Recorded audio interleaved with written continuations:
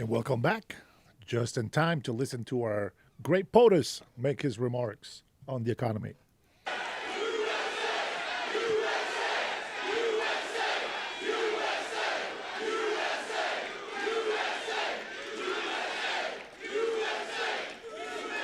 Well, this is a nice crowd. You got a lot of people. You've got a lot of people standing outside tonight. It's freezing. They got here yesterday like at 2 o'clock in the morning or something. Well, I'm worried about them. Would anybody like to give up your place? Let some people come in from the cold. You go out to the cold. I don't think so. I just want to say hello, Pennsylvania, and I'm thrilled to be back.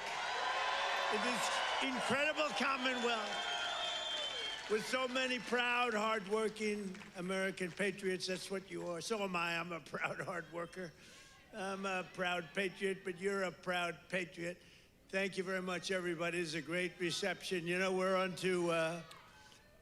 to expose what happened recently when we took over. You know, it's 10 months, and already we have the largest investment ever made in the history of, not our country, of any country anywhere in the world. Think of that. But let me begin by wishing each and every one of you a very Merry Christmas, Happy New Year, all of that stuff. Remember when I started in 2015, I made my first speech, and I said, we're going to bring back Christmas. Remember, the radical left wanted to get rid of the word Christmas. I said, I don't think that's going to work out. And we did it, and now everybody's saying Merry Christmas again. But just over 1 year ago today, with your help, we saved America. That's what happened. We saved it. In the most important election victory possibly in the history of our country was going down. We were a country that was being scoffed at, laughed at all over the world. We won all 7. Thank you, Charlie. Too much. She said, and you saved us. Who are you? Stand up, please. Who said that?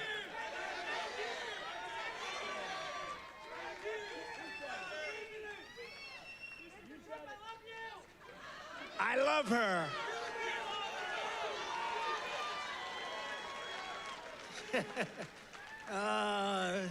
Only in Pennsylvania can this happen. I know this state. By the way, last election, did we kick ass in Pennsylvania? We won. That means we won 3 times in a row, as you know.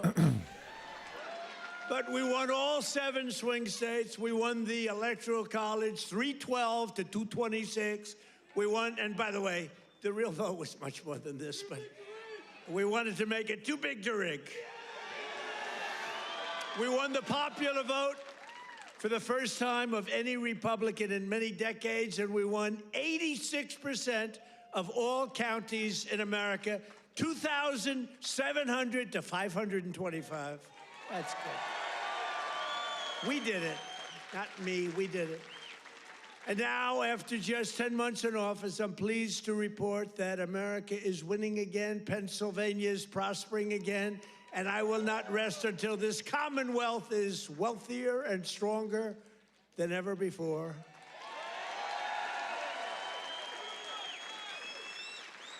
Remember when Biden got up and called you a state? That was not good. He said, it's great to be back in this state. Oh, where are we? Where are we? What state is it? It's Pennsylvania. Oh, okay. No, we're respected again as a country. We're respected.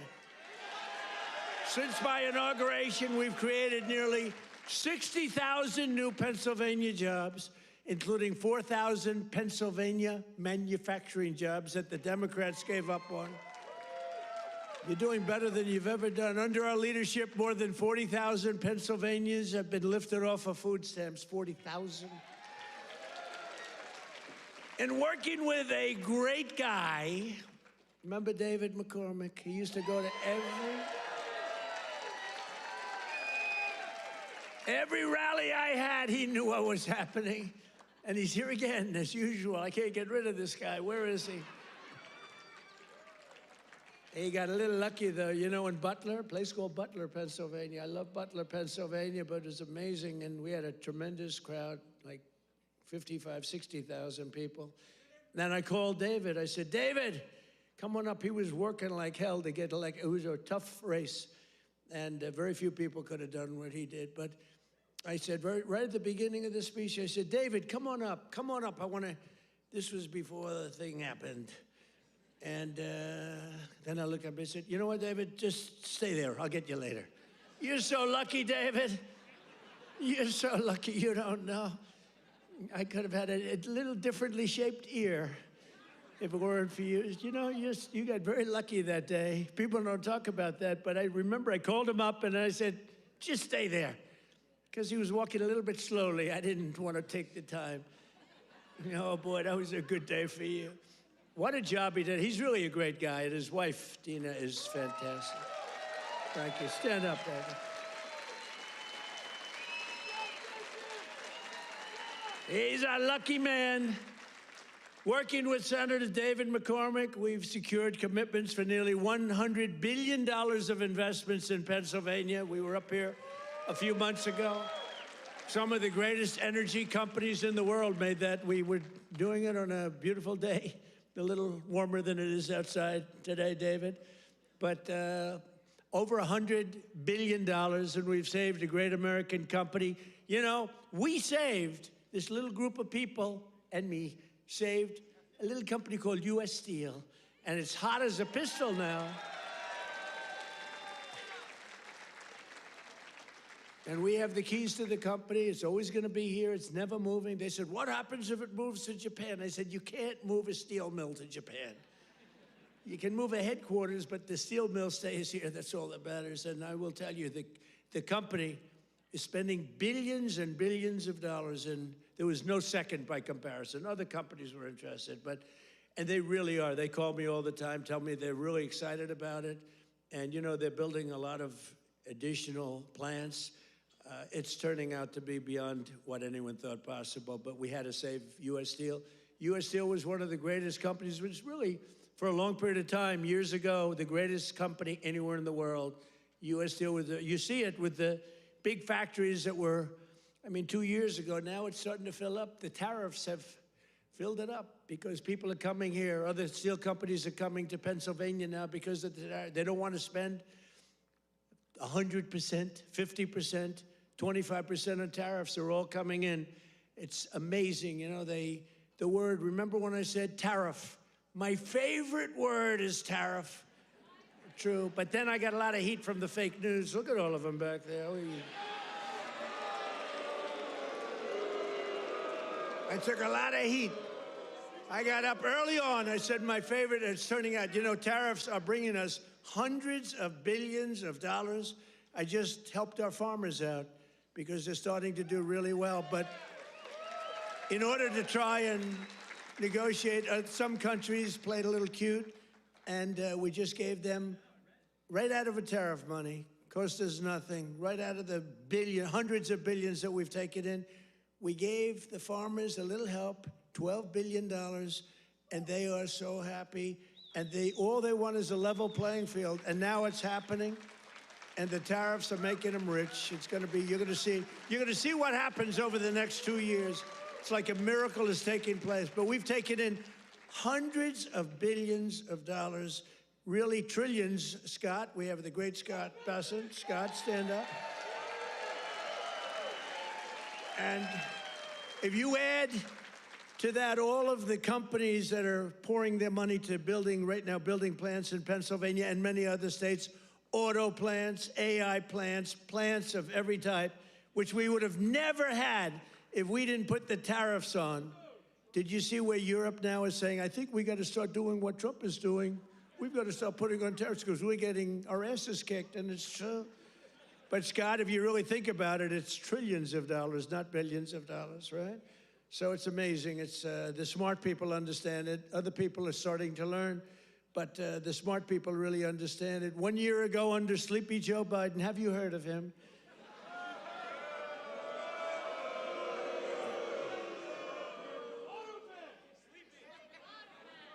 You know, okay, Look, the king of Saudi Arabia told me this. He said, sir, 1 year ago, I was in Saudi Arabia. Somebody complained that I was making a foreign trip.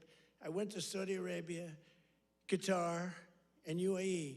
I brought back $4 trillion. They said, he shouldn't be traveling. He should focus on home. What the hell do you think I'm doing?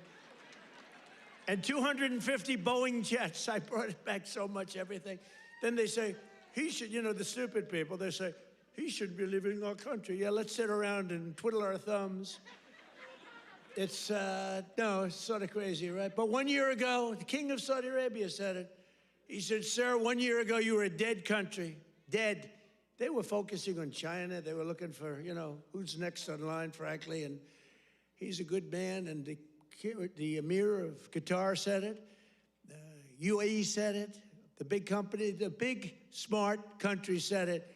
We were a dead country 1 year ago. We were dead as a doornail. We were going down the tubes. And now we're the hottest country anywhere in the world. There's nobody close. Sure.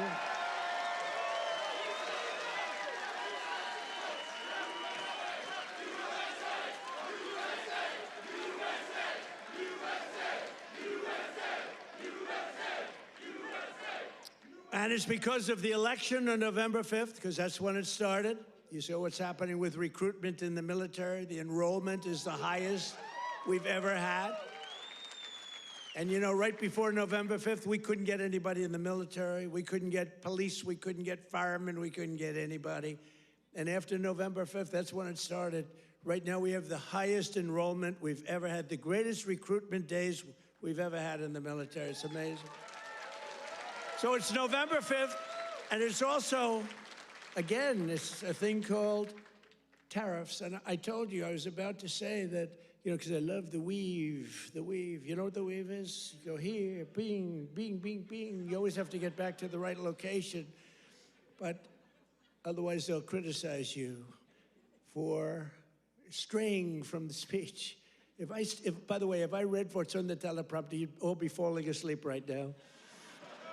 But it's true, 1 year ago, and during periods of time, I'd say my favorite word is the word tariff. I love it more than any other word in the dictionary. And the fake news said, that's terrible. What about God? What about family? What about religion? What about your sons, your daughters? What about how terrible that's this? So I moved it back to fifth. I have it to fifth, and now I'm in no trouble with the fake news, you know? They said, what about religion?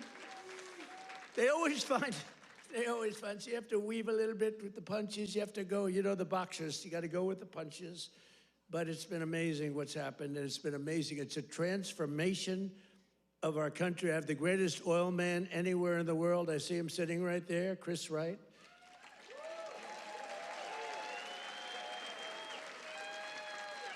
I was going to put him in, Doug Burgum. He's great. He's interior. And I said, Doug, I want you to go to energy. You're really fantastic at energy. Came from North Dakota. Big fracking place, state. And really a great job. He was a great governor, I would say, right? Really great. And a great person. He's doing a fantastic job. I said, I want you to head up energy. Sir, I'd be good, but I'll tell you, there's one man out there. In the whole world, there's one man out there who would be better than me. Who is it? A man named Chris Wright. Who the hell is Chris Wright? Give me a break. I never heard of the guy. Well, you never heard. He's the biggest there is. He's the smartest there is. The greatest oil man in the world. Chris Wright. I said, I got to see this guy. And after about 2 minutes, I understood exactly what Doug was saying. So I said, okay, Doug, you'll go to Interior. You work with, because interestingly, Interior owns all the land that has the oil. And he has all the expertise that drills the oil. And I said, you know, we'll do a friendly merger here. This is pretty good. And that's what we did. And we're right now drilling more oil than we've ever done ever before. Prices are way down. We just had 4 states. It was just reported that 4 states had $1.99 a gallon. Right? We're so amazing. So I want to introduce Chris Wright. Stand up, Chris.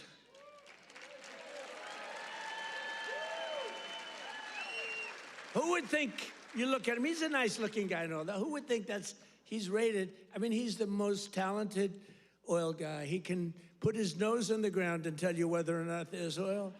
Other people have to spend billions of dollars on machinery and equipment, and it doesn't work. So I want to thank you. You're doing a great job.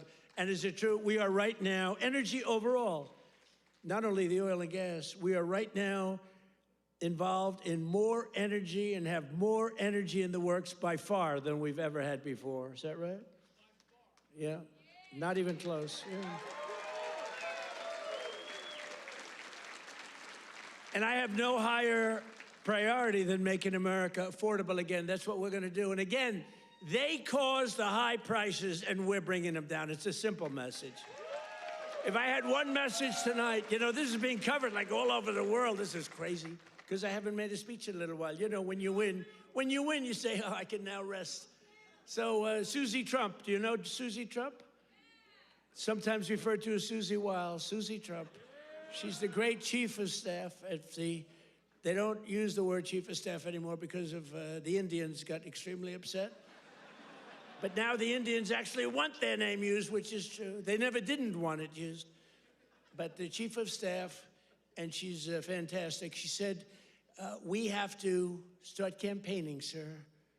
I said, I won. What do I have to do already? They said, we have to win the midterms, and you're the guy that's going to take us over the midterm. Where's Susie? Susie, come on, Susie. Look at Susie. Susie's the greatest. And who do we see there? We even brought our superstar today, Caroline. Stand up, Caroline.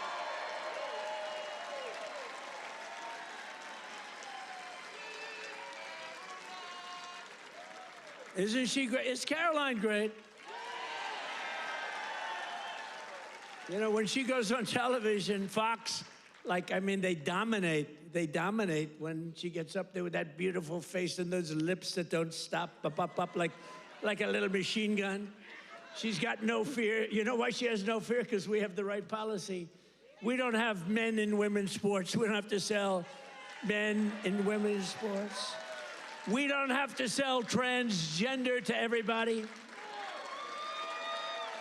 We don't have to sell open borders where the whole world is allowed to come into our country from prisons and everywhere. So she's got a little bit easier job. I wouldn't want to be the other side's press secretary, right? Thanks, Carolyn. Great job. We appreciate it. But that's our message. They gave you high prices. They gave you the highest inflation in history, and we're bringing those prices down rapidly. Lower prices, bigger paychecks. You're getting lower prices, bigger paychecks. We're getting inflation. We're crushing it.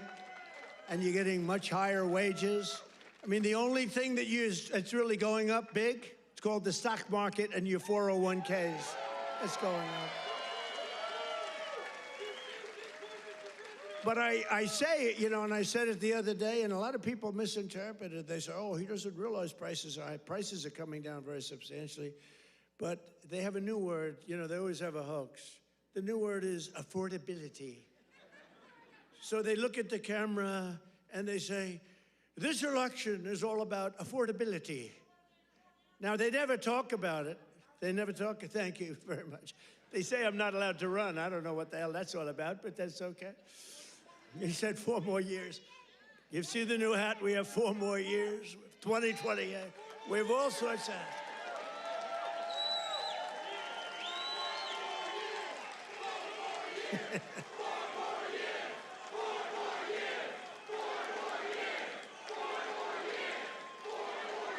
Well, you know what? We have 3 years and 2 months to go. And you know what that is in Trump time? 3 years and 2 months is called eternity. We have a long time. We have a long time. But under Biden, real wages plummeted by $3,000 a year. Under Trump, the typical factory worker has already seen their wages increase by more than $1,300, and that's in just a few months. And for construction workers, it's $1,800 up versus $3,500 down, and I think their number is wrong. It's much lower than that. For miners, do we love miners? I love miners. I don't know how they do it, going 10,000 feet under the ground, and they wouldn't trade jobs with me. If I gave them a beautiful, magnificent penthouse in the middle of Manhattan, where I used to live, if I gave them the most beautiful penthouse, they wouldn't take it. They'd rather go 10,000 feet underground and dig. That's what they want. For miners, their wages went up $3,300, and we're bringing back coal. But my administration cannot talk about anything else except when they say the word coal, they have to precede the word by 2 words: clean, beautiful. So we only call coal clean, beautiful coal. Is that right, fellas? Because coal needs a little public relations help. It's a very powerful fuel. It's used by China. You know, China makes all our windmills, but they don't have any wind farms. It's a little interesting, isn't it? Wind is the worst. That's a scam. They ruin your valleys, they ruin your peaks, the most expensive energy. The only ones that get rich are the developers who make a fortune. You have to change your windmills. And most of them are made in China, but China has very few wind farms. You know why? Because they're smart. You know what they do have? A lot of coal. They love coal. So that's okay.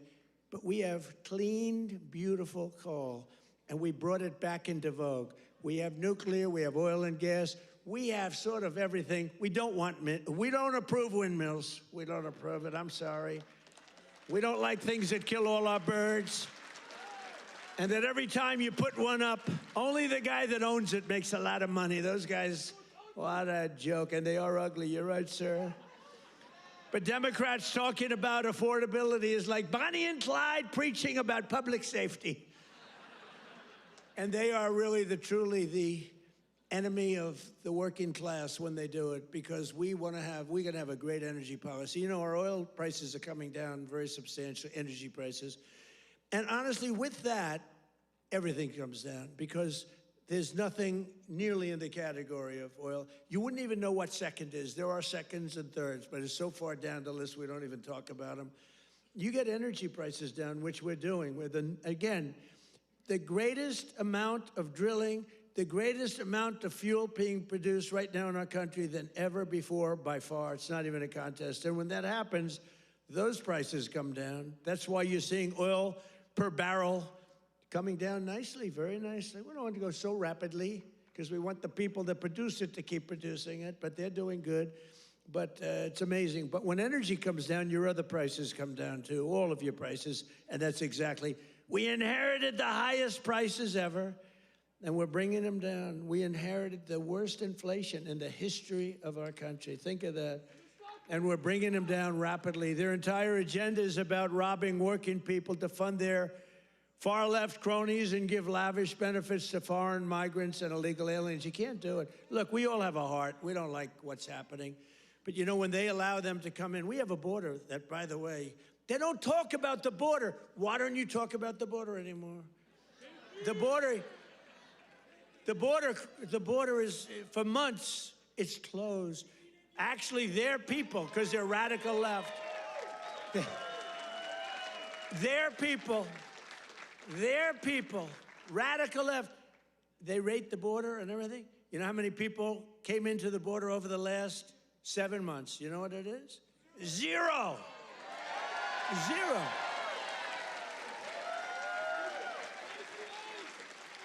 Except for the ones that came in legally, right? Legally.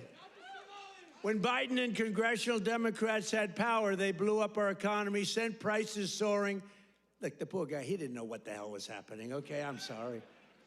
It wasn't him. It was the lunatics that circled. Yeah, it was the auto pen. You're right. I can't believe I didn't say that. I hate when you beat me to the punchline. I would not have said. Well, I'll tell you, I'll give the fake news a little breaking news. So I believe, and I may be correct, but we're checking this. We have a bad head of the Fed. We're going to be making a change. Fortunately, this guy's out. But we have 4 members appointed by Sleepy Joe Biden. Which is better, Sleepy Joe or Crooked Joe?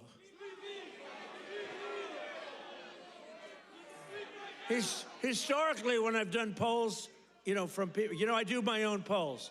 I go to a big arena, we have 20,000 people, I say, which you like, Sleepy Joe or Crooked Joe? And I learned, I save millions of dollars, I don't have to do any polling, okay? Typically, Crooked Joe wins. I'm surprised.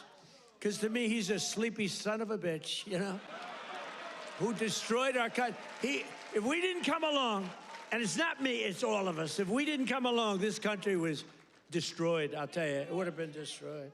But now Democrats in Congress want to take us straight back to the Bidenomics. They don't change. And I don't really talk about it because, for instance, I watched a congressman the other day on a television show. They were interviewing a Democrat. He was fighting like hell for men to play in women's sports, okay? And I was going to put something out. I was going to he's a well-known congressman. And I said, let's save it about 2 weeks before the election, right, David? We don't want to do it now. What the hell good does it do now? Let's save it for about 2 weeks because we don't want them to change. Just let them keep going. I think transgender for all is a great, great thing for the Democrats to be talking about. Transgender for every member in your family. If they're not feeling well that night, let's just change their sex. Now, let's not talk about it. Let them go and let them fight to get these things. I think open borders are great, where prisons are emptied into our country, right? Where we have people from all over the world being dumped into our country, the people that aren't wanted in their countries, by the way. I think that's a great, like Somalia. Welcome. Do we have any individuals from Somalia in the group? Please raise your hand.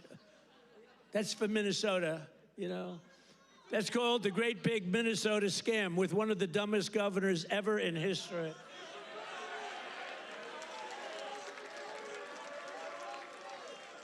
I love this Ilan Omar, whatever the hell her name is, with the little turban. I love her. She comes in, does nothing but bitch. She's always complaining. She comes from a country where, it's considered about the worst country in the world, right? They have no military, they have no nothing, they have no parliament. They don't know what the hell the word parliament means. They have nothing, they have no police. They police themselves. They kill each other all the time. I love it. She comes to our country, and she's always complaining about, the Constitution allows me to do this. We ought to get her the hell out. She married her brother in order to get in, right? She married her brother. Can you imagine if Donald Trump married his sister? Beautiful. She's a beautiful person. If I married my sister to get my citizenship, do you think I'd last for about 2 hours, or would it be something less than that? She married her brother to get in. Therefore, she's here illegally. She should get the hell out. Throw her the hell out. She does nothing but complain.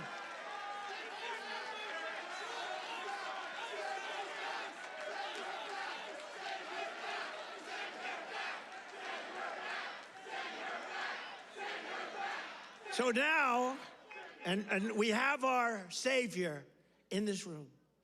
His name is Secretary of the Treasury, Scott Bessent. He's right there. Because that very handsome man, by the way, if you're picking the Secretary of the Treasury, is he like the perfect guy for a movie? He's made for the movie. Stand up, Scott. Look at him. No, he's central casting. He's central casting. But you don't, under that beautiful exterior is a killer. And here's what happened.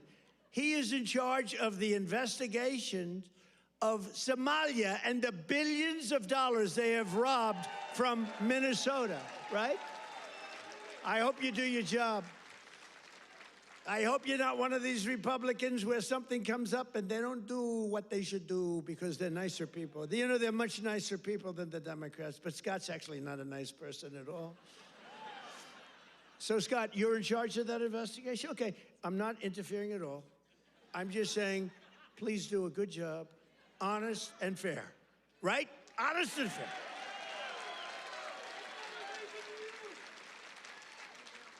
Oh, if he's honest and fair, you know what he's going to find? It's great. I'd love to have that job. They may switch jobs with you. I'd love to have that job. They ought to get him the hell out of here. They hate our country. And she hates our country. And her friends hate our country. And AOC hates our country. They all do. And we have a new candidate in the great state of Texas, where I won Texas by more votes than anybody. And you have to understand, I'm being judged by these bad people back there, the fake news. So anything I say that's slightly off, I get like headlines. Donald Trump exaggerated, or Donald Trump lied. They give me Pinocchios, Washington Post, a Pinocchio. They lie every day. They give me a Pinocchio. But think of this. If I make even the slightest mistake, what they do is they go after me. Everything I say is correct. We have now a new candidate. I won Texas by the largest vote in the history of Texas 3 times, okay? I love Texas. Just like I love Pennsylvania, the Commonwealth of Pennsylvania. Just like I love, honestly, every one of our states. I love all of our states. We've done so well. I love all of our states. What? By the way, is this a different country now than we had a year and a half ago? Right? What a difference.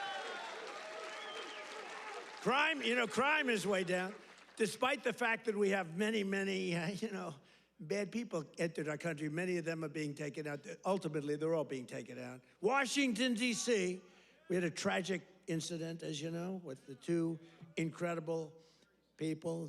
What a terrible thing that was just 2 weeks ago, right? Just a terrible National Guard, terrible thing. Sarah and Andrew. Sarah passed away. She's looking at us from heaven, from above, and she was killed almost instantly. They kept her alive. Her parents came from West Virginia, another great state. Her parents are incredible. They couldn't believe it. She was 20 years old, perfect.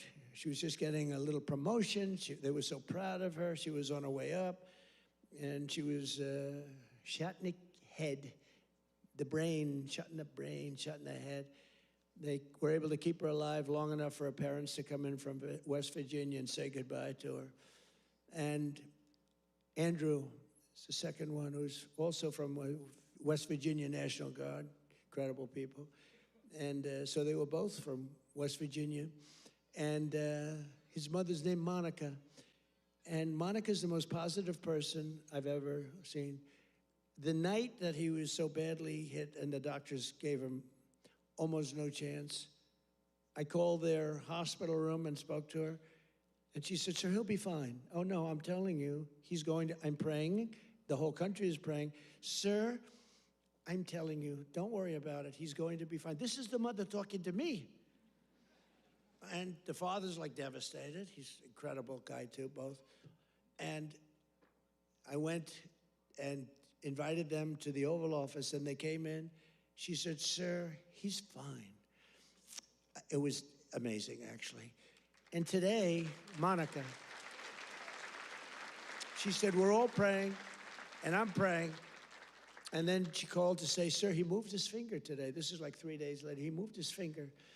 And today I got a call that he got up from bed. Do you believe that? He got up. He got up.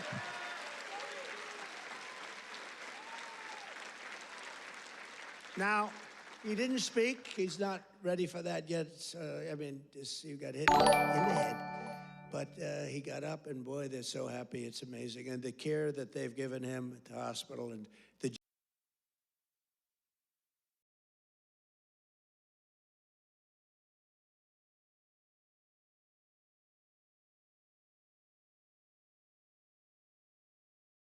For instance, I watched a congressman the other day on a television show.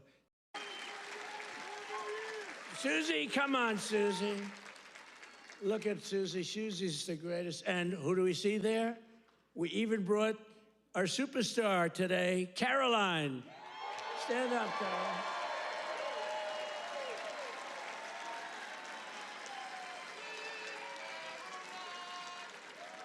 Isn't she great? Is Caroline great?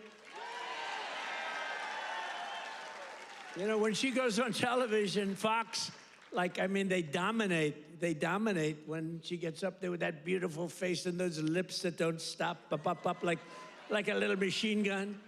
She's got no fear. You know why she has no fear? Because we have the right policy. We don't have men in women's sports. We don't have to sell men in women's sports. We don't have to sell transgender to everybody. We don't have to sell open borders where the whole world is allowed to come into our country from prisons and everywhere else. So she's got a little bit easier job.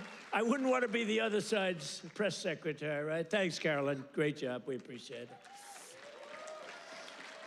But that's our message. They gave you high prices. They gave you the highest inflation in history, and we're bringing those prices down rapidly. Lower prices, bigger paychecks. You're getting lower prices, bigger paychecks. We're getting inflation. We're crushing it. And you're getting much higher wages. I mean, the only thing that's really going up big, it's called the stock market and your 401ks. That's going up. But I say it, and I said it the other day, and a lot of people misinterpret it. They say, oh, he doesn't realize prices are high. Prices are coming down very substantially. But they have a new word. They always have a hoax. The new word is affordability. So they look at the camera and they say, this election is all about affordability. Now, they never talk about it. They never talk. Thank you very much. They say I'm not allowed to run. I don't know what the hell that's all about, but that's okay. He said 4 more years. You see the new hat? We have 4 more years. 2028. We have all sorts of...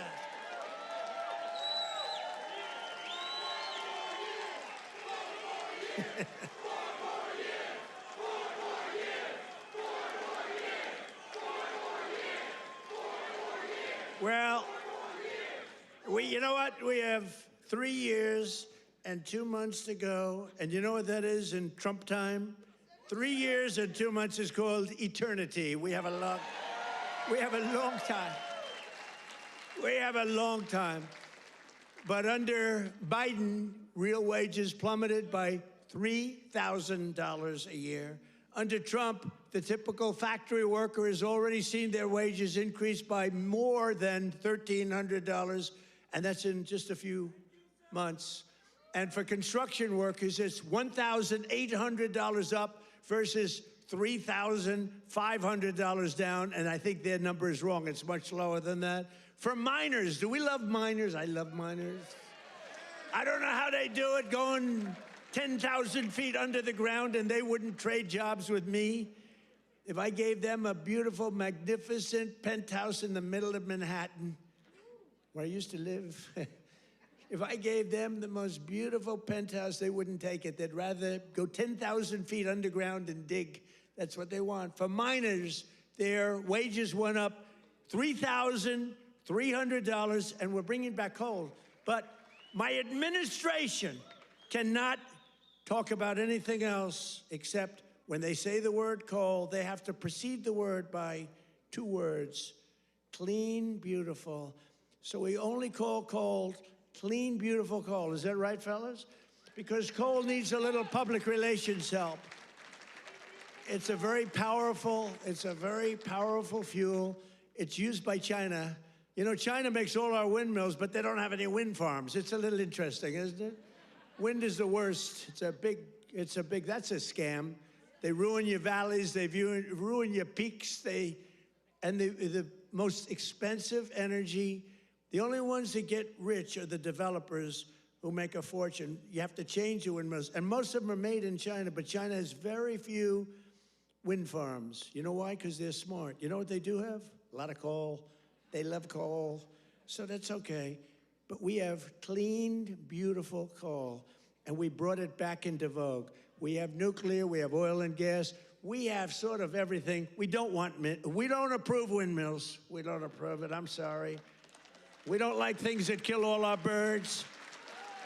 And that every time you put one up, only the guy that owns it makes a lot of money. Those guys, what a joke. And they are ugly. You're right, sir. But Democrats talking about affordability is like Bonnie and Clyde preaching about public safety. And they are really truly the enemy of the working class when they do it, because we're going to have a great energy policy. You know, our oil prices are coming down very substantially, energy prices. And honestly, with that, everything comes down, because there's nothing nearly in the category of oil. You wouldn't even know what second is. There are seconds and thirds, but it's so far down the list we don't even talk about them. You get energy prices down, which we're doing. Again, the greatest amount of drilling, the greatest amount of fuel being produced right now in our country than ever before, by far. It's not even a contest. And when that happens, those prices come down. That's why you're seeing oil per barrel coming down nicely, very nicely. We don't want to go so rapidly because we want the people that produce it to keep producing it, but they're doing good. But it's amazing. But when energy comes down, your other prices come down too, all of your prices, and that's exactly. We inherited the highest prices ever, and we're bringing them down. We inherited the worst inflation in the history of our country. Think of that. And we're bringing them down rapidly. Their entire agenda is about robbing working people to fund their far-left cronies and give lavish benefits to foreign migrants and illegal aliens. You can't do it. Look, we all have a heart. We don't like what's happening. But, you know, when they allow them to come in, we have a border that, by the way, they don't talk about the border. Why don't you talk about the border anymore? The border is, for months, it's closed. Actually, their people, because they're radical left, their people, radical left, they rate the border and everything. You know how many people came into the border over the last 7 months? You know what it is? Zero. Zero.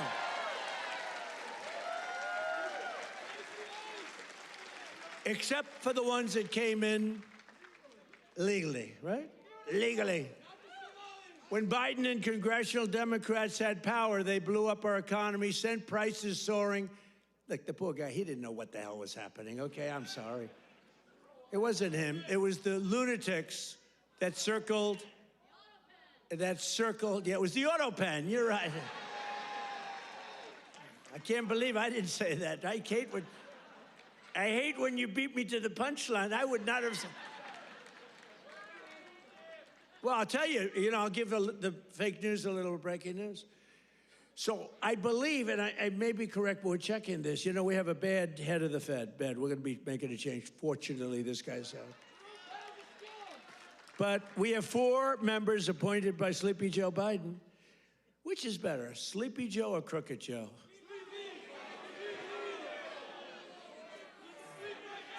Historically, when I've done polls, from people, I do my own polls.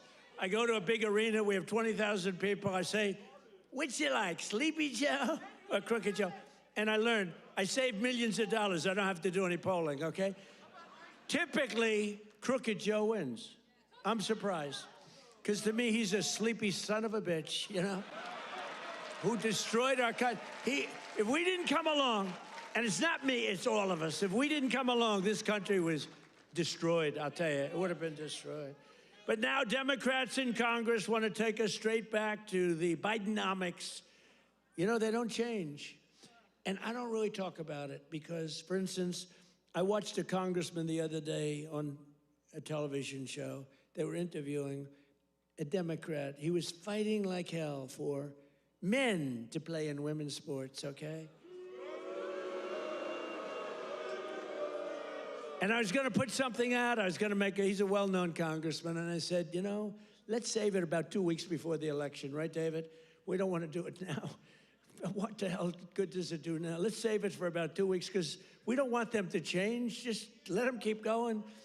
I think transgender for all is a great, great thing for the Democrats to be talking about. Transgender for every member in your family. If they're not feeling well that night, let's just change their sex.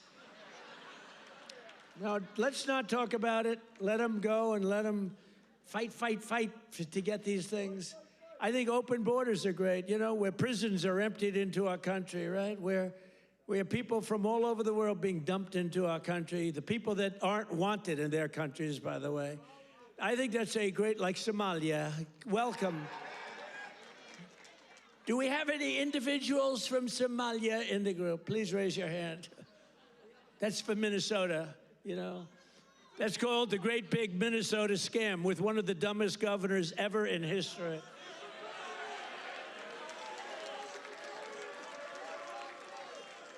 I love this Ilan Omar, whatever the hell her name is, with the little shing, the little turban. I love her. She comes in, does nothing but bitch. She's always complaining. She comes from a country where, I mean, it's considered about the worst country in the world, right? They have no military, they have no nothing, they have no parliament. They don't know what the hell the word parliament means. They have nothing, they have no police. They police themselves. They kill each other all the time. I love it. She comes to our country, and she's always complaining about, the Constitution allows me to do this. We ought to get her the hell out. She married her brother in order to get in, right? She married her brother. Can you imagine if Donald Trump married his sister? Beautiful. She's a beautiful person. If I married my sister to get my citizenship, do you think I'd last for about 2 hours, or would it be something less than that? She married her brother to get in. Therefore, she's here illegally. She should get the hell out. Throw her the hell out. She does nothing but complain.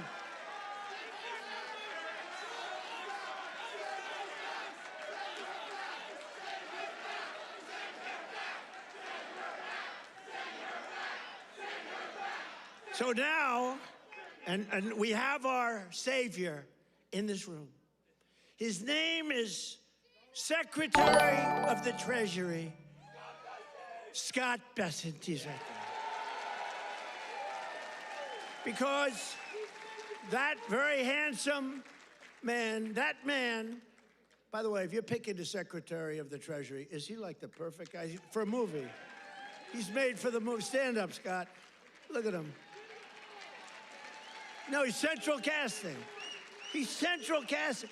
But you don't, under that beautiful exterior is a killer. And here's what happened. He is in charge of the investigation of Somalia and the billions of dollars they have robbed from Minnesota, right? I hope you do your job. I hope you're not one of these Republicans where something comes up and they don't do what they should do because they're nicer people. You know, they're much nicer people than the Democrats, but Scott's actually not a nice person at all. So, Scott, you're in charge of that investigation? Okay, I'm not interfering at all. I'm just saying, please do a good job, honest and fair, right? Honest and fair.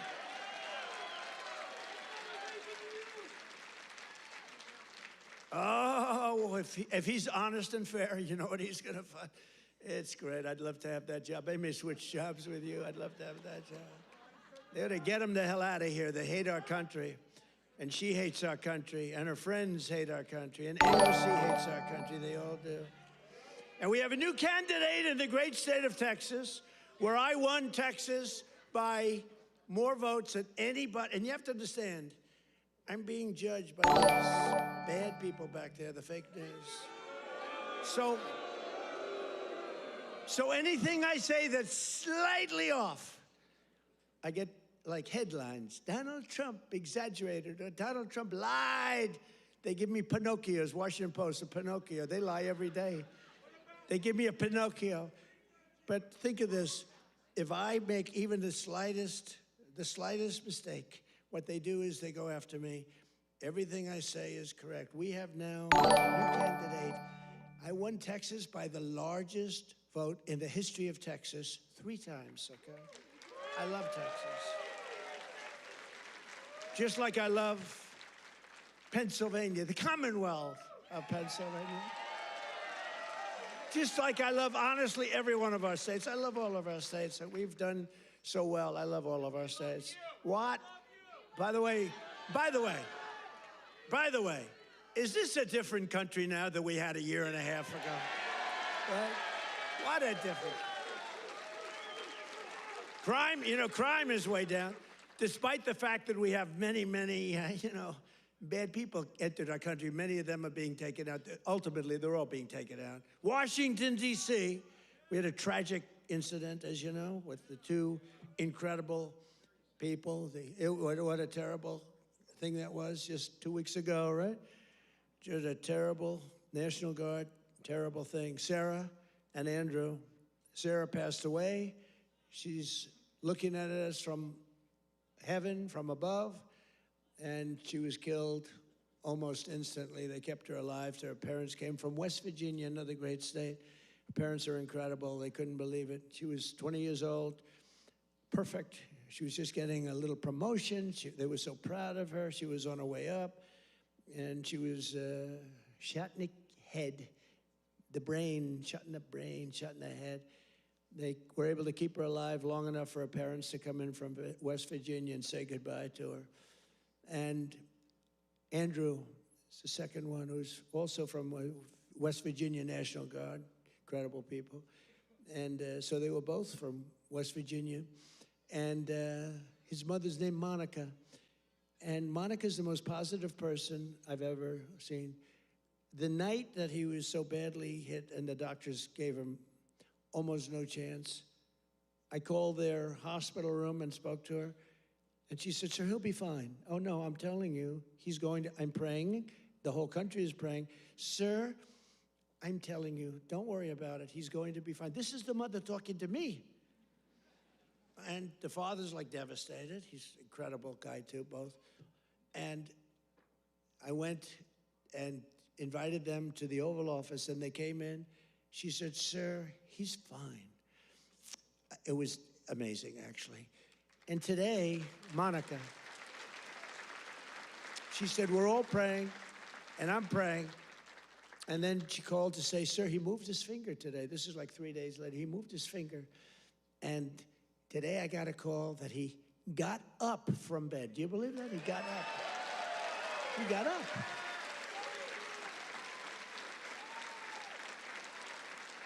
Now, he didn't speak. He's not ready for that yet. He got hit in the head. But he got up, and boy, they're so happy. It's amazing. And the care that they've given him at the hospital, and the generals that have been there, the military that's been there, it's amazing. General Seward and others that, she said the level of love that your military has given to my boy. And by the way, Sarah's parents said the same thing. The love and the affection and the care that they're given, they can't even believe what's happened. But Andrew stood up today, and people even can't believe it. So the mother was amazing, and let's hope it continues. Look, it doesn't get much worse than what he did. Let's hope it continues. But that's an act of terrorism. This is a guy came from Washington, state of Washington, came across the country, and he wanted to kill people with the uniform. A whack job. Isn't it crazy? Think of it. He was also very badly injured.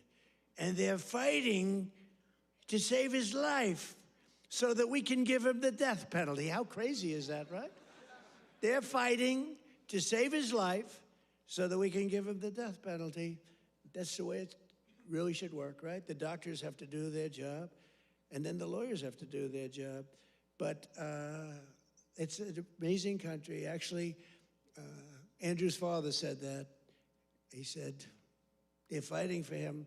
I hope they save him, sir, because I hope he has to understand what he did, how bad it is. And he's going to, I think he will be saved, actually. It looks like they will save him. He wasn't as badly hurt as Sarah or Andrew, but isn't it an amazing thing? They're working so hard to save his life, and we're going to put him up for the death penalty. Amazing, huh? Only in America. That's only in America.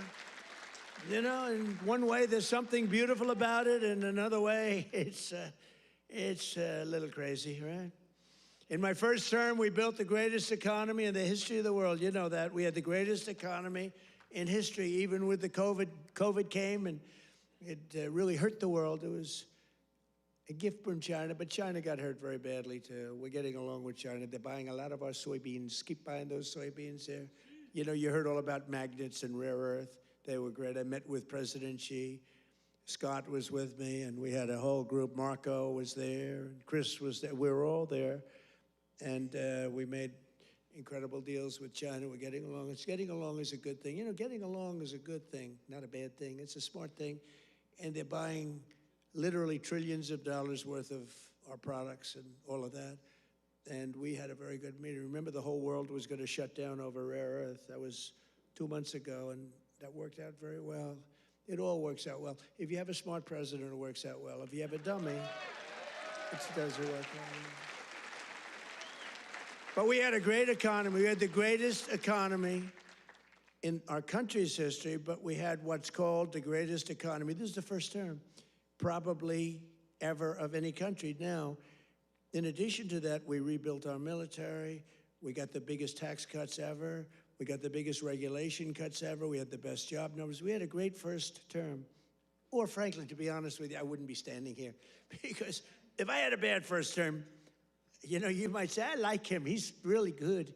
But we had a lousy first term. You're not going to vote. You voted for me because we had a great, despite all of the Russia bullshit, despite all of the impeachments, you know, think of it. The impeachments, all of the crap we had to go through with these crooked Democrats. They're crooked as you could be. They're bad people. They're sick people. But despite all of that, we had an amazing first term. Our second term is blowing it away. It's blowing it away. So we're doing it again, but bigger, better, and stronger than ever before. There's more work to do, but today, 22 states, we're setting 22 total. Is that right, Chris? That just came out, that statistic. We're down lower than we've been in 7 years in gasoline prices and oil prices, not just the 3 states that I talk about with $1.99 a gallon. How would you like to have $1.99? You know,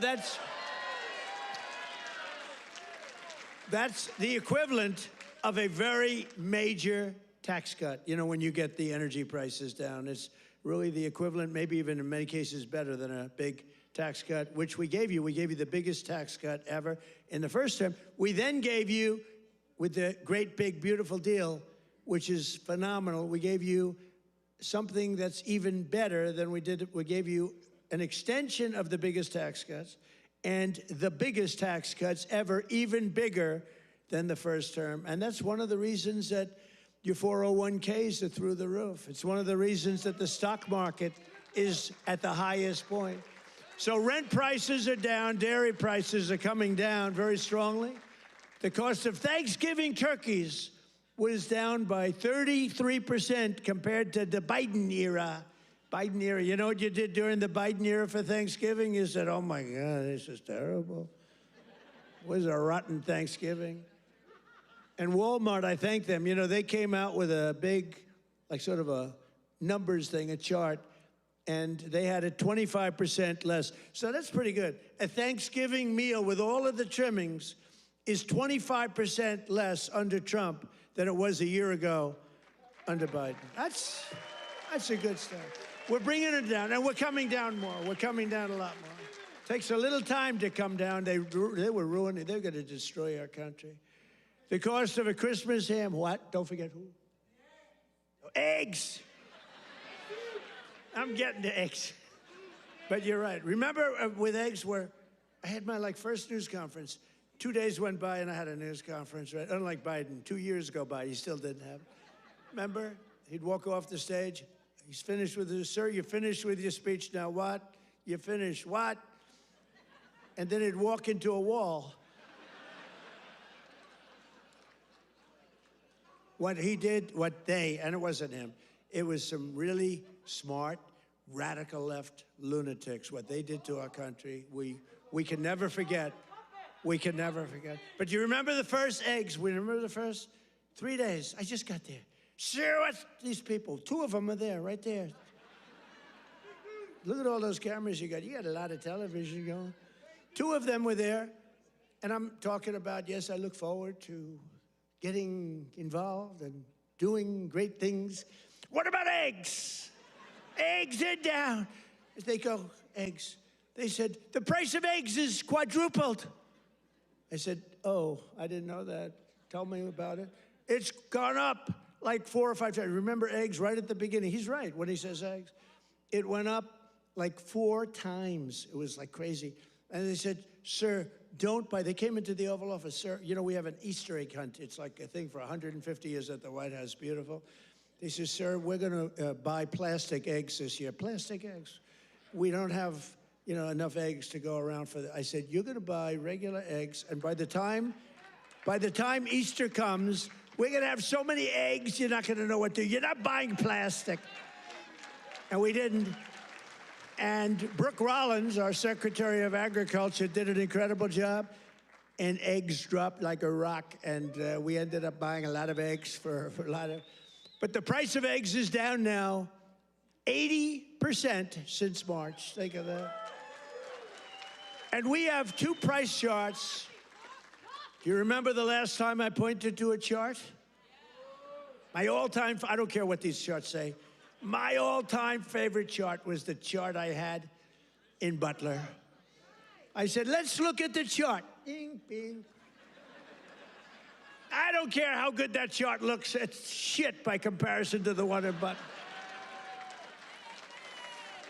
It's nothing. I like the Butler chart. Remember, that was on how great employment was and all this, but I like it for other reasons. Look at that chart. It's good, but now as I talk about the Butler chart, I don't even want to look at it. Doesn't mean anything. But look, Biden price increases and Trump price increases. Look at Biden. Up 37, 24%, 22, 21, 30.7, 30.7 again, 10.4%, 49%. Trump, the price is down 5.1, 4.2, 0.5, down 4%, 2 points, 2.9. Look at that, our prices are coming down. Their prices, it's a hoax. They're just, remember they said the Inflation Reduction Act, remember that? Billions and billions, hundreds of billions of dollars, the inflation, and after they got it approved, because we had a few Republicans that went along with that whole hoax. And remember, we're going to pass the inflation. And I said, there's nothing to do with inflation reduction there. There's nothing to do with that. It has nothing, it had nothing to do with inflation either way, other than raising inflation, perhaps, because it was such a stupid. And then they admitted, they fought it like, oh no, this is inflation. After they got the thing passed, then they said, we agree, it has nothing to do with inflation. Screw you, we don't care. That's what it is. We're dealing with bad people. And the word affordability is the exact same thing. And I can't say affordability hoax because I agree the prices were too high, so I can't go to hoax because they'll misconstrue that. But they use the word affordability, and that's their only word. They say affordability, and everyone says, oh, that must mean Trump has high prices. No, our prices are coming down tremendously from the highest prices in the history of our country. And look at that chart. Let's see the next one. You have another one, I think, mortgage rates. Even with a lousy Fed chair. We have a lousy Fed chair. Oh, and by the way, it looks, you're going to have to check this, please. I just heard it could be that all 4 commissioners in the Fed signed by Biden, including Too Late. You know who Too Late is? Too Late, pal? Jerome Too Late. He's too late with his interest rates for a reason. He's a bad guy. He's not a smart guy, but he's a bad guy. Too Late. Is he going to lower rates a little bit finally? Did you see where Jamie Dimon, respected guy, said, you got to get the rates down, you schmuck, you know? But I hear that the auto pen may have signed those commissions. If they signed those commissions, now maybe I'm wrong, but we're going to check. Have you checked that? Are you hearing it? Who signed it? Did he sign it or did the auto pen sign it? I'm hearing the auto pen. You know, you can't use the auto pen unless it's very strongly authorized, unless you show you know what the hell you're doing, which is impossible of him to show.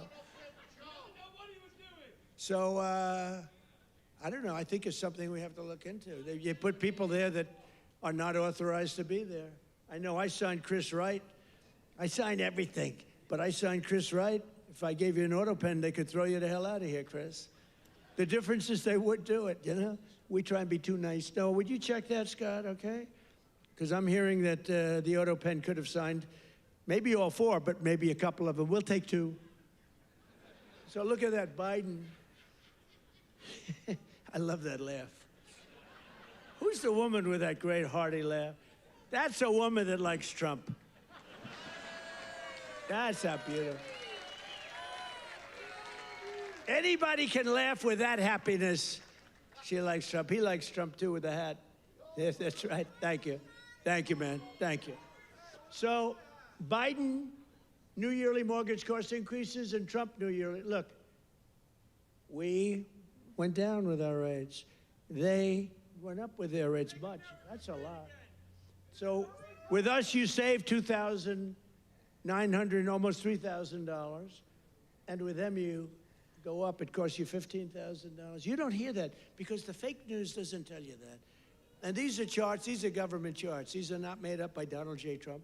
These are government charts. Do you have a third chart? Because I like these charts very much. Not as much as Butler, but I like them. You have any other charts? Because so far they're playing quite well. Oh, look at that. Real wages. Look at that. Losses and Trump real wages gains for the typical worker. Wow. I mean, that's incredible, right? So look at the amount of loss. 18.5, 106. What the hell is that all about? Is that even possible?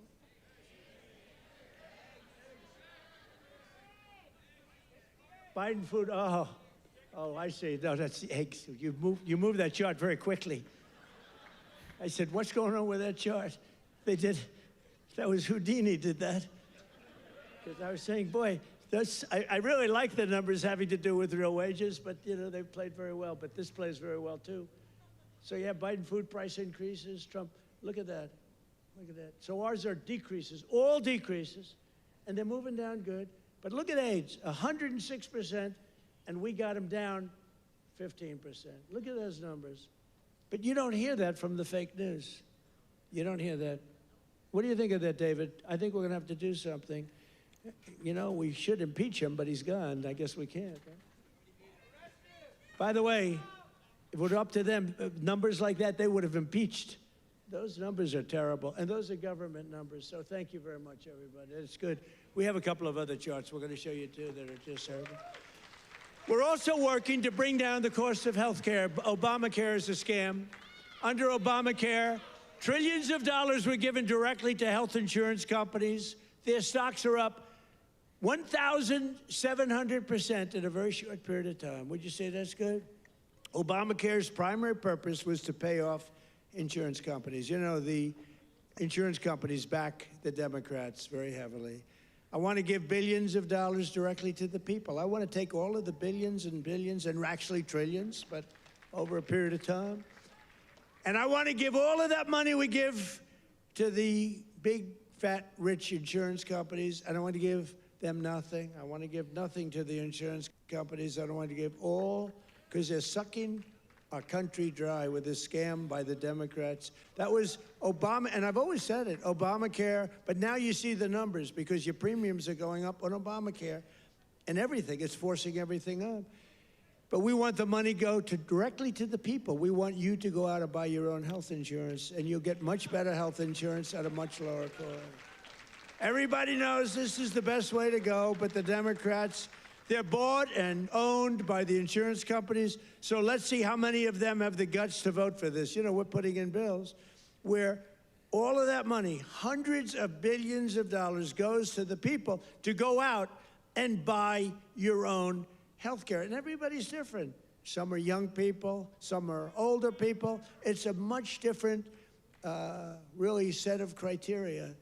In 4 years under Biden, Democrats secured less than $1 trillion in new investments in our country. Think of that, though. And we've done in 10 months, we've set the all-time country record by many times. I'm going to get the exact numbers many times. 18, what are we over 18, right around 18 trillion? We could hit $20 trillion in the first year with 10 months, 18 trillion. versus less than 1 trillion. And I'll tell you what, it was going to go down if it wasn't going to be like even anything. It would have been negative because companies were pouring out of our country. The stock market is set 51, this is in less than 10 months. The stock market is set 51 all-time record highs. There's never been anything like that. Bum, bum, bum. Bum, bum, bum. It's set, think of that, it's set 51 all-time record highs in less than 10 months. That was as of about 3 weeks ago. Before I entered office, 100% of all new net jobs were going to migrant workers. Think of that.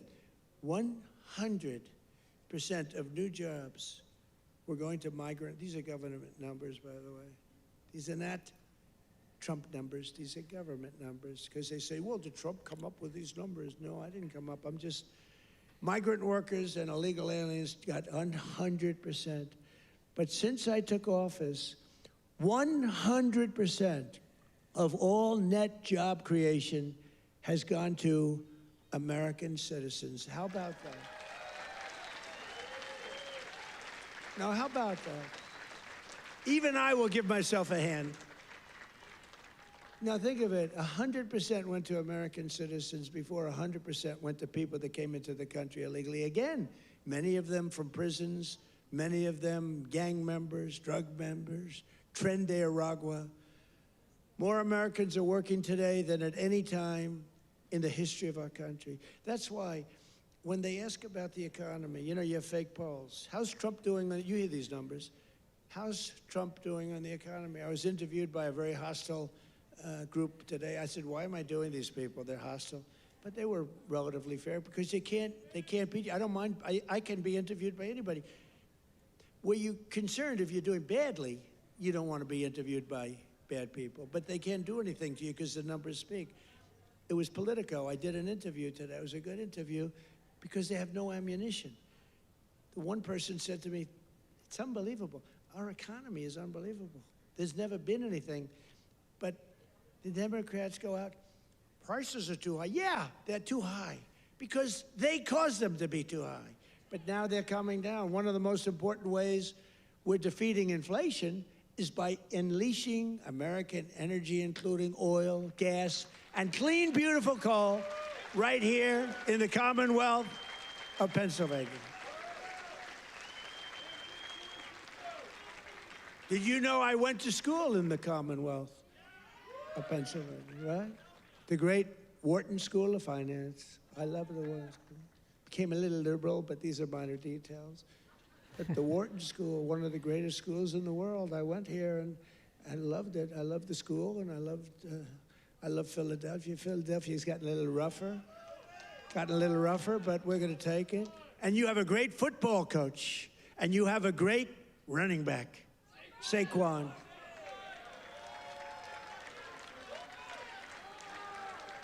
You know, I got to know Saquon a little bit, and my hand will never be the same. I patted him on the back. I said, Saquon, let's go. You're my partner today. Let's go win. Because it was like I hit a piece of steel. I said, what the hell is with you, Saquon? That's pretty, he's good. But he's a better football player than he is a golfer, trust me.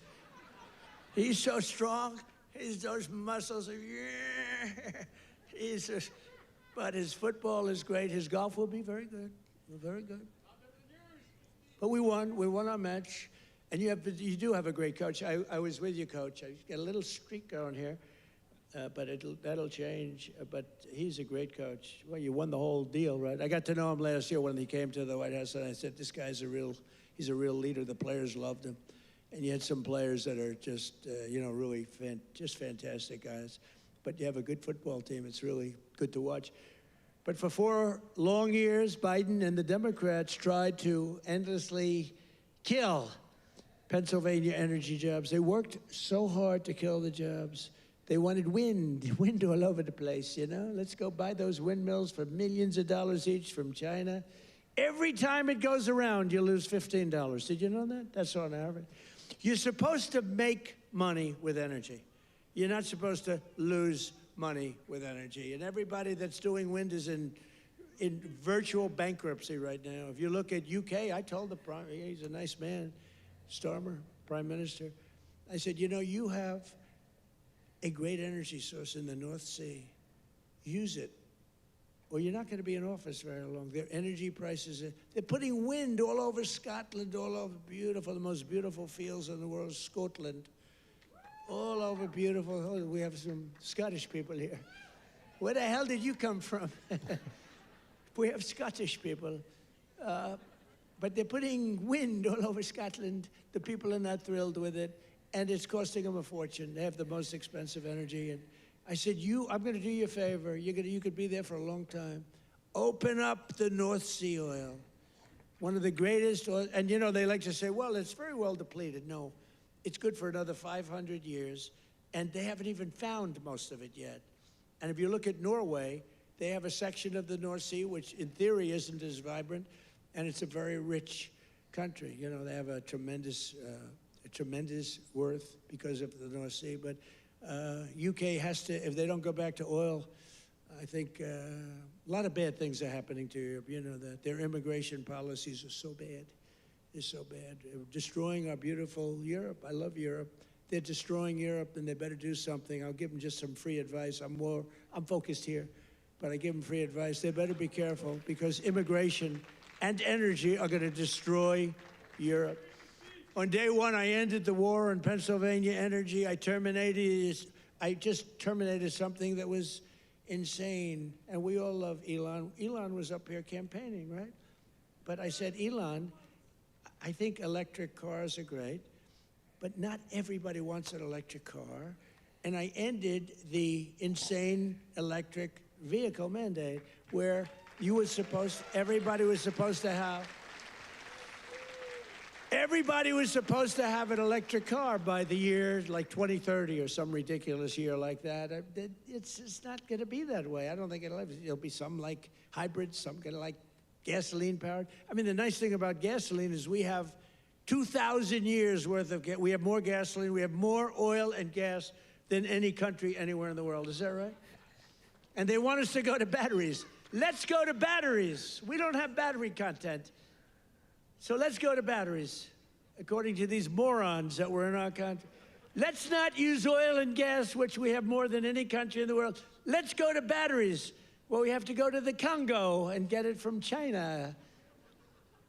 But I actually stopped the war with Congo and Rwanda, and they said to me, please, please, we would love you to come and take our minerals, which we'll do.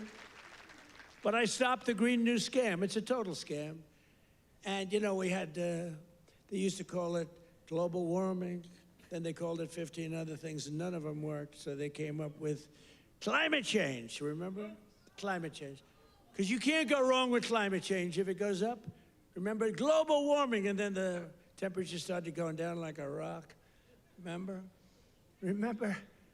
We had global warming, and they sent that big, beautiful ship with all scientists on it, and it went into deepest Alaska. It went up through the ice.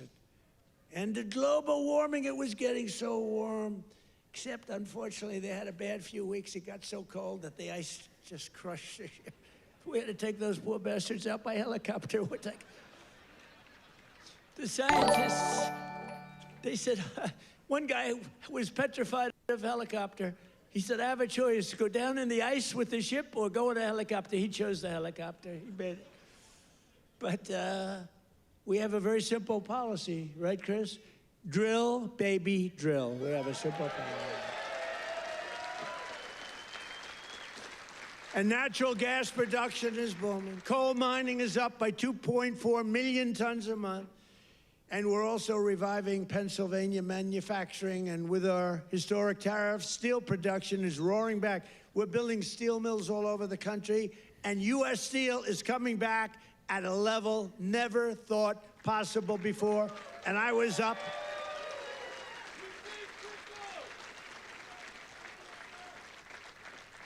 And I was up here and with the workers and with Selena.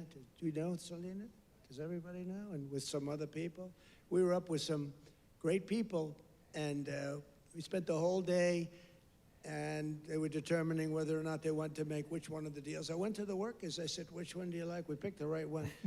As I said before, billions of dollars they're spending, and the steel workers are doing phenomenally better. I think you're going to do better than you've ever done before. You were losing all of your steel. If we didn't have tariffs, you would have no steel. We wouldn't have one steel mill anywhere in the United States, and that would be really bad for, Scott, national security. We need, the one thing you need steel. You know, you can give up certain products. You can give up pencils. Because under the China policy, you know, every child can get 37 pencils. They only need one or two, you know. They don't need that many. But you always need steel. You don't need $37 for your daughter. 2 or 3 is nice, but you don't need $37. So we're doing things right. We're running this country right. We're also putting thousands of dollars in the pockets of hardworking Pennsylvanians with the largest tax cuts in American history. That's no tax on tips, no tax on overtime, no tax on Social Security for our great seniors, no tax. And all of that kicks in on January 1st. You know, it hasn't kicked in yet. I mean, we're doing great, and it hasn't kicked in yet, and it's amazing. And it's one of the reasons they said, sir, would you mind going on the trail? And I actually like it, you know? I have fun. I haven't read practically anything off the stupid teleprompter. And then my speechwriters they're getting awards for some of the finest speeches, and I haven't even read them. And the award for the finest writer in the history of speechmaking, Ross. Where are you, Ross? Are you here, Ross? Where the hell is Ross? Ross, are you here? Look, first time I've ever introduced him. Ross, get over here. I got it. He's a young, handsome man. He's the greatest. Thank you, Ross. Very low-key guy. Thank you. Look at Ross. He's so shy. I can't believe it. We're joined today by Donna Zajac, a mom and a waitress of over 45 years who lives in Stroudsburg. Does everybody know where Strouds? I know where it is.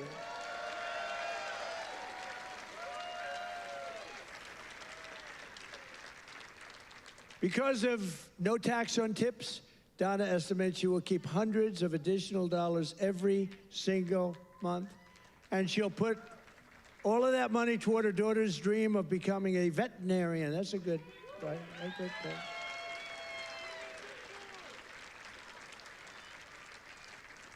Are you here, Donna? Where's Donna? Oh, come on up, Donna. Come on. Come on. You want, say a few words. Look how beautiful she is. She stood up. She wasn't supposed to come up, but when I looked at her, I said, come on up, Donna. Look how beautiful she is. You're not allowed to say that anymore. You know, in politics, if you say somebody's beautiful, that's the end of your political career. I say, I don't care. I don't care. Come on up, Donna.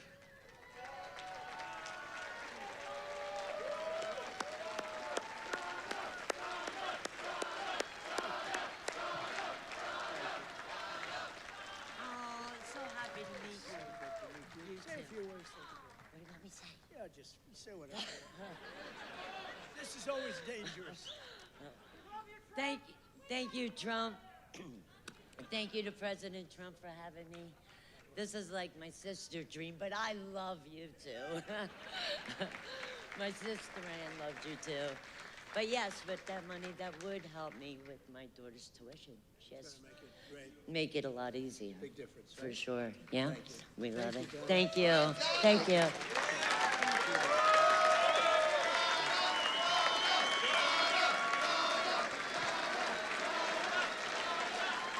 A star is born. That's all I say. A star is born. Is your sister here? Is your sister here, Donna? Are you? Oh, hello. How are you? Good family. Well, thank you. Thanks, Donna. That's beautiful. Also with us is Marine Corps veteran Sean Downey, who now serves as a firefighter and a local first responder. Sean worked over 400 hours of overtime. That's a lot. And thanks to no tax on overtime, He'll take home thousands of dollars extra, which he plans to use to buy your first home. And thank you. Where's Sean? Good, Sean. Good. So you're going to use that money well, right? That was not an easy one to get approved. You know, it all went through Congress. I had to really push hard. I was not nice. I was not nice to get you that money, but you're going to use that money to get a house, right? A first house? Good. Well, you have a great future. Thank you very much. And here as well is Megan Hemhauser from Cresco, Pennsylvania.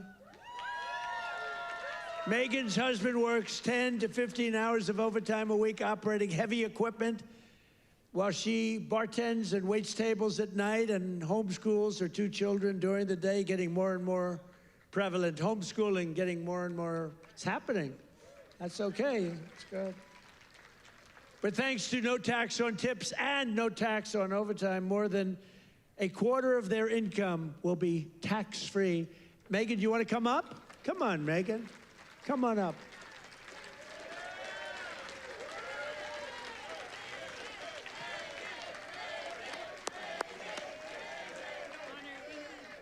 Thank you so much. Oh my goodness. Thank you. Thank you so much. As President Trump said, I'm a mom, a wife. I homeschool my two brilliant children. And the no tax on tips is incredible. No tax on overtime is incredible for my husband. And it all comes back to our family. It saves us, and it's for the future of our children. And it's been such a blessing to be home with them and to have them here with me tonight. And thank you for everything, President. Thank you. Thank you.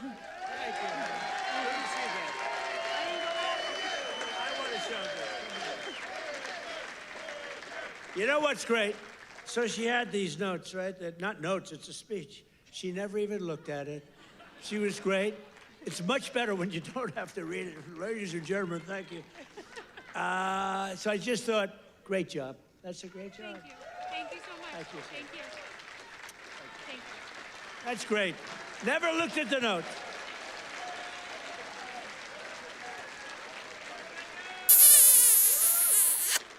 She never looked at those notes. That's pretty cool. I have a lot of professionals sitting right here. They'll get up and read a speech. But Megan didn't have to do that. Another key part of our tax cuts is known as Trump accounts. Under this new program, the federal government will be creating an investment savings account for every single newborn American child with $1,000 to be invested and grow over the course of their life, right at the beginning of birth. Friends, family, employers, and loved ones will be able to add thousands of dollars a year, and it's like a trust fund for every American child. It's going to be something, and it's really exciting. And I want to thank Michael Dell and his beautiful Dell computer. Go out and buy a Dell computer. He got it started. He put up $6.25 billion. And he started with nothing. Think of that. And he just put that up, $6.25 Michael Dell, thank you wherever you may be. Michael is probably in Texas watching us right now. And his beautiful wife, they're a great couple. His wife is incredible. Every single Democrat in Congress voted against these unbelievable benefits for American families. Why would you vote against? Money is being put up, big money is being put up. And you know, these kids, when they get to be 18, 20, 21, 30, 35 years old, they could have $100,000, $200,000, and they're going to be rich. I mean, they're going to feel rich, and they're going to be watching it grow, and they may be helping it grow. Who knows? You never know. But it's going to teach them. It's going to be a great thing. This was Michael and some other people's ideas. They wanted to do this, and they spoke with their wallet, too. They put up a tremendous amount of money. So I just want to thank Michael Dell, his wife and family, and everybody else that was with us the other day. It was a big day, and it's a big event. But we're joined today by some of your representatives who voted to put more money in your pockets. And these are great people. And I introduced David. I'm going to ask him to stand up again, because David McCormick is a really great man in the truest sense. He won a race, you know. He really did well the first time too, but some bad things happened, right? And very few people are willing to do that again. And to be honest, if he would have lost, I know his wife, she's a beautiful woman, extremely into the social scene, but respected by everybody. She would have left him if he lost. And I told him, Dina would have left him. She's she's that way. Hey, we can't help it. That's the way she is. So I said, David, you're taking a big risk if you run again, because if you lose twice, your wife is leaving you. And he wasn't worried. Stand up. David McCormick. Yeah. He was so great. He followed me every single time I spoke. He was there, and he got up and he'd speak. And I'll tell you, we had big crowds, David, and the audience listened to you. In fact, they liked him more than they liked me in some cases. I was thinking about, let's keep him off the stage. But they really loved you, and you've been a great senator, and you have a great wife. Thank you very much. Thank you. And a congressman who's been a warrior, and a couple of guys that have just been unbelievable. But Rob Bresnahan, would you stand up, Rob? What a job you're doing, huh? Young, handsome, central casting. Great job. Thank you very much, Rob. Great job. And another one. These are warriors, these two guys. But the three of them. And then you have the senator, but the three of them. Ryan McKenzie. Ryan, thank you. And it's hard for me to explain how hard they work, but they were working so hard, getting that big, beautiful bill. I call it the great, big, beautiful bill passed. You know, that was supposed to be in 17 bills. And I actually said it because I'm not that experienced. I haven't been doing it that long, believe it or not. I haven't been doing this. I had one man, he was a congressman, and we had a big meeting, and he was telling us all how to do something. And I said, I disagree with that. He said, sir, I've had 22 races, and I've won 20 of them. I know what I'm doing. And I said, sir, I've had 3 races, and I've won all 3 of them. And mine was for president. And he said, all right, you got me on that. He's actually a good man. He got a little carried away one day. But that's because these guys wanted to do it my way, too. So we had 17 bills prepared. Dan Muser, right? Stand up, Dan. What a great guy. Stand up, Mrs. Muser. Dan is he's a very powerful congressman, but he's a great person, great man. All 3 of these guys, they're warriors, and your senators, very few people that I've ever met that would take that risk. It was a risk. You know, it takes guts to run for public office, right? It takes guts. A lot of guys talk, including me. I talked about this for a long time before I did it. It takes courage to run for any public office because, you know, you can be very embarrassed. You can ruin your life. Look at me. I got impeached. I got indicted. I was never going to be impeached, indicted. I get indicted like 87 times with these stupid... See, they should have indicted me once. They would have had a better chance. With all of the... I used to get up. It was very important. I'd get up and say, here we go again. Ladies and gentlemen, I got indicted again. And nobody believed the whole thing. And then I'd explain it, and it turned out to be a hoax. I mean, it was a total hoax. They're very, very bad, very, very bad people. But Dan Muser has been a great congressman. He was thinking about running for governor. I think you would have won if you ran, but, you know, in a selfish way, I like you in Washington even better. So I want to thank you very much. Great job. Thank you. That's even more important. Thank you. Thank you very much. And thanks as well to Secretary of the Treasury, Scott Bessent, and Secretary of Energy, Chris Wright. You guys have been great. Thank you. I introduced them, but I want to introduce because they have been so good. A major factor that fueled inflation under Biden was the invasion of 25 million people. Think of this, 25 million people came into our country totally unchecked and unvetted, mostly across our southern border. 10 months ago, we inherited the worst border in the history of the world, and now we have the strongest border in the history of our country. We've never had a border that strong. And people don't talk about it. You notice they don't talk about it. When I was running, it was the biggest thing. And before I was running, that's all they talked about, the border, the border, the border. And now I fixed it. Nobody wants to talk about it. Even my people. They say, sir, don't put it in your speech. Why? Because nobody cares about the border. You fixed it. No, but you know how bad that is? Because they forget what you did. We had a border that was so bad. Everybody, criminals, everybody pouring into our country. Anybody. You know, the Congo, I just settled that war. The Congo, their entire prison population was set into our country. Venezuela, their entire prison population was dumped into our country. And now we have the tightest border we've ever had. We have one of the strongest borders anywhere in the world. Mm-hmm. I would say there's one country that has probably a stronger border. You know what that is? You know what that is? North Korea. I see it. North Korea, I think, has a stronger border. But other than North Korea has 7 walls of wire, and each of them has 1 million volts of electricity going through it. So if you get over one, you're dead for the next one. If you get over one, you're in very bad shape. If you get over 2, you've set a record. So I don't know, Scott, I think we give North Korea the safest border, don't you agree? You know, but ours is pretty safe. And I want to thank Pete Hegseth and the military for helping us.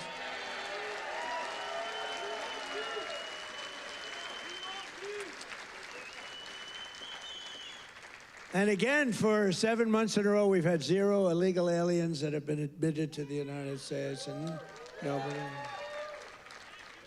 Do you remember when Biden said, I need legislation to do that? And I said, no, all you need is a new president.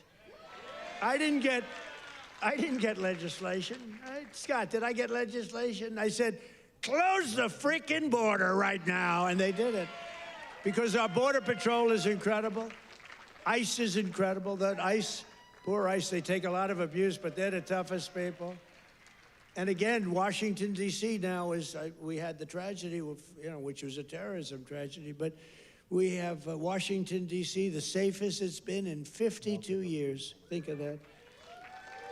And a year ago, you couldn't walk down a street in Washington, our nation's capital, and now restaurants are booming, restaurants are opening. The restaurants were all closing, now the restaurants are opening. You can't get into a restaurant in Washington, D.C. Biden and the radical left Democrats turned Pennsylvania into a dumping ground for hundreds of thousands of migrants from the most dysfunctional places on earth, like Somalia, and gave them billions and billions of your taxpayer dollars. But we didn't really give it. It was stolen. And those people should go to jail. Jail. And if they don't go to jail, Scott Bessent is toast. He's toast. I'll tell you, that could be the easiest case. I think it's too easy for you. Just give it to your assistants. They can do that case. These people are crooks. They don't work. 91% unemployment, okay? It's a scam, and it's headed up by the crooked Congresswoman. Whatever happened to her brother, by the way? Is he still around? Where is he? Yeah, he went low. He went low. He's not happy. Would you look into him too, Scott? Would you find out the brother, please? She said, how dare you say that about me? It's discrimination. Let me tell you, black people love Trump. I got the biggest vote. I got the biggest vote with black people. They know a scam better than anybody. They know what it is to be scammed. Thank you, man. Thank you. I appreciate it. We did great. Thank you. I like this guy. Thank you. We got a tremendous black vote. We got a tremendous Hispanic vote. We got a tremendous, because we speak the truth. They get it. Everybody gets it. Everybody, pretty much everybody gets it. And they know we're the real deal. Our country's become so strong in such a 10 months. Think of it. It's not even a year. It's like, if we keep going like this, I don't know if we can do that. But if we keep going like this, there'll be nothing ever in history like it. Already, they are saying better than Lincoln, better than Washington, better than anybody. The best 10 months ever in the history of the presidency. And for the first time in 50 years, we now have reverse migration, which means more jobs, better wages, and higher income for American citizens, not for illegal aliens. And you know what? We all have a heart. We want to take care of people. But these people are getting killed on the walk up. They're dying. They're dying. They have to go through jungles. We don't realize this. They are going through areas that are not it's not possible to get through some of the areas. They're going through jungles down in the Central America, South America, some of these areas with snakes, with crocodiles and alligators. They're getting just eaten alive, and they're getting beat up by some of the bad people. Women are being raped. Remember when I started, I said we're going to stop the raping and women in those caravans, a name conceived of by me, because it's a caravan, thousands of people, 10, 15, 20,000 people coming up. The women in those caravans are being raped in unprecedented numbers by other people in the caravans. By them not coming, they're not even trying to come now because they know they can't get through. We're doing a tremendous service because they're not being killed and they're not being raped and they're staying back in their country where they've been. And they've been taken care of. I've also announced a permanent pause on third world migration, including from hellholes like Afghanistan, Haiti, Somalia, and many other countries.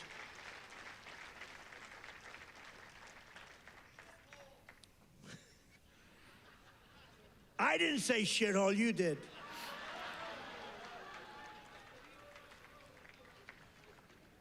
Remember I said that to the senators they came in? The Democrats. They wanted to be bipartisan. So they came in and they said, this is totally off the record. Nothing mentioned here. We want to be honest because our country was going to hell. And we had a meeting. And I say, why is it we only take people from shithole countries, right?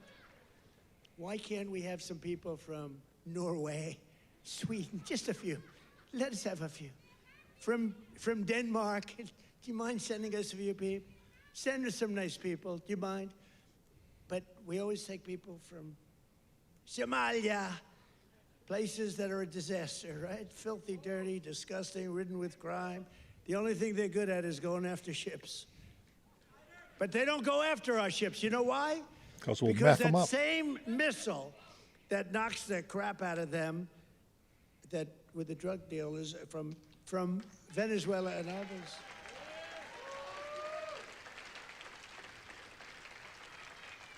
That same missile, think of it, from hundreds of miles away, we have the greatest military, we have the greatest equipment, we make the greatest equipment in the world. I bought more equipment. We rebuilt the military in the first term. Then Stupid Joe gave a lot of it to Afghanistan, but it was a lot, but relatively little. But we're still adding to it a lot. But I'll tell you what, I'm looking at this big tough guy with the red hat on. I like that guy. But stand up, let me just see what you look like. Nobody's going to mess with him. Okay. He's central casting. Thank you very much. Very good. I see he's enjoying it. I like people that enjoy things because you got to smile about this whole thing. But that same missile system that hits the center of everyone. Remember, every boat that gets hit, we don't want to do that, but every boat that gets hit, we save 25,000 American lives. Every boat. And when you view it that way, you don't mind. But we have that same system aimed at Somalia, and if they go and want to raid our ships, and not our ships, worldwide shipping, you know, they used to go and take the ships. When one or two of them get hit, they say, we'll pass. So we've cut down drugs, 94% coming in from sea. 94, right? 94%, Muser. 94%, Muser. That's pretty good. We're trying to figure out who the hell are the other 6%. They're finding it very hard to get people to navigate those waters. The problem is nobody wants to go fishing anymore either. They don't want to get in boats. They don't want anything to do with boats.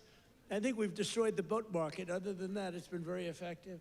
We've cut it down 96%. Think of that. And now we're going to do land. because the land is much easier, and it's even more prevalent. If you don't share our values, contribute to our economy, and assimilate into our society, then we don't want you in our country. We don't want you.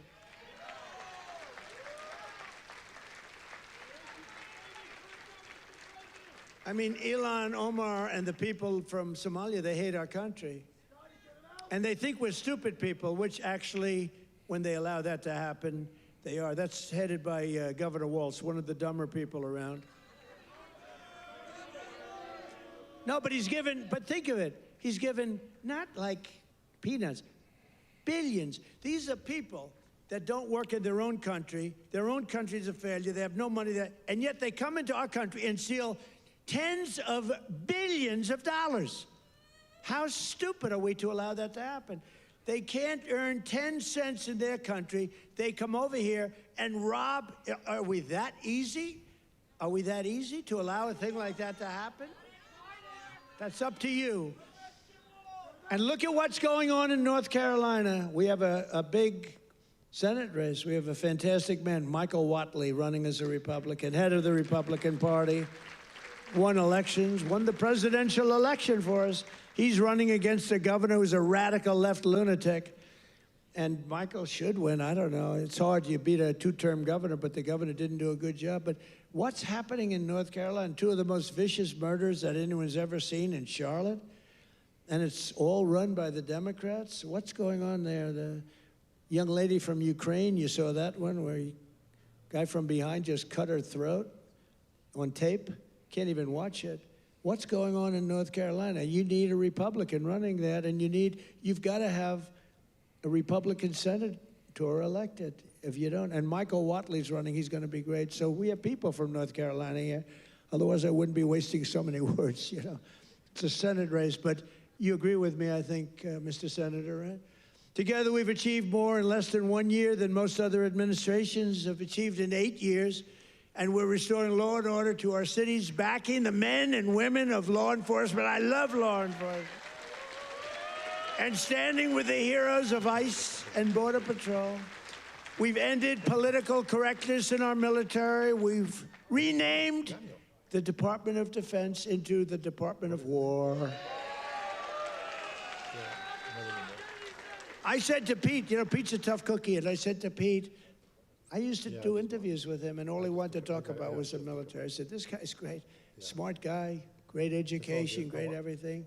The press gave him a hard time, real hard time, but he's really proven to be very, very good, very, very strong. Young, strong, smart. We have Raisin Cain, the great general who knocked out ISIS for us in 4 weeks. Yeah, no, he'll get it. Raisin Cain, they said it was going to take, right? They said it was going to take 5 years, sir. Or, sir, it'll take 5 years. He said, sir, I can do it in 4 weeks. Did it in 3 weeks. Knocked out ISIS. He did a hell of a job in knocking out the Iran nuclear capability. We knocked out the Iran nuclear capability. Now compare that to Jimmy Carter, the Democrats. Well, he was a nice man, but he was. But we don't really want a nice man. You want to have somebody that's capable. You know, they were talking about Greg Gutfeld. He's a very good guy. Greg Gutfeld, very good guy. But Greg Gutfeld he didn't like me very early in his, he didn't like me. I don't know, he just didn't like me.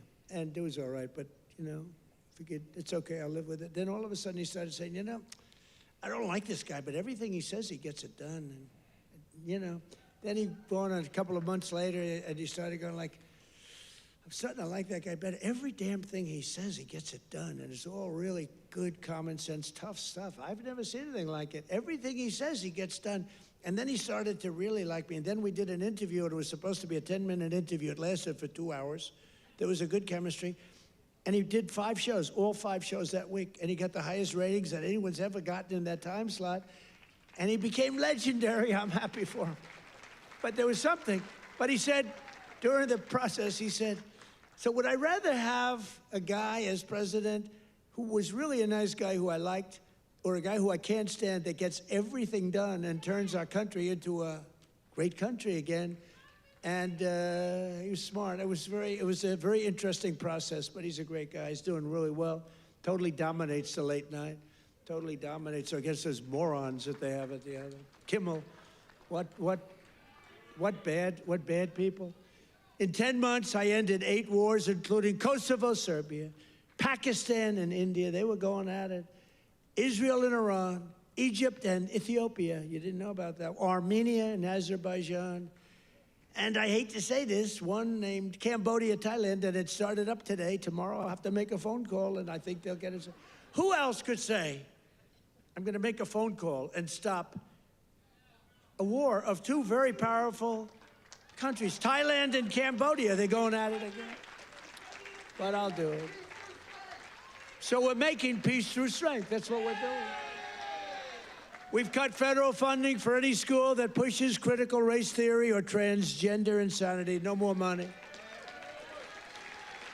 We banned the chemical, surgical mutilation of children. Think of this. Can you imagine if you were up here 15 years ago? We have banned the chemical mutilation of children. They'd say, this guy's crazy. We actually had to ban it. But think, can you imagine that? Or I have stopped men from playing in women's sports. They'd say, this guy's crazy. Men don't play in women's sports. Stop men. Well, that's another thing. We stopped men from playing in women's sports, and we're restoring the name of a great president, William McKinley, to Mount McKinley in beautiful Alaska. And I renamed the Gulf of Mexico into the Gulf of America.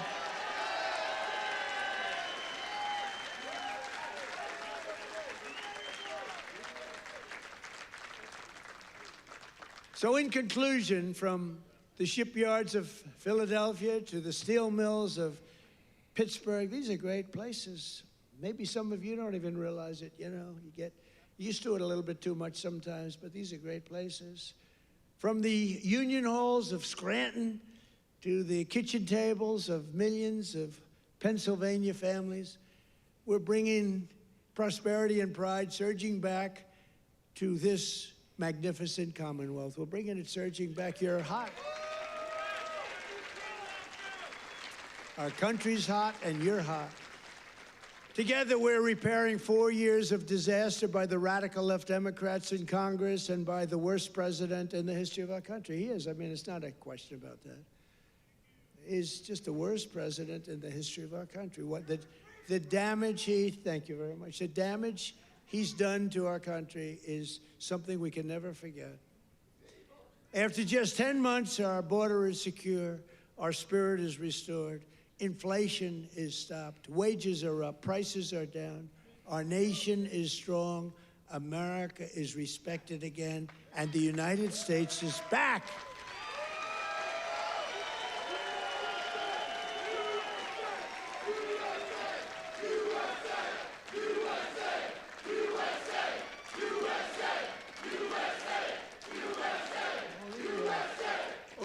People, right?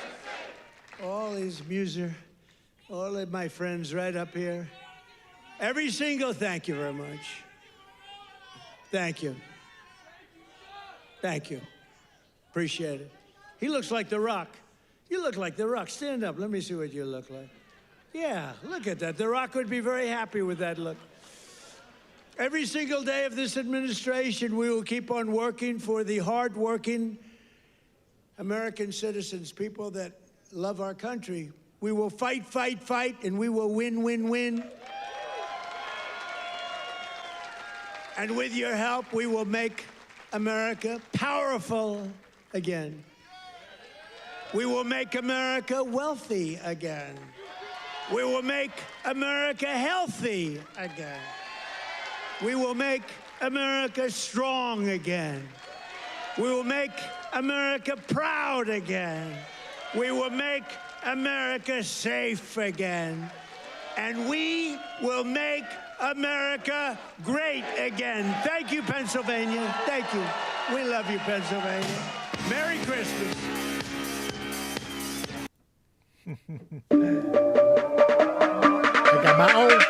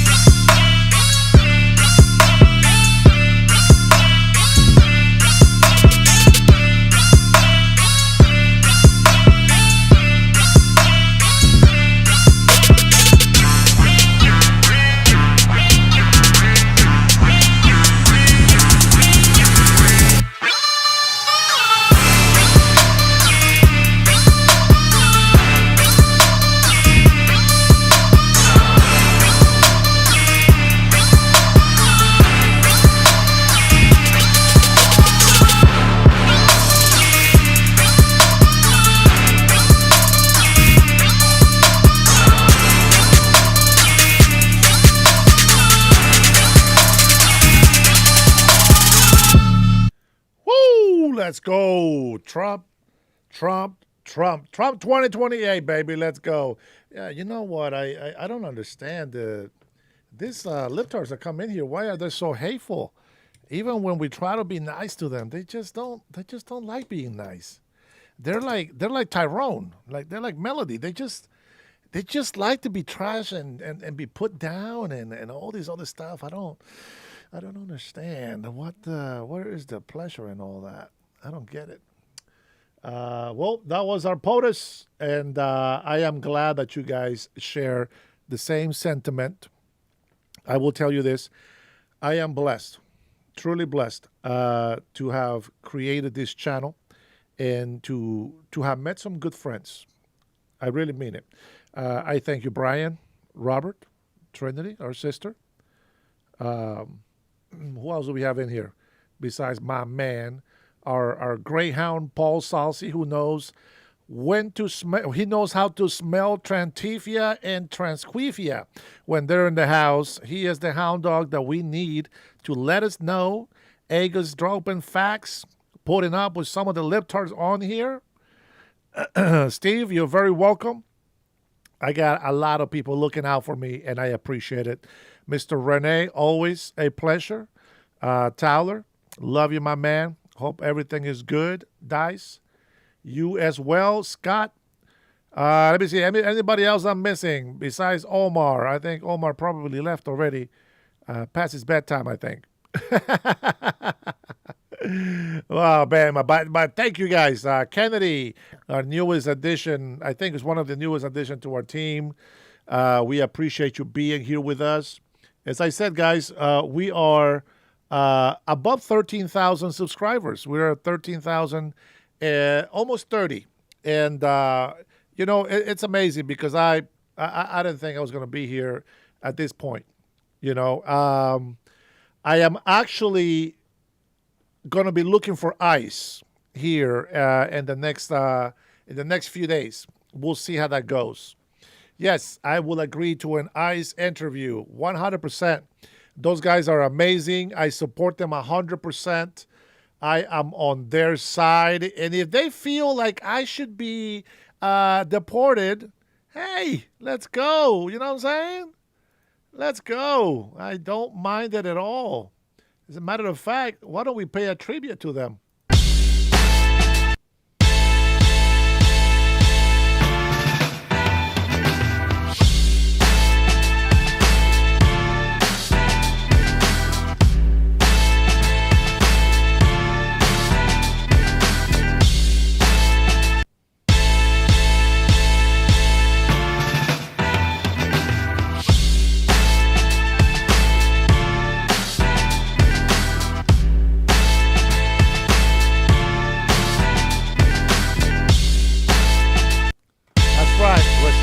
Respect the law. That's what you got to do. Respect the law. Guys, if you haven't gone into my profile, go to my profile. For those of you, Trantifia and Tresquifia, that comes into my channel, go to my profile, read the oath to become a naturalized American citizen, and you will see why we say what we say about Ilhan Omar and the Somalis. It's nothing racist. Nothing to do with them. I think they can be great people as many other people in the world. I'm going to point this out to you guys. I think that Somalis are good individually, but the way that they have brought a full tribe, a whole community of them, they're violent. They're just violent people. I mean, for Pete's sakes, they still have pirates, like real pirates, not like Pirates of the Caribbean with the whole movie and it's fun, yabba yabba yabba. No, pirates are horrible. They're water thugs, and they're horrible people. And you know what? As much as I have tried to find anything beautiful in Somalia, I can see that the sand looks amazing. The water looks okay. I mean, it is kind of dirty on there. I don't know if it's algae or whatever I'm looking at. Turquoise water, it's etc. There could be a lot of good things over there. Who knows? But the fact is that everywhere they go, like if you go take a look at Cuba, Like here, let me try to see if I can find something from Cuba. I was just watching a blogger that made a trip to Cuba, and let me see if I can find him here really quick, and we'll scroll through the video. Oh my gosh, how many videos do I actually watch? Oh my goodness. Oh wow. Dude, there's a lot of videos that I watch. All right, Senator Kennedy was my last one there. Okay, here you go. Here's Home Dude. All right, so he's pretty popular, it looks like. All right, check this out. So he goes to Cuba. Now, I want you to look at something. This is Cuba. This is a communist country. You would think Cuba is a very nice place. You know, they got the old school cars, the antiques and everything. You know, but look at this. All these buildings are old, not taken care of. This is what a communist country looks like, which started with socialist Democrats. This is how it started. It started with socialists. And then, because once the resources run out, the government it starts becoming communist, meaning they control your food, they control your power, they control your water, they control your literally your whole livelihood. We do not want that here. And so this is just Cuba, but if we look at Somalia, see there's some nice places, but even then, it's very ghetto. It's very ghetto. Let me see if I can find some Somalia town in here. Let's see. Beautiful Somalia. Oh, Somali women, huh? That is not what I typed. I like how they say beautiful Somali women, but they have like 5-10 pounds of makeup on. Now, show me a woman without makeup, and then I'll tell you if they are beautiful. Because I don't think makeup should make a woman beautiful. Here's a guy from a trip in Somalia.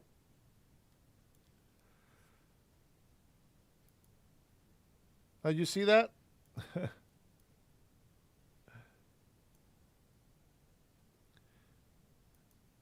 Yeah, I like how he doesn't want to believe that it's dangerous, but yet they block the police, the military police.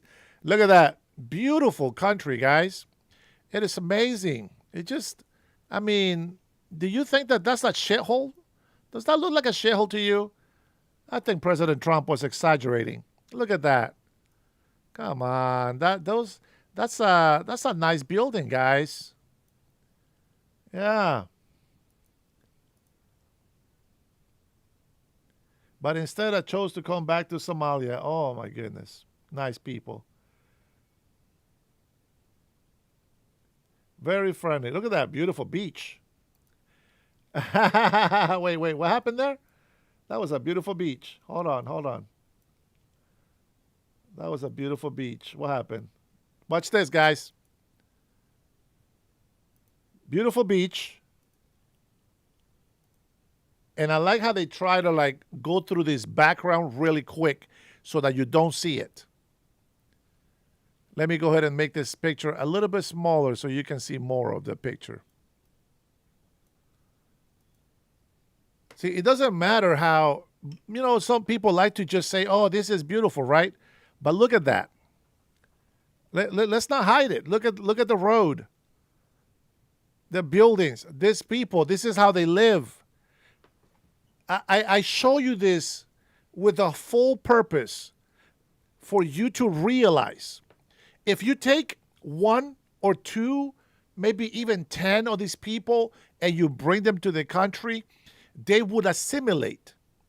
But when you bring the whole community, hundreds of thousands of people the same, and you put them in the same place, they don't assimilate.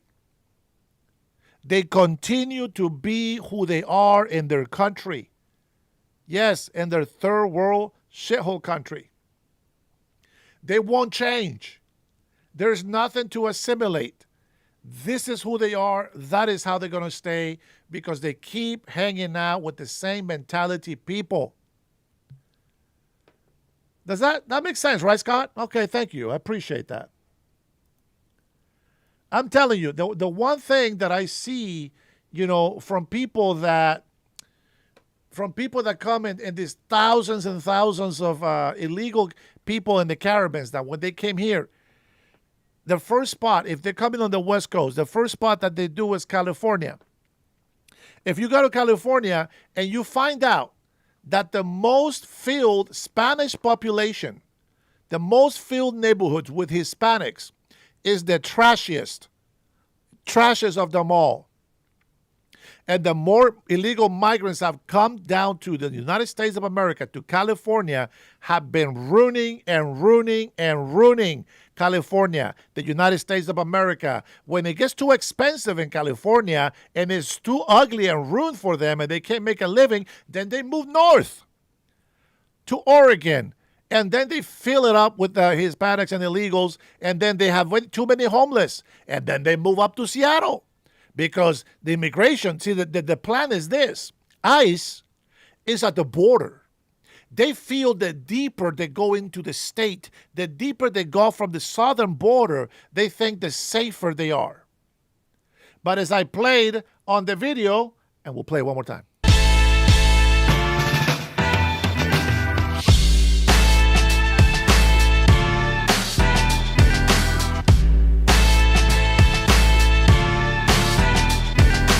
They will find you. Respect the law. As our beautiful Senator Kennedy said, they think vetting people at the border is racist. They're entitled to their opinions, but they've got to follow the law. And all we're doing is enforcing the law. Look, the best way to avoid ICE is don't be in our country illegal. Duh. Best way to avoid ICE, don't be in our country illegally. Duh. I love Senator Kennedy. He's a badass. But it's true. And we all know this. This is why we don't want to be in this country illegally. That is one of the reasons. But I'm telling you, it's winter. I have plenty of ice on my roof in Chicago. Duh. Kennedy has Senator Kennedy's last name. Manuel Carrillo says we have too many in Oregon. The trash in the plate. See, there you go. Manuel knows. But I'm telling you, it's just like, people think that the white man is being racist. No. You got Hispanics saying the same thing. And then it's like, oh, Hispanics, they're also racist. Again, they're like white people. And then you got black people saying it. Oh, well, those are Uncle Toms. There's no giving these people any type of logical information. They just don't understand it. It's so hard. How do you make these people understand? I don't think you can. I wanted to show you that video there because people still don't get it. Well, I guess even after showing that video, I don't think people will ever get it. I started to believe that there is not much that we can teach people that don't want to learn. You know what I'm saying? Like, what can we do? What do you got? Sean Hannity has some information here. What's going on? Here? All right, welcome to Hannity, and tonight a friendly warning to Democrats that are watching. You might not like what I'm about to say. America, it's on the mend. For Democrats to be successful, America would have to fail. And our show, by the way, is filled and brimming with good news. GDP is up, prices are going down, and the best is yet to come. President Trump is hitting the road, touting his economic plan. We're going to have full coverage of his rally that just ended in Pennsylvania. Also tonight, Politico is calling him the most influential leader in Europe. Others, they simply call him Daddy. Take a look. So how involved are you going to get? I mean, could we see you getting involved in European elections, I want to run the United States. I don't want to run Europe. I'm involved in Europe very much. Might you endorse NATO candidates? calls me Daddy. I mean, I have a lot to say about it. Can't make that up. Sorry, Democrats. President Trump now has taken his rightful place. America has its rightful place. We are the leader of the free world. And meanwhile, this is the best Democrats have to offer. Their rising star now, Jasmine Crockett, who is now running for the Senate in the great state of Texas. Well, even with 10 pounds of makeup on, she looks like a demon. That's what happens when you're dark inside. That's what happens. No amount of makeup is going to be able to hide that. No amount of makeup. Go ahead. Sorry about that, Mr. Sean. God help Texas and God bless Texas. Take a look. Turning Texas blue is what I want to talk to y'all about today. Now, there are those that say, ain't no way, we done tried it 50 kinds of ways. Let me be clear, y'all ain't never tried it the JC way. All right, coming up, we're going to reintroduce you to Congresswoman Crockett through her own inspirational words. Plus, Maha comes for airports. Kamala gloats about a marble statue of herself. And one Democratic congressman is awfully desperate to keep cocaine flowing into our country. But first, Donald Trump, well, his rallies are back. We were a dead country 1 year ago. We were dead as a doornail. We were going down the tubes. And now we're the hottest country anywhere in the world. There's nobody close. And we're right now drilling more oil than we've ever done ever before. Prices are way down. We just had 4 states. It was just reported that 4 states had $1.99 a gallon. Right? And I have no higher priority than making America affordable again. That's what we're going to do. And again, they caused the high prices and we're bringing them down. It's a simple message. But that's our message. They gave you high prices. They gave you the highest inflation in history, and we're bringing those prices down rapidly. Lower prices, bigger paychecks. You get it. In less than 1 year, President Trump has made a lot of progress. Monthly rent prices, they are dropping. Interest rates are going down quick, and they will be going down dramatically when we get a new Fed chair. Gas prices, that's at a 4-year low. That's a nice tax cut for hardworking Americans, and they're going lower. In some areas of the country right now, gas is now below $2 a gallon. Even fake news, CNN, they couldn't help but spread the good news themselves. Take a look. The price of gasoline. Look at this, a fresh 4.5-year low, 3.5-year low of $2.95 a gallon as of today. Hey, hold on, SA. We still got Trantifia and Transquifia in the chat. Pay attention to this, guys. This is from CNN, your favorite local news channel. Look at that. Well. Somebody's telling it like it is. I guess we were right. Gas is down. That's Fox and CNN. Oh, my goodness. Electricity bill? Yeah, keep voting for electrical bills, for wind and what is the other one? Solar. Go for it. Yeah, all the money that you're spending on that you're supposed to save the money that you're going to pay anyway, it makes no difference. I will say this. If you have a house up in the mountain or, a cabin and you do solar, I think that'll work perfect. But if you think solar is going to feed the grid in a city, you out your damn mind, especially with everything charging on. No. The grid is just not strong enough. You need nuclear power for that. That is miles away from the all-time high set back in 2022 under former President Biden, above $5 a gallon. And it is lower, although only a little bit lower than at this point last year. See, Democrats have to hope everything goes in the tank, and then they think their odds of winning the midterms are greater. This is great news. It's great news for hardworking men and women, the people that make the country great. It is only the beginning after 4 years of massive inflation under Joe Biden, Kamala Harris, and the work of President Trump. This administration is far from over. Thankfully, as the president outlined tonight, he is focused like a laser on bringing down costs, driving up growth like never before. Oh, man. Even CNN has to admit it. And somehow we're still just making stuff up, guys. I don't get it. Oh, what do we got here? Breaking, ICE runs over protester in blizzard. Oh, What is this? Let's take a look. Give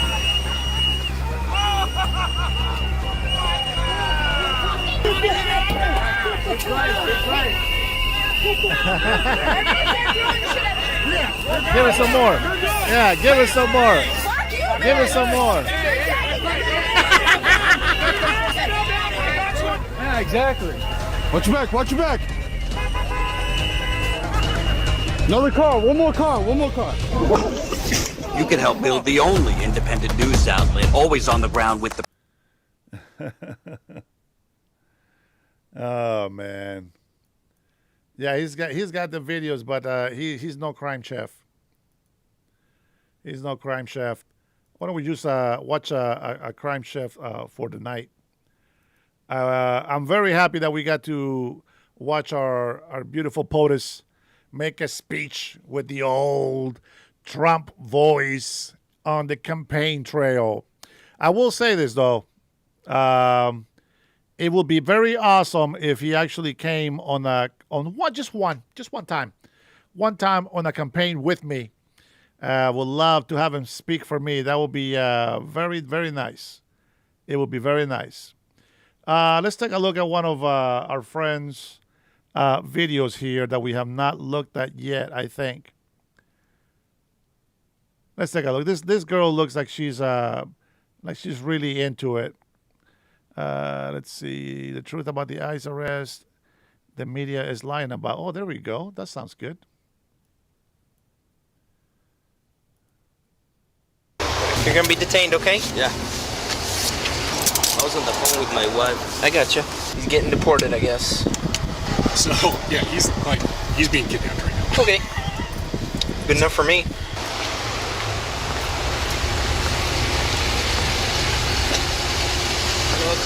Hello. Hello. My name's Seth. I work for Helena PD. The reason I stopped you, your plates are expired in the back. Can I grab your license from you? I don't have anything with me. Man. You don't? Okay. No ID at all? No, I don't. Okay, what's your name? Christopher. Christopher what? Martinez. We still have Transquifia on the chat. Paul, you got to let me know, man. You got to let me know they're still here. Lefrito, Dennis worked at Taco Bell. Now he's a 60-year-old YouTuber. Man, this guy, bro, you are a fan, aren't you? You are a fan. I'm convinced you are a fan. It doesn't matter how many times we kick this guy out. He is like that one tick that you just can't get rid of. It is crazy, crazy. Let's see, what do we got? Trinity says my aunt is... What? My aunt is this Sunday from Tennessee. At Trinity. Okay, I see.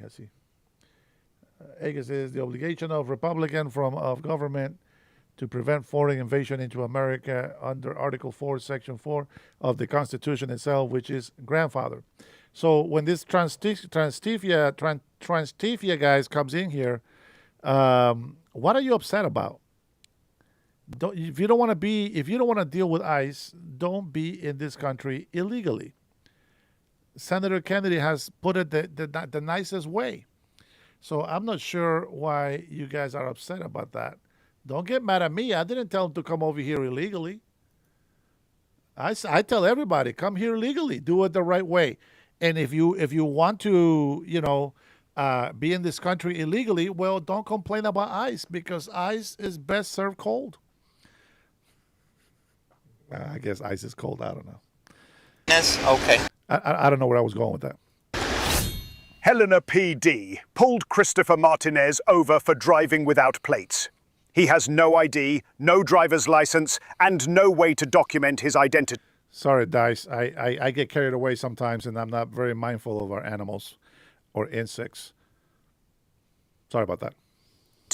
He's already likely to be going to jail, but ICE is also on the scene. Martinez is an illegal immigrant. What's your birthday? 6694. Code 4. Christopher, do you have a driver's license? No, I don't have anything with me. You don't have any driver's license at all? No. Where's your ID? Right now, I don't have anything because I'm working. Alrighty, step out of the car. Keep your hands where I can see them, please. Yes, sir. You're going to be detained, okay? Yeah.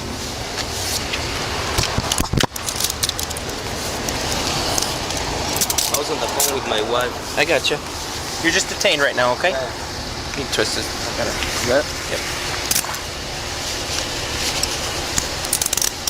Hey, you know what? You name it Anderson? No. You don't know? Alone? No. Those aren't too tight, How are long they? you been in Montana? 4 years. 4 years? Okay. Dispatch 7-3, I have this driver detained. Then you just tell my wife that I mean, just because you're handcuffed doesn't mean you're going to jail or anything like that, okay? We just have some things we got to figure out, so that's the only reason. Okay. I only for this process can I tell my wife that I He doesn't know he's going to get kidnapped back to his country. We'll be able to help you do that. You've been super cool with us, so we'll help you do that here in a few minutes, okay? Thank you, sir. Can I just put them on my bumper for now? All right, let's just go to my bumper. We need an ID because you're driving. Yeah. A motor vehicle upon ways of the state open to the public in the state of Montana, you have to provide a driver's license. Yes, sir. That makes sense? Yeah, yes. I have the right to demand your driver's license. Yes, sir. So where's your ID? Yeah. I have a key with me. A key? The key for the truck. Okay. It's just a push start though, right? Yeah. Okay. We need to positively identify you. Yeah. So how are we gonna do that? That's why I called my wife to bring me my things. I don't drive for these kind of things, but right now I buy a thing for a pool because I'm fixing a pool. I work in a hotel. What hotel you work at? Daisy in La Quinta. Dispatch 7-3, can you copy a name? Try again, Daniel. I don't have a state or nationality. Last of Martinez, common spelling. First of Christopher, common spelling. 1994, 0606. He's a male.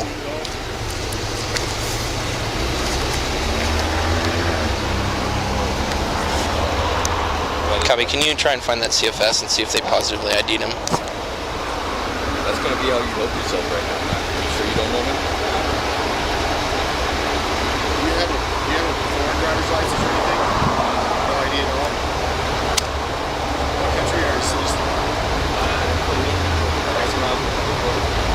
Where in Mexico?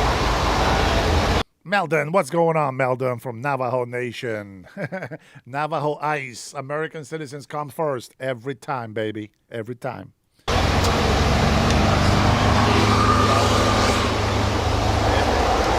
Good. How long were you in California? 773 dispatch. Police were able to positively ID Martinez due to his previous arrest. Good. Yesterday's notes from the call for service at 558 had with the mail Maybe he's also a Maryland father. that no driver's license status was provided, and they confirmed identity through his spouse. When running him through the state of Montana, I did get a no license return for that male with that date of birth. What'd you get arrested for in 2023?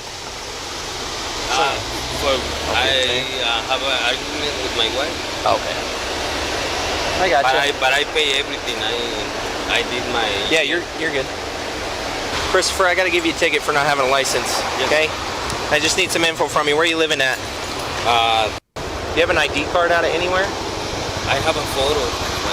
I didn't. Well, yeah, I got your booking photo, so we're good there. It's just not every day we run into somebody that doesn't have any ID at all. Send You know? a photo of an ID that's not here. Yeah. You have a photo of an ID? You want that? No. I mean, we ID'd him through our booking photo, so we're good to go. Unless you guys need it for something. ICE isn't here by accident. They most certainly need Martinez in order to deport him, as he is here illegally. I also want to note that the officer from this body cam footage is being attacked by the liberal media machine for, quote, assisting ICE. This officer simply performed a traffic stop and found out that the guy had no ID or driver's license. He did his job well, and he didn't escalate or use any unnecessary force. But now the liberal media wants this officer fired. Ridiculous. Are you guys detaining him separate from the traffic stop? Yeah, he's like getting deported. Okay. Honestly, if you just want to, if you haven't submitted that yet, I haven't synced it. Might just be easier just to. Okay. That's up to you. No, I can do that. Not supervised. Yeah. He's getting deported. Huh? He's getting deported, I guess. Poor fellow. It worked out perfect with you guys seeing it, and then it came right to me. 3 dodges. I thought it was. I mean, I was pretty confident that was it, but. Take care. So, yeah, he's being kidnapped right now. Okay. Good enough for me. Same card. The other reason the media is upset is because the ICE officer used the word kidnapped here. To be fair, that was a very poor choice of words, and he should have just said he's being deported or he's being taken into custody by ICE. Because of that one mistake, he gave the media leverage and turned this routine deportation into a whole media frenzy. Unfortunately, we don't have audio for this dashcam footage, but we will be able to see ICE take custody over Martinez, take a photo of him, then bring him to their truck for deportation. In a written statement sent later to Montana Free Press, Helena Chief of Police Brett Petty said the department was not aware of Barton's comment during its initial review of the incident. Petty said he was incredibly disappointed with the comment that was made. We want to assure the public that any statements or actions that are insensitive or unprofessional are taken seriously and are subject to internal review. Personnel matters are handled within the department and will be addressed in accordance with our collective bargaining agreement. The detective in question has been on personal leave, and the matter will be addressed upon their return, Petty said. We remain committed to upholding the integrity and professionalism expected of the Helena Police Department and appreciate the community's understanding as we address this matter appropriately. I like the other over voice better, I think. More recently, Americans have been watching videos of ICE tackling a young mother, tear gas being used in a Chicago residential neighborhood, and the smashing of car windows. Have some of these raids gone too far? No, I think they haven't gone far enough because we've been held back by the judges, by the liberal judges that were put in by Biden and by Obama. Think about the sheer, undeniable weight of that statement. The President of the United States, with the full authority of the executive branch behind him, is telling you point blank that the most powerful nation on earth is losing, that we are being overwhelmed. Nearly 180,000 illegal immigrants with criminal records ordered deported from our country. And the media's response? Well, they don't care at all. They don't argue about the numbers. They don't debate the policy. They cry. They call it cruel. They rely on the appeal to emotion. But cruelty is not enforcing the law. The real cruelty is what their open border policies have inflicted on this country.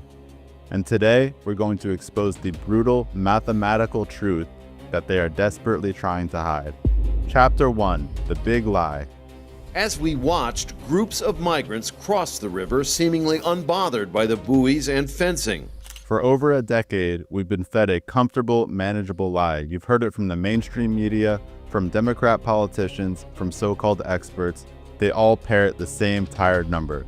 There are roughly 11 million illegals in the United States. 11 million, it's a number they can control, a number that they can downplay. It sounds almost manageable. But what if I told you that the number is a deliberate, calculated, and proven fabrication? The truth has been buried in plain sight. Let's look at the evidence they ignore. The Pew Research Center, which is hardly a conservative outlet, their own data shows that the number exploded to 14 million by 2023. That's a fact that they don't advertise. But it gets worse. The Federation of American Immigration Reform, using the government's own revised data, puts the real number at a staggering 18.6 million people. And even the US Census Bureau was forced to admit that they got it wrong, quietly revising their numbers to account for the millions that flooded in under Biden. So we're not talking about 11 million. We're looking at a population between 14 and 18.6 million people who live here illegally. That's the true, undeniable scale of the invasion that they've enabled. Beyond the Rio Grande is the United States. The official number they've been using for... You see that? Don't separate families. Don't separate families. See that? They're risking their baby's life. They know they can get deported, and yet they all come here. The whole family, kids, teenagers, mothers, fathers, women, grandparents. They come here illegally. They know what they're doing. They know what they're doing. It's crazy. It is crazy. It's the United States. When they get arrested, they're just being sent back to where they came from. They're being repatriated. They're not going to prison. Enough with this BS, emotional drama, fake outrage. They're just going back to their country. Besides, they're happy to go back to their country. They're so proud of their country, they've been raising that flag over here.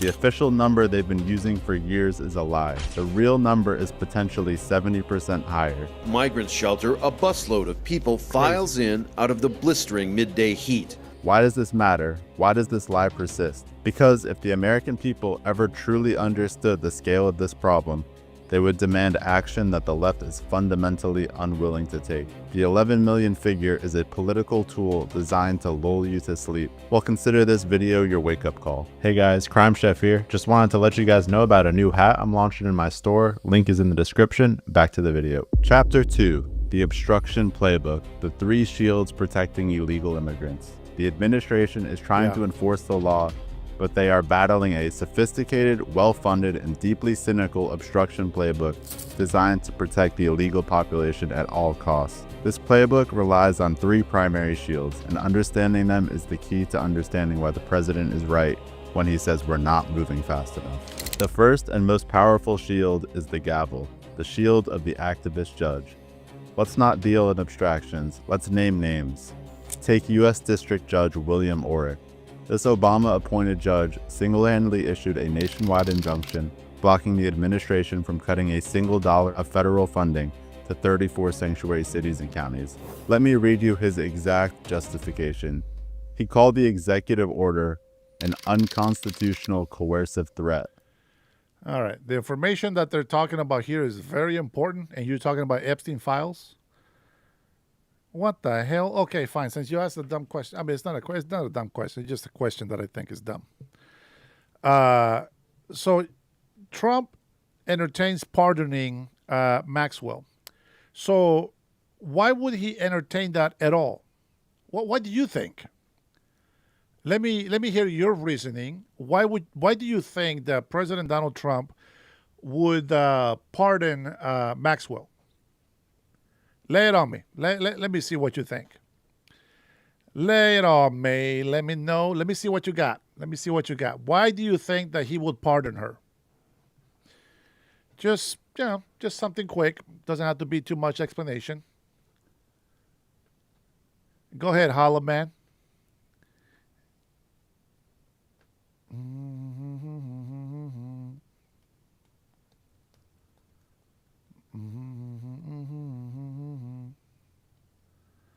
I think the U.S. Border Patrol should be able to use deadly force. Maybe, but yeah, maybe. Because she will say what he wants her to say.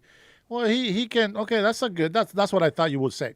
So he can, pardon her and just say, hey, just say that I'm a nice guy. All right. Well, if the facts contradict her, it doesn't matter what he wants her to say.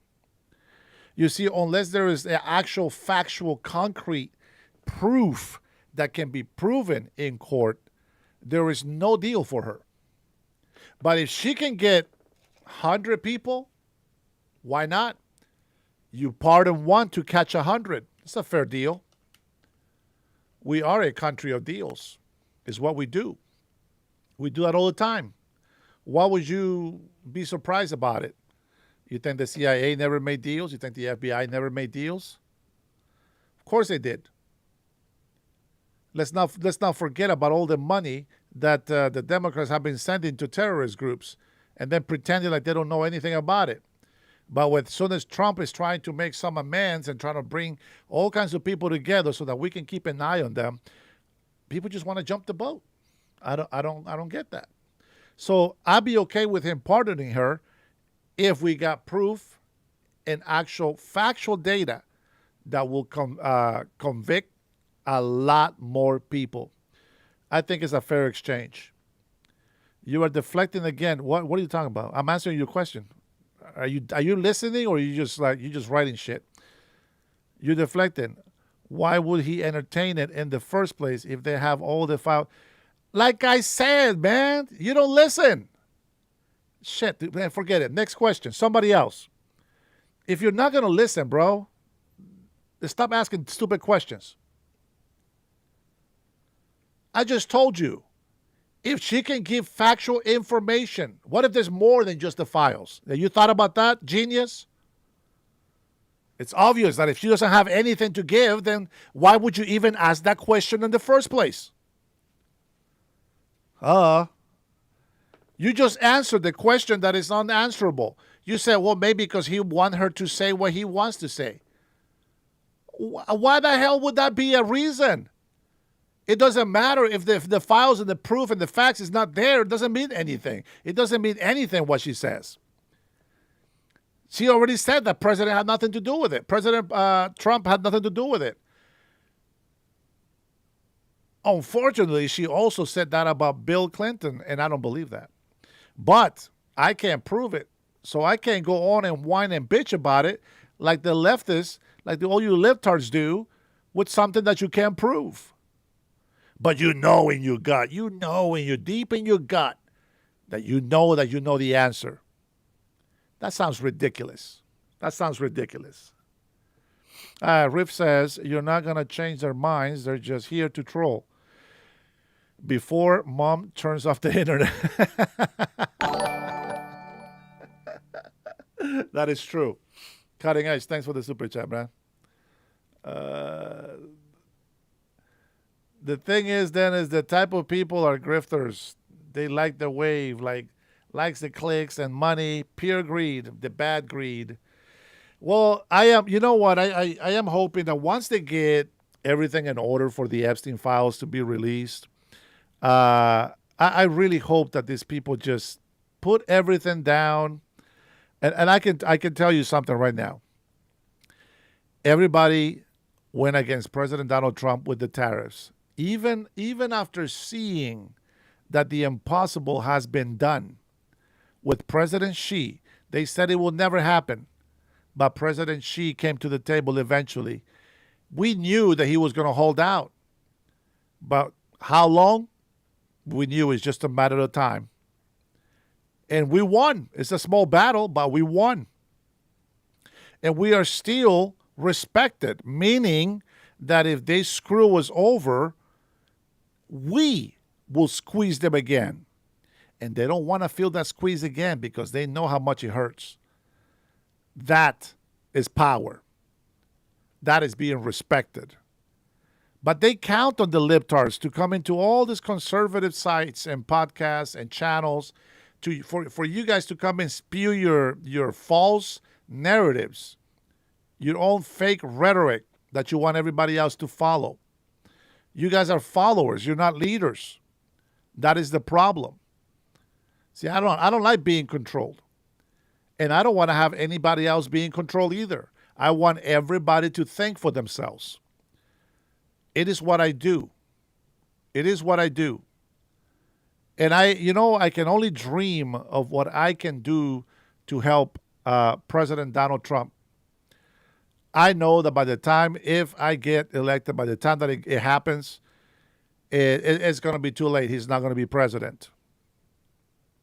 But I hope that J.D. Vance follows his footsteps. I think that he will be the best man for the job. And I think that he will continue to fight for America, just as he has supported President Trump 100%. I think that he's going to be good. Hey, Mickey. Dennis, what is your opinion on Democrats winning mayor of Miami and picking up House seat in Georgia, Republican stronghold tonight? Well, if the people are weak-minded, man, there's really not much we can do. I think that President Donald Trump was was playing with the nuking the filibuster, and just pass things as fast as possible, and there's no filibuster, so things will just get done faster, and then people will see the difference. I know they're counting on these midterms to do this and that, but I think just like in Pennsylvania right now, I believe Pennsylvania is going to win for Trump. They're going to go red, but the other Republicans, they need to step it up. They really need to fight and just know how to dissect information of how they can put themselves in a place where people are going to find out. They're going to figure out things on their own without having to share so much in social media, in YouTube and on TV, press conferences, etc. Because that helps your enemy be prepared for what you got, in a debate or how you're going to take them down. So it's very hard to fight without showing all your cards. But you gotta keep that ace in your pocket. You cannot show that ace, and I think that's why President Trump is so successful. He fights hard, but he doesn't give everything away. People like to make fun of him because he keeps weaving, but that is a tactic. You just keep repeating the same information that you know is true, and you just keep saying it. It's just the way it goes. If you ever been an entrepreneur, you will know that you can do 3 presentations, and every single time you do those presentations, you're going to say the exact same thing, the exact same jokes, and you're going to mess around the same way every single time because you have to be consistent. And I think a lot of people that play politician, that's why they fail, because they're not sincere. They're not really themselves. I think that if you believe on something, okay, then you go for that. But I find that a lot of politicians, they're just out there to play for the vote. They're just there for their own gain. They're just there because it's just a job that they must win so they can make their money. I really pray to God. I really hope to God that I can show people that we're different. I can show people that we're not greedy. I can show people that our power is not going to corrupt us. But at the same time, it is also going to bring heat on us because we have to, just like President Donald Trump right now, he has to clean up so much crap. He looks like the bad guy because there is so much corruption everywhere that when he tries to fix it, look at him. He thinks he's a king. You know what they're going to call me when I run? Oh, that guy thinks he's a king. If I do make it in office, and I start making all these executive orders and I start making all these changes and trying to make deals with big corporations, come on back, Seattle's wonderful, blah, blah, blah. They're going to tell me the same thing that they tell President Trump. Look at him. He thinks he's king. He thinks he can tell everybody what to do. Well, you have to tell everybody what to do because they're doing it wrong. How do we know? Well, the economy is going down the drain. People are about to pay so much more taxes here in Washington State because they're running away, they're shushing away all big corporations with these progressive taxes that they keep putting on them. And that's not how it works. It's taken a while for Seattle to climb up the ladder. And because of the success, once people get up there, they got corrupted. And then now they don't know how to keep winning the vote. So they keep throwing money out. And guess what? Once the money is out, you're done. And then you have nothing else to play with. And that is why they fail. So I hope that the politicians that are running for office, I hope that they got that fight in them. I thought Reynolds, was it Reynolds? Yeah, Reynolds, right? Is the one from Florida. That's so funny. That's one of my favorite representatives, but I always forget his name. It's because I don't mention him too much. I don't mention him often. That's why I don't remember the name. Let me see any other questions you have in here. To finish that answer, I think that they just got to give it everything they got, and if they lose, it is what it is. All we can do is do our best, and hopefully we don't suffer too much, and these people will actually wake up. Very doubtful, but one can hope. All right, let's see what you got. Scarface says, okay, Scarface, I don't know what the hell he said. He's gone. Machines says they literally want to pass laws to prevent businesses from leaving the state due to their terrible management. Oh, yeah, absolutely. What do they call that? They call it the exit tax, I think is what they call it. So it makes them pay a big ass fee to kind of cover for the taxes that they're not going to pay. Well, you know what? Even then, that might not be enough to hold a business. A business can always claim bankruptcy, and they can always build themselves back up. It doesn't have to be a full bankruptcy. It can be just one of those enough bankruptcy to be able to give you a new fresh start without taking all your assets, without taking all your money. I'm sure there's ways to go about it. Ross says, not alive. They don't leave. They just start investing more internationally. Yeah, that's true. That's a good point, Ross. I think that's what I would do if I was a big corporation. I think that I would still keep the business here and do some of it here, but I would try to find a way to employ out of my state. And, well, as long as it's in the United States of America, I really have no problem with it. But I think you're right. You know, they can say, you know what, we're going to stay here. We're going to stay, but not really.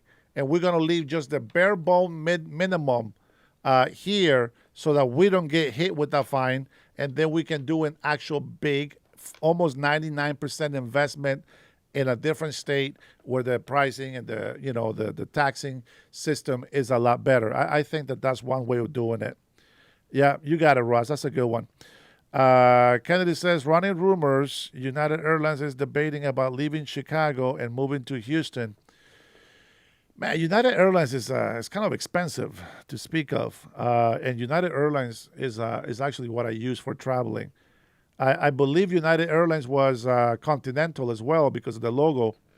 I haven't looked much into the airlines, changing names and businesses and stuff like that, but I do recognize the logo. And, well, I mean, that's one way. This is what blue states want. YouTube says, I don't know what, Trinity says to YouTube, I don't know what state you live in, but in Tennessee, where businesses thrive, 2026 is going to be an amazing, oh my gosh, are you kidding me, Trinity? Absolutely.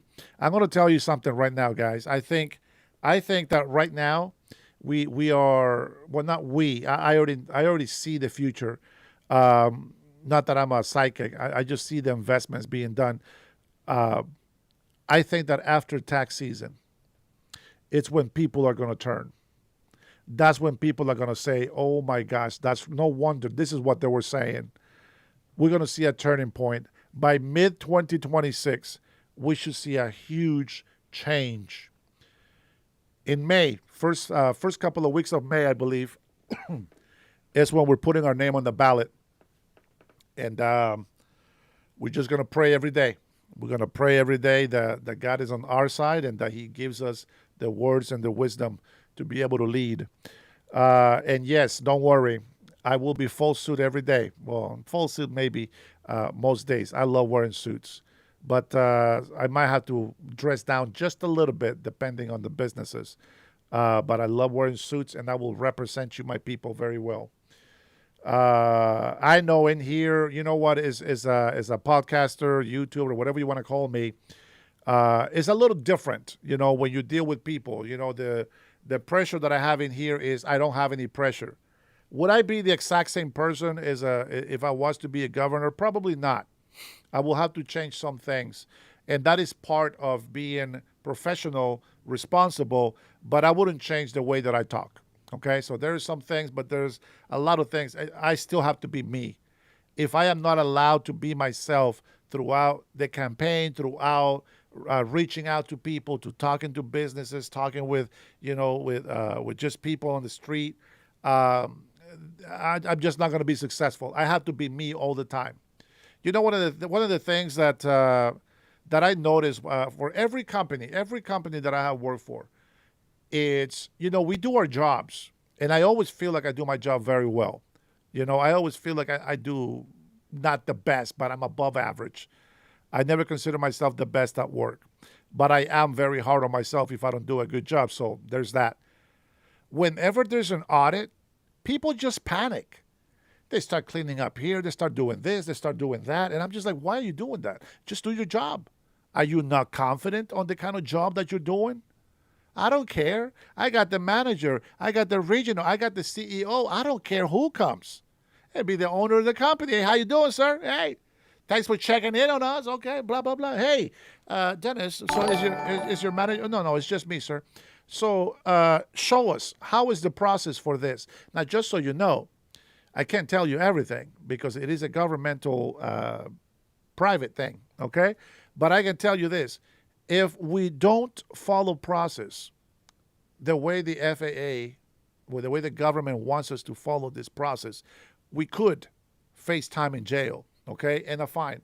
So people can get very, they get very nervous about it. And it's just like, okay, can you show us how to do this process? And I'm just like, yeah, sure. Well, first of all, you start here, you go here, and you go there. And he's like, okay, and where's the invoice for this?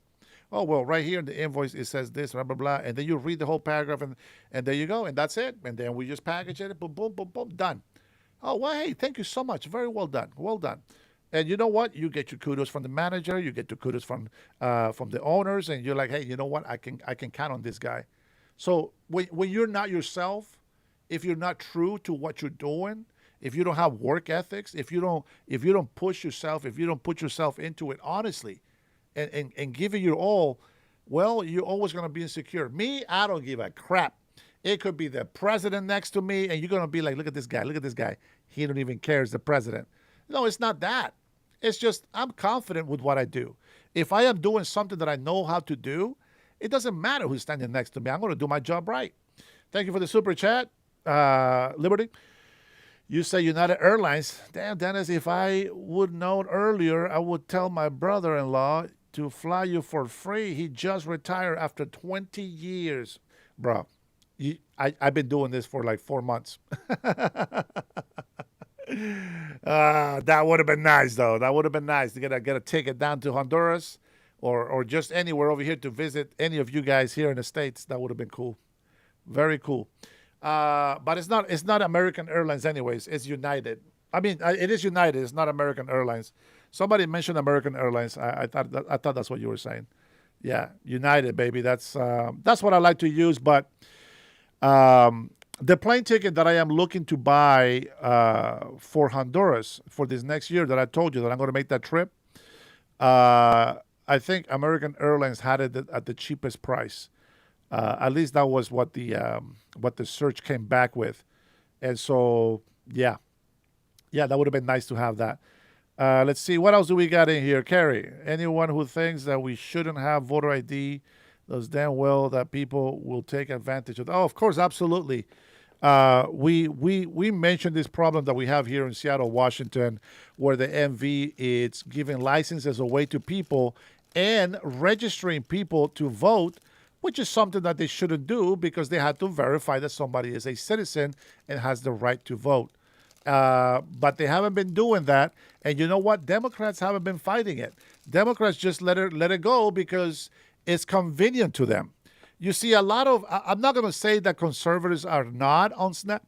Excuse me. They are not on SNAP or on free health care. People that need it.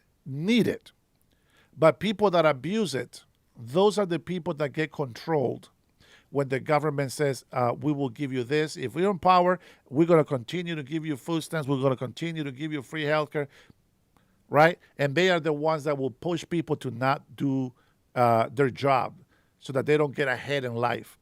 And see, most conservatives, we don't like that. We like to feel like if we work hard, we are going to be rewarded, not punished. And socialist Democrats is the less you work, the more they want to reward you. And we don't like that. So that is the fight, that there is a lot more lazy people than good, ethical, hardworking people in my state. So who knows? Maybe God will put some words in my mouth, and I am going to reach out to the minority community. I am going to make sure that people are not being prejudiced or racist towards white people. I think that's wrong. Martin Luther King said it best. We are not to hate those we're fighting now, because in the future we will have to live and survive together. So we don't want to be reverse racist against white people. And besides, I think white people have done more for this world than any other ethnicity. That is a fact. That is a fact. You can call them goofy. You can call them slow. You can call them whatever you want. But I can tell you right now, Caucasians have been the innovators, and people don't give them credit for that. So I am very happy and proud when I see Hispanics becoming engineers, doctors, and I'm talking about people that are honest, hardworking. It's just amazing. Everybody, every ethnicity has the potential to be very successful and to be able to lift the country up. Let me ask you something. Do you think that anybody that comes from a third world country, let's go ahead and call them Mexicans, right? Because Mexico, let's be honest, Mexico, it's a very rich country. It really is. They just don't know how to run it. They just don't know how to run it. But Mexico is a very rich country that could be a lot richer, to where Mexicans could be closer to the United States level, and they wouldn't want to come over here to the States. But their government doesn't allow them to do that. There is so many things that they can do very well in Mexico. But no, they like the billions of dollars that the cartel brings to Mexico. They like the remittances that illegal Mexicans send back to Mexico. They like those things because it helps the economy of their country. But you see, if all the Mexicans that came to the United States of America, if they were the ones that built this country, let's just say, for example, I'm not saying they are because they're not, but let's just say that they built this country. Really? So why is it that you can't build Mexico? Why is it that you say you're a hard worker, but you left Mexico? Why are you not a hard worker in Mexico? Why are you a business owner here in the United States of America, but not in Mexico? Could it be that maybe you need this country more than this country needs you? And therefore, why would this country allow you to be here when you are just here to use it and not to help? Is that a fair question? I would love to head down to Mexico, but I don't trust my chances. Ross, very smart. I would love to do a drive all the way from here, all the way down through Mexico, all the way down to Honduras. I would love to do that. I believe if it's a nonstop, it's like 3 to 5 days, 3 to 5 day trip. So I would say a week, because I don't know if I would like to drive at nighttime, which, by the way, I think nighttime sometimes is the fastest way. It's less traffic for the most part. But being that I don't know Mexico or anything like that, plus I won't be able to carry, it's very unsafe, especially when you don't know what happens over there. You hear some of the stuff that happens in Mexico, but in reality, we don't know how heavy that is. I've seen tourist bloggers that have gone through Mexico, and all of a sudden a bunch of people in regular clothes with guns, M16s or, AK-46, they come out there with guns and stuff, and they're like, oh, you got papers? What are you doing here? We don't want you. Oh, we got problems with these people here. Where are you coming from? Where's your paper? Where's your documents? Oh, here's my license. No, where's your document? It's like they're very intimidating. And the reason why they're intimidating is because they act like animals, meaning that they're not going to be civilized to play everything by the law and order. A lot of times they just intimidate you, scare you, so that they can get some money out of you. But that can only take you so far. If they see that it's easy for you to give them money, they are going to assume that you got a lot more than that. And you can get robbed. Unfortunately, for one of my uncles, he used to drive buses from here to Honduras. Now, this is back in the through the 80s and 90s, early 90s. And one of those times he was taking a very nice bus back to Honduras. He used to buy the school buses, and then he will take them down there so that they can use them for transit, right? Transportation. Well, he got robbed in Mexico, got beat up. He made it back to Honduras. He made it home. But he was diabetic, and he couldn't recover from the beating, and he died because of that. So those are the things that you don't know. You know what I'm saying? So I'd rather just fly directly into my country where I know what's down there. I know what to expect. I know who my people are. I know what to see, and then plus people down there take care of me, and they take me around in different places. So that's what that is. Anybody else have a question? Don't compete. Romeo says, don't compare Honduras to Mexico. Why, Romeo? Do tell me. Why shouldn't I compare Mexico to Honduras? Which I'm not, by the way, but go ahead.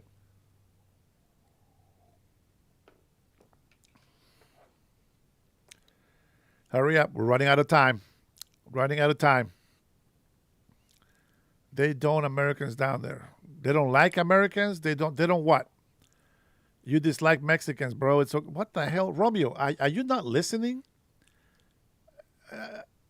That's what if you are an AI bot, bro, shut the hell up.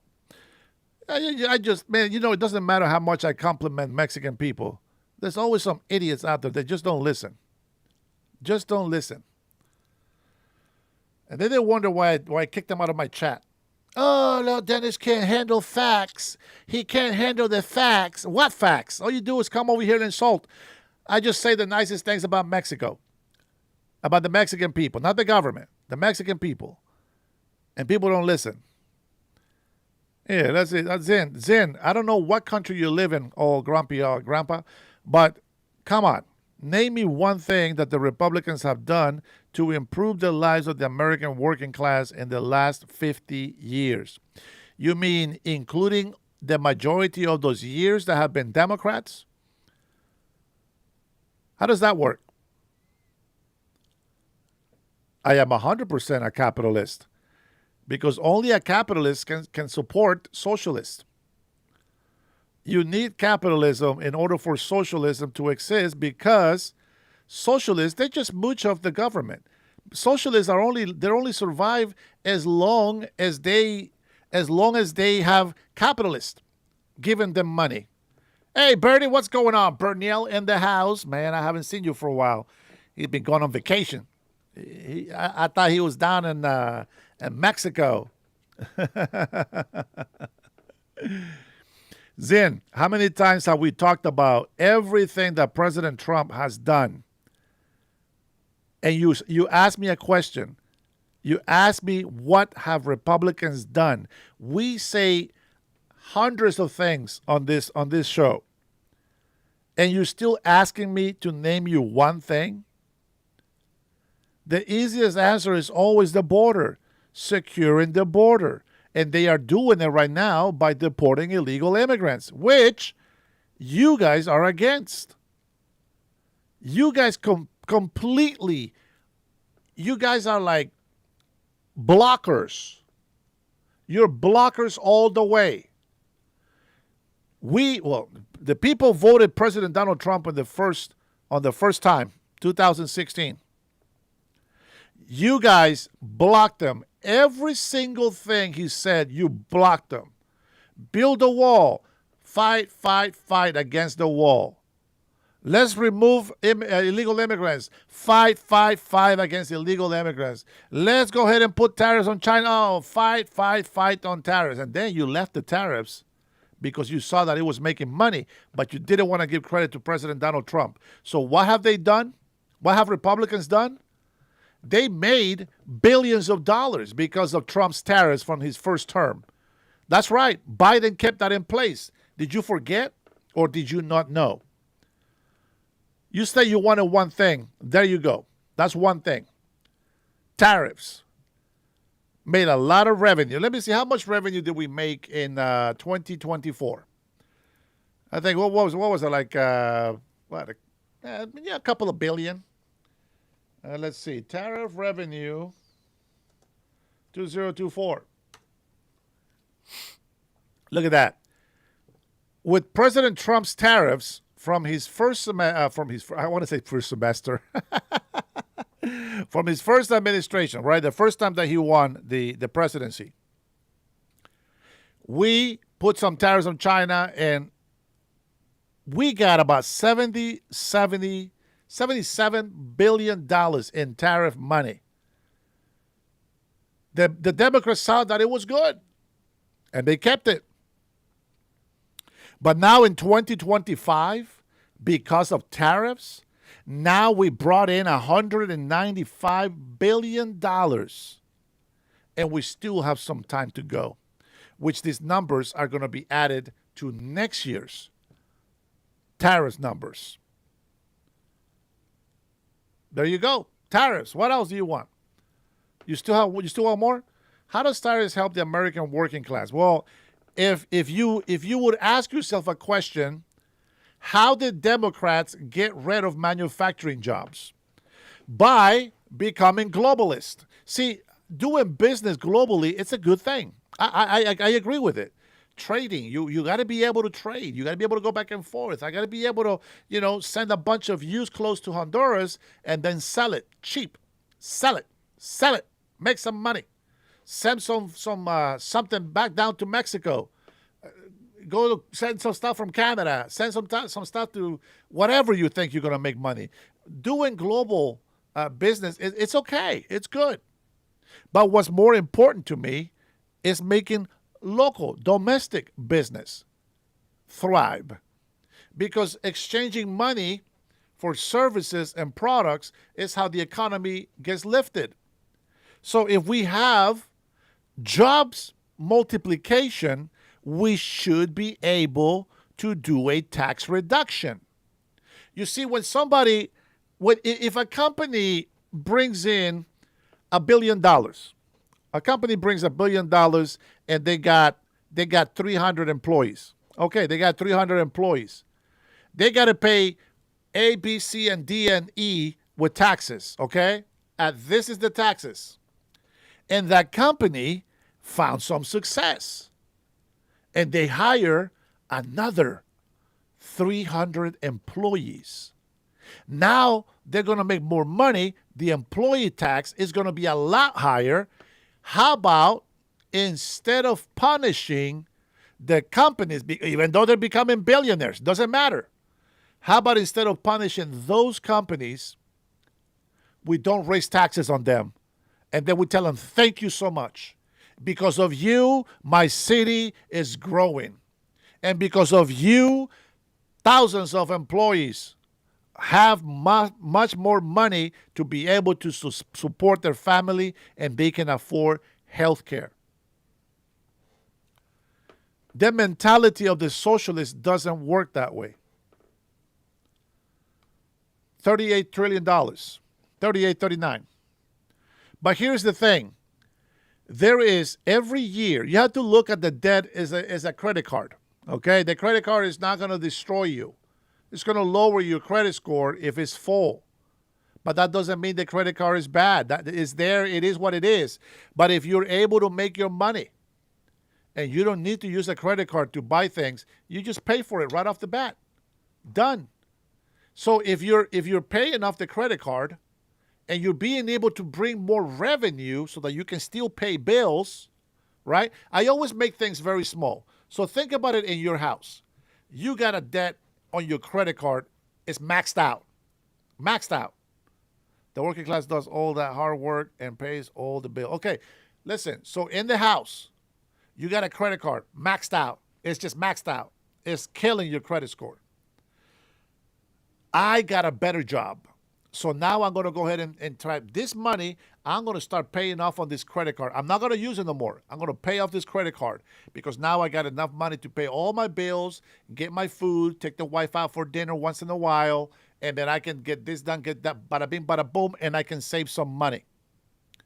If I want to be able to pay that credit card faster, then I'm going to have to cut off. Hey, baby, we cannot go out for dinner. We're going to have to grab that $100 and we're going to put it on here on this credit card. The sooner that we pay this credit card, the faster we're going to be able to have more money and the faster we're going to be saving. So if you amplify that to the country and you have tariffs coming in, here's what's happening with tariffs. Number one, everybody is starting to lower their tariffs as well. Everybody came to the table. Okay, now we're trading. Here we go. Now globalism is still working. You can still do business outside. You can still do business internationally, but you are more focused on doing business locally. So if you're making a business, see, you have to choose what kind of business do you want to do. Do you want to work at a place where they pay you a good $20 an hour? If the government is good where you live, that government will make tax cuts. And you know what's going to do? When the corporations get tax cuts, the employees get a nice raise. And they don't just get a nice raise, but they might just get a nice fat bonus. That's what's supposed to happen. So if I was a governor and I'm going to talk to corporations, okay, let's make some numbers. What's going on here? What's popping? Here we go. This is what you're going to do for us. Okay, fantastic. This is how much the taxes are going to be. How much you think revenue is going to be? What are your numbers? What do your people say? Okay, this much. I think it's fantastic. Listen, if you're able to hire another 100 people, how about we don't tax this and then we give you a cut in taxes, but I need you to pay the employees more money. I had to make a deal with the corporations, with the big businesses, and what they're going to say, okay, we're going to do that. Here's the catch. If the employees don't do a good job, they will get fired.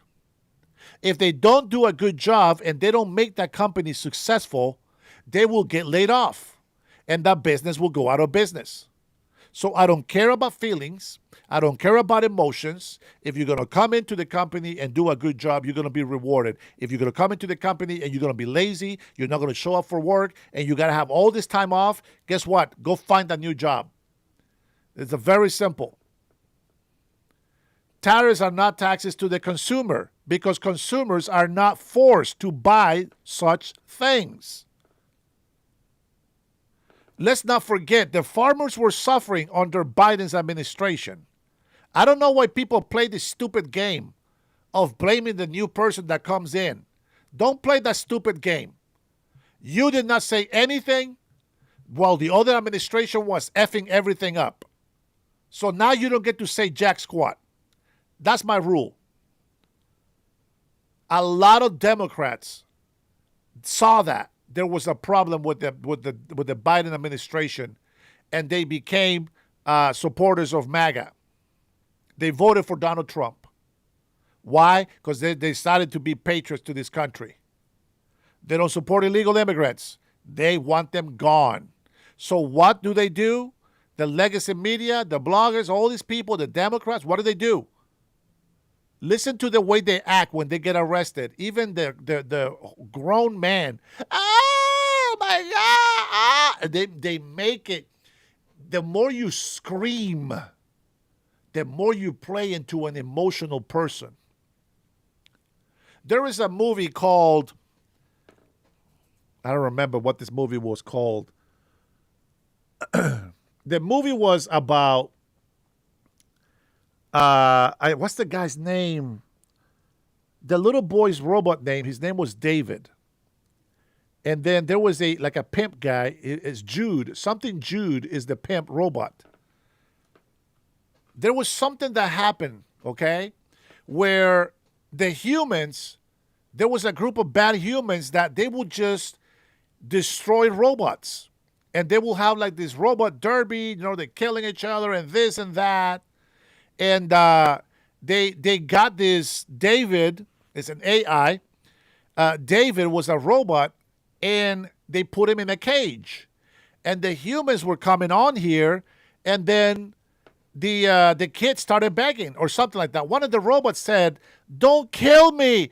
Please, help, don't kill me, please." Something like that, right? It cried out for help.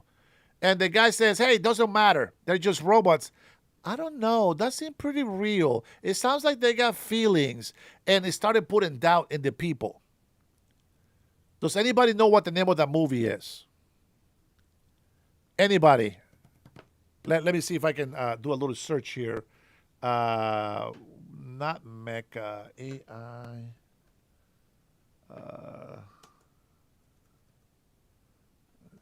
Let's see. If I see the picture, I'll recognize it. There you go. Yeah, it's just called AI. It's called artificial intelligence. I told you I'll remember if I see it.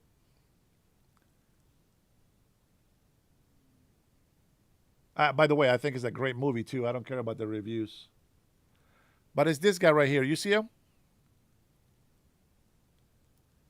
Obviously, it's an old movie, but it's a classic, and I love this movie, by the way. Can you guys see that? Artificial intelligence.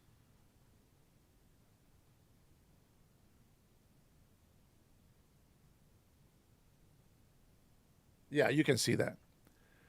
No, not iRobot. But they kind of run away, and the thing is that the inventor created him to imitate emotion. And let me see if I can find a clip. Okay.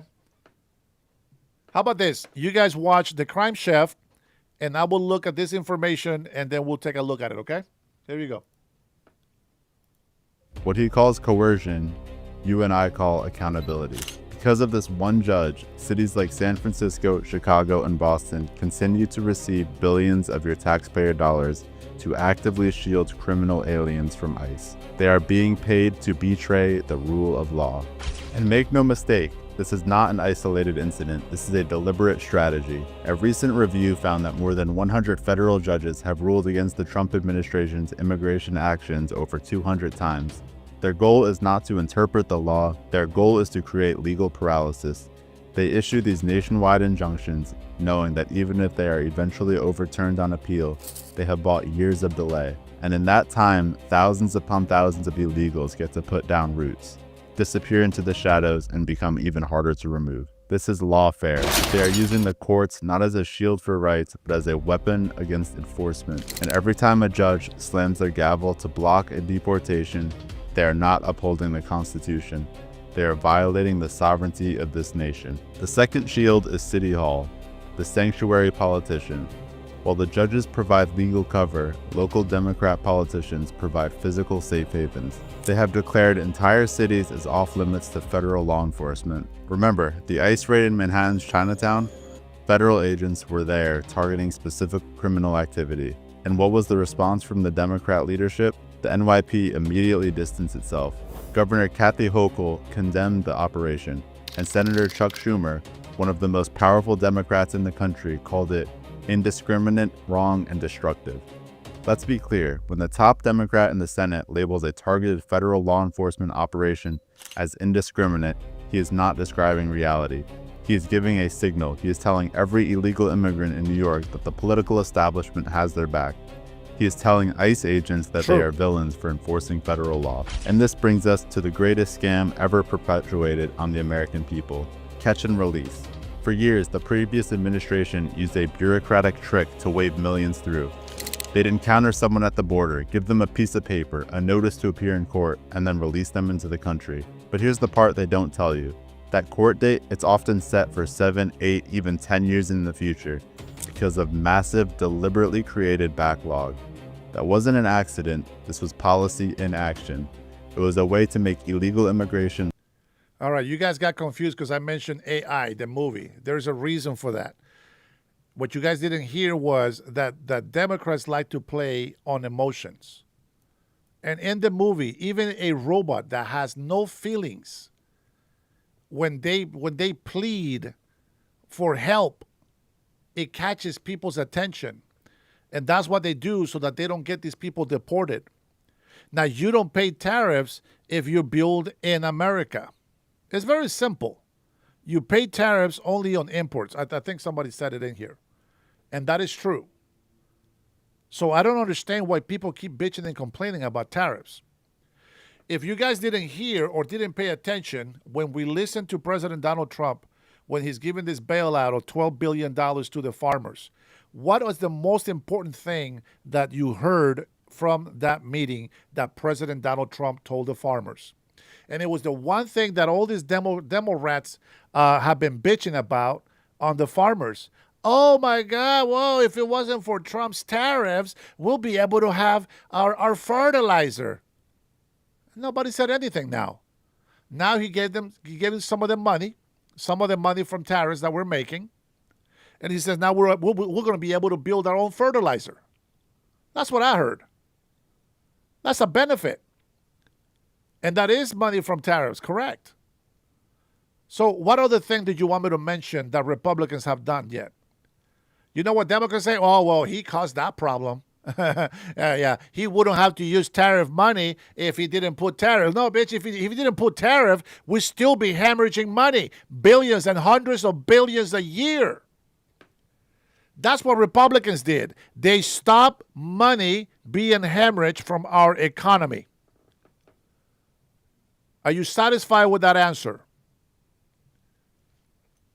Look legal on paper, while ensuring that deportation would be a practical impossibility for the vast majority of illegals. They weren't catching and releasing, they were catching and registering for a future amnesty. And this leads directly to the third and final shield, the bureaucratic quagmire. This is the backup system. If an illegal immigrant gets past the border, avoids ICE in a sanctuary city, and somehow a judge doesn't block their deportation, they are thrown into a system designed to fail. I'm talking about the immigration court backlog. As of right now, there are over 3.4 million cases pending. Think about that number, 3.4 million people. Each one gets a hearing, an appeal, and then another hearing. The system... The good old due process that Americans want, you dumbasses.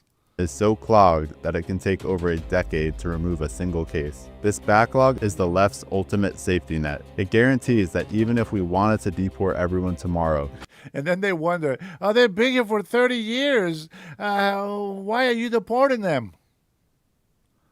30 years past due. Shut up. The wheels of justice would grind so slowly that it would be mathematically impossible to do so. So let's be clear, this is not a conspiracy theory. It's a coordinated, multi-layered defense. The judge blocks the policy, the politician provides the sanctuary, the bureaucracy guarantees the delay. They've built a fortress around the illegal population. And every time you hear them complain that deportations are too harsh, remember, they have spent decades building a system to make sure those deportations can never, ever be effective enough to actually solve the problem. Chapter 3, the Democrat motive, power, votes, and dependency. So, hey, Zin, just go finish your vodka, will you? Or your, whatever it is that you drink, alcohol. Just go get your last fix and go to sleep. Nothing that we can tell you here will help your old brain catch up to what we're seeing today. We've established the massive scale of the illegal population, and we've exposed a sophisticated obstruction playbook protecting them. This brings us to the billion-dollar question. Why? Why would Democrat politicians, judges, and bureaucrats work so tirelessly to protect people who broke our laws to get here? They'll give you tearful speeches about compassion and humanity, but behind the rhetoric lies a cold, calculated political strategy built on 3 pillars: building a permanent voter base, consolidating political power, and creating a permanent... There you go. Thank you, sis. Big, 100% right there. I'm glad somebody gets it. I can't explain it better than Trinity. Trinity, you're so good at putting stats down. Good job, sis. Dependent class. Tonight, we connect the dots. The left's #1 talking point is, it's already illegal for non-citizens to vote. And they're right, but here's what they don't tell you. The current system is a complete joke. It's based on the honor system, a tiny little box you check attesting you're a citizen with no documentation required. Yep. So when Republicans introduced the SAVE Act to add a simple layer of protection requiring documentary proof of citizenship to register to vote, how did Democrats respond? 208 of them voted no. Let that number sink in.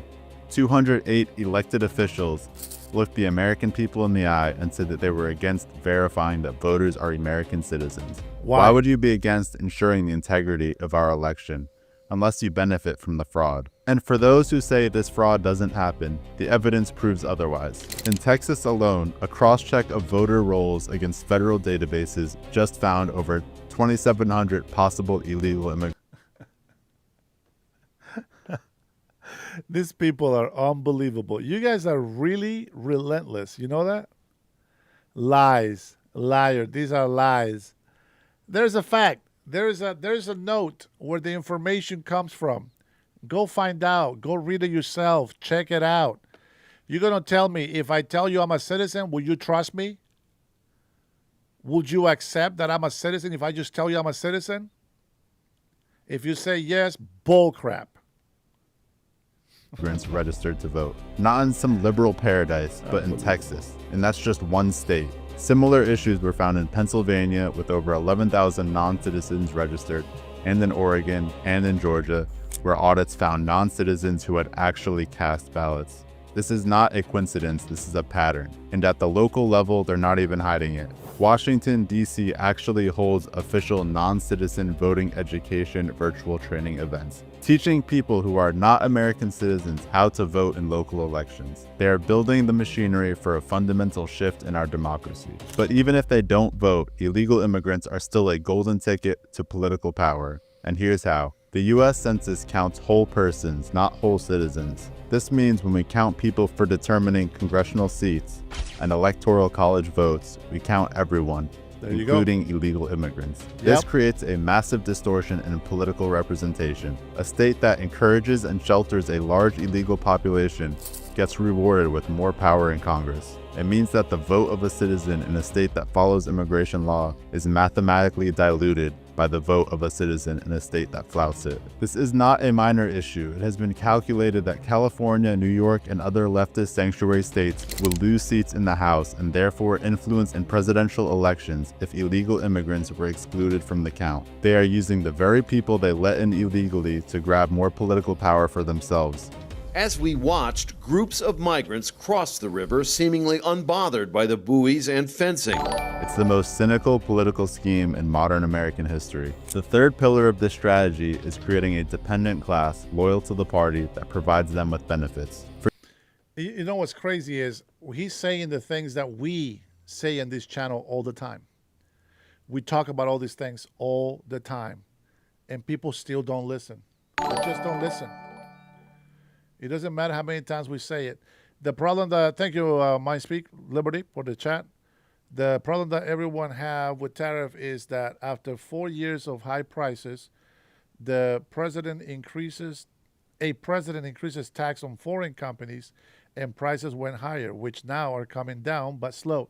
So the whole purpose of raising prices, as President Donald Trump said, one of them, they're reciprocal, meaning that we're going to match what they tariff us as a country. I get it. A third world country paying a higher tariff, that's not fair for them. Yes, it is. Because we've been losing a lot of money. See, you guys don't know this, but let me go ahead and finish the question, okay? I hope I don't forget what I was going to tell you.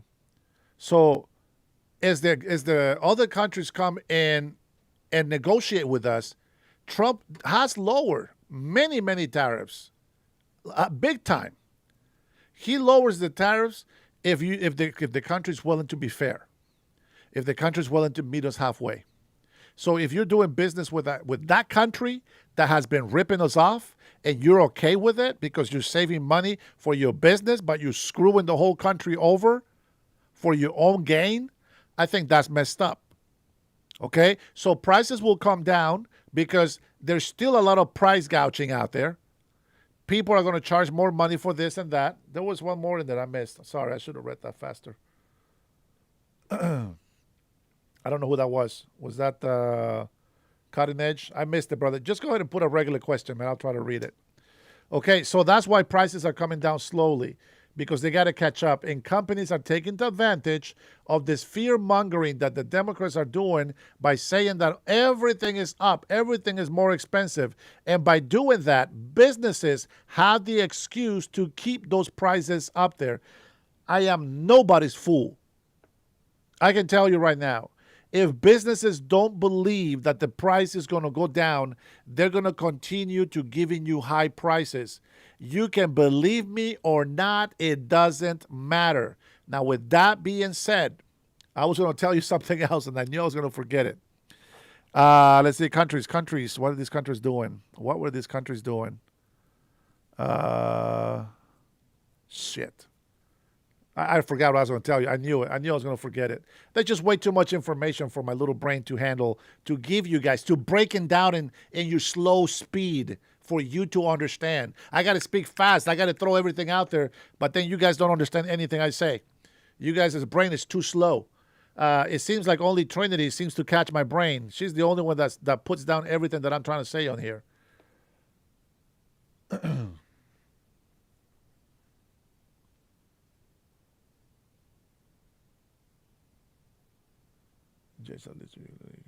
Check your. We did not vote on the gas tax. Yes, we did. You guys don't read. You guys don't read when you make votes. See, once the government gets your vote for a certain tax, like a city tax, a tax that's going to go for school, etc., transit tax, they always tell you. They send you the whole booklet on all the taxes that they want to raise. And when you say yes to this one, he didn't pay attention to it. When you say yes to that, all they got to do is have another meeting in the House, and then they can go ahead and put whatever tax they want on that particular item as they see fit, as they need it. It's okay, sis. Salud.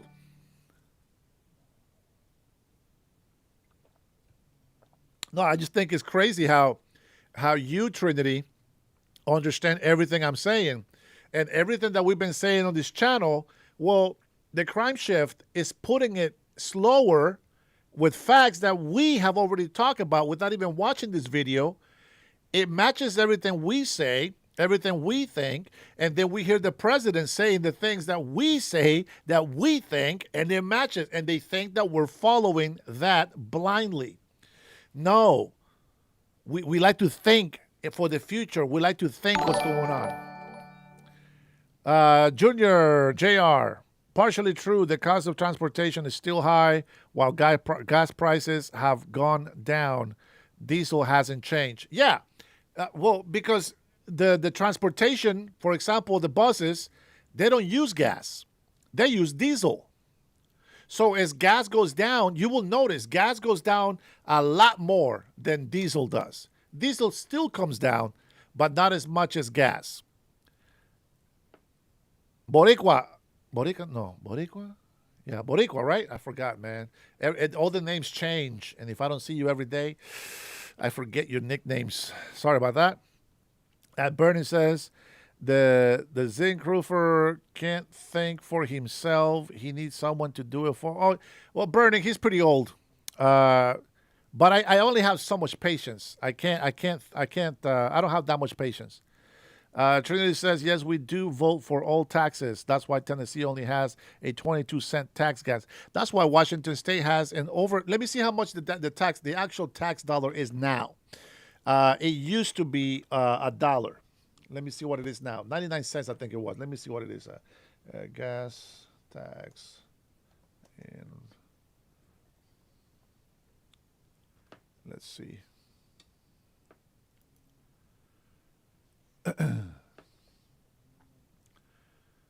So here we go. Let's see. So the 2025 was raised by 55 cents. And let's see, 6 cents increase tile includes 2% annual adjustment for inflation. The tax on diesel fuel increased by 3 cents to 58.4 per gallon, with additional 2% increase set to begin on July 28. Now, this is a tax for this year. Let me see if it says a tax for 2021.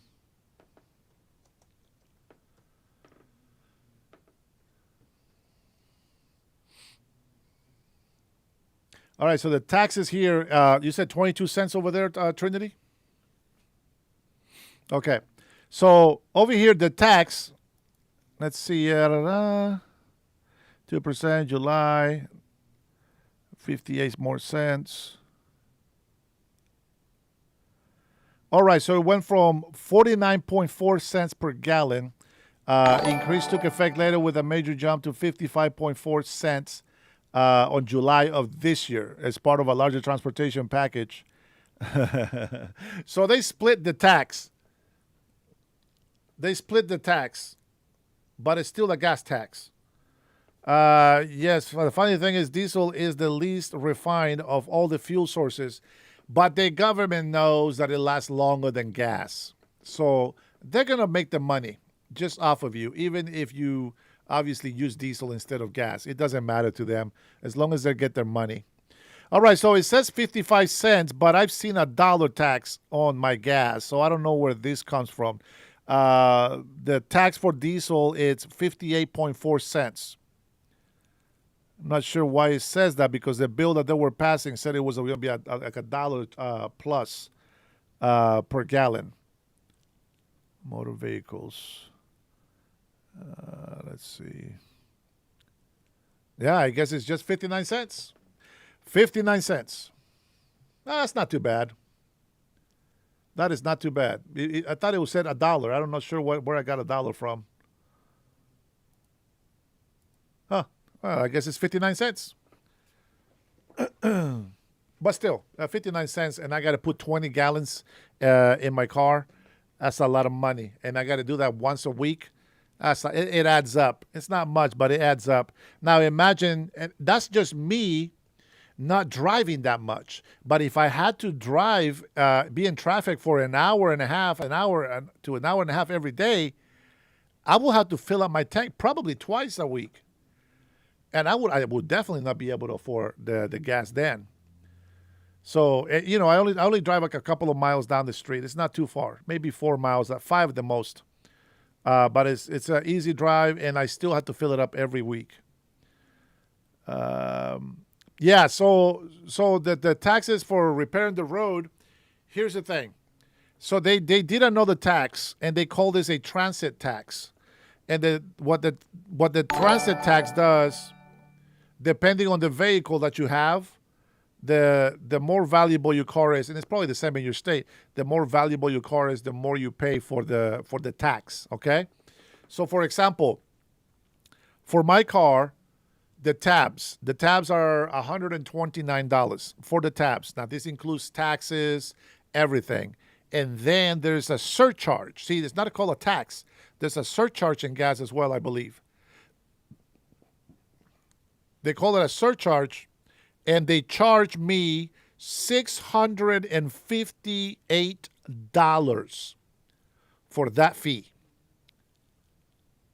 when I'm supposed to pay $129. But I got to pay $129 plus $658 to help transit. And that's mandatory. That's not optional. So just imagine, you got to pay this stuff. Like, bro, the transit sucks. And in New York, good luck. They're going to make it free. Oh, man, I can't wait for all the homeless people to just be getting on the bus whenever they want with all their shit on there. Oh, man, good luck, New York. Gas in California is around $4. That's not bad. Did I not read this? Let's see. People don't want to hear. We will. People who are desperate want the solution now because someone promised them will happen the first day he was in office. I know. I heard it. That's why he's been questioned and disagrees with you. Yeah. But I don't know which one you're talking about here, but I know that's what happens when you misspeak. But the fact is that he has been trying to work on it since day one. But I understand it. Other people don't want to understand. They want their money like the commercial. I want my money and I want it now. That's how these people want things done. But that's not how it goes. That's not how it goes. But anyway, you have a lot of regulation on businesses. That raises the cost of doing business. You raise taxes. You actually have a tax if you go over the quota that you supposedly have every quarter of your business. You got to pay a tax. You got to pay a tax if you die. You got to pay a tax. How you going to pay a tax if you're dead? You got to pay an inheritance tax. you already know, property tax. There's like all these taxes. I'm sick of hearing about taxes. I get it, guys. We need the tax money, right? But instead of punishing the corporation, saying, oh my God, well, they're making $1 billion and, well, we're just making $75, $25 an hour, and this guy's becoming a billionaire. Well, what are you going to do? Are you going to build another company? What investment are you making? See, you can't hate because somebody sacrifices themselves to make more money. You can't hate on people for that. Trinity says, I might speak. Thank you. I get desperation, but mature adults should already know everything. Can't happen overnight. He said, give me a year and a half at numerous rallies. Yeah. Well, I think most people are referring to that whole thing, right? We'll lower prices from day one.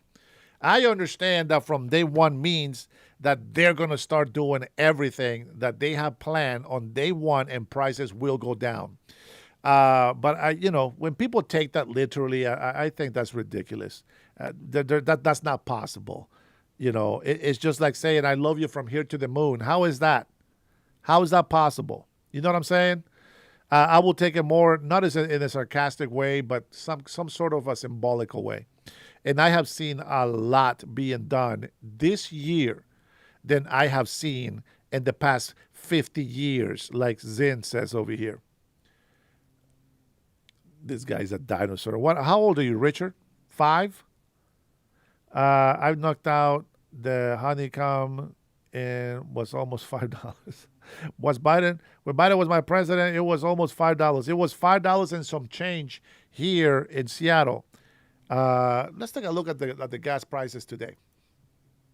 Okay. Highest gas price in Washington. The highest gas price over here looks like it was 2022 was $5.56. But the highest recorded in Seattle and Bellevue area was $5.69. So $5.70 was the highest price. And let's see, current. How about the current price? So current, we're looking at $4.10 for average regular. 350s in some areas like Spokane. Seattle's always going to be the most expensive, but here where I live, it's about 380 something. Thank you, JR. God bless you, brother. Thanks for renewing, brother. Appreciate it.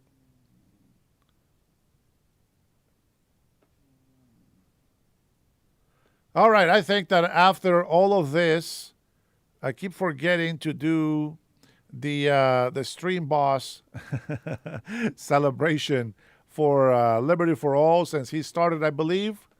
I don't think anybody has knocked him down because I haven't seen it change that much. So why don't we go ahead and throw some emojis on the chat, and let's go ahead and continue so that we can close the night.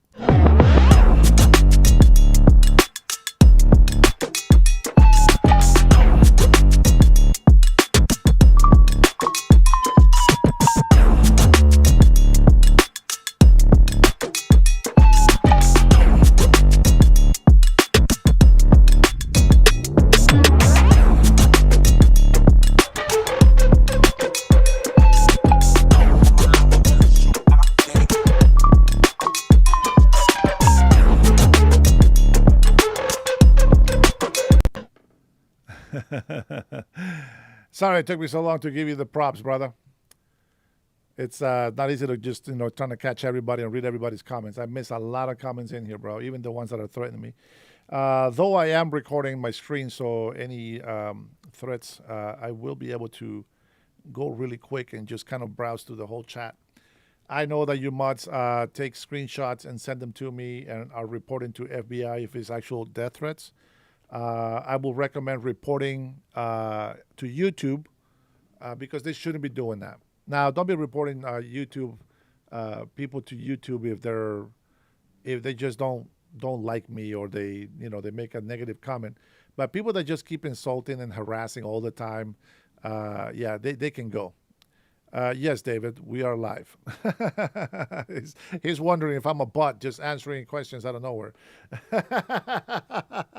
All right, this is almost finished. Let's go ahead and finish the video here. For years, the American taxpayer has been forced to fund a massive benefit system for people who are here illegally. The Trump administration's recent audit of federal programs uncovered a staggering reality. They have protected roughly $40 billion in public benefits from being diverted to illegal aliens. Your tax dollars were funding their healthcare, their housing, their education, and their job training. Let's break down just a few lines in that $40 billion tab. $11.3 billion in Head Start programs, $1.6 billion in grants for food banks, Section 8 housing vouchers and public housing, Pell Grants and free tuition for career training. This is how you buy loyalty.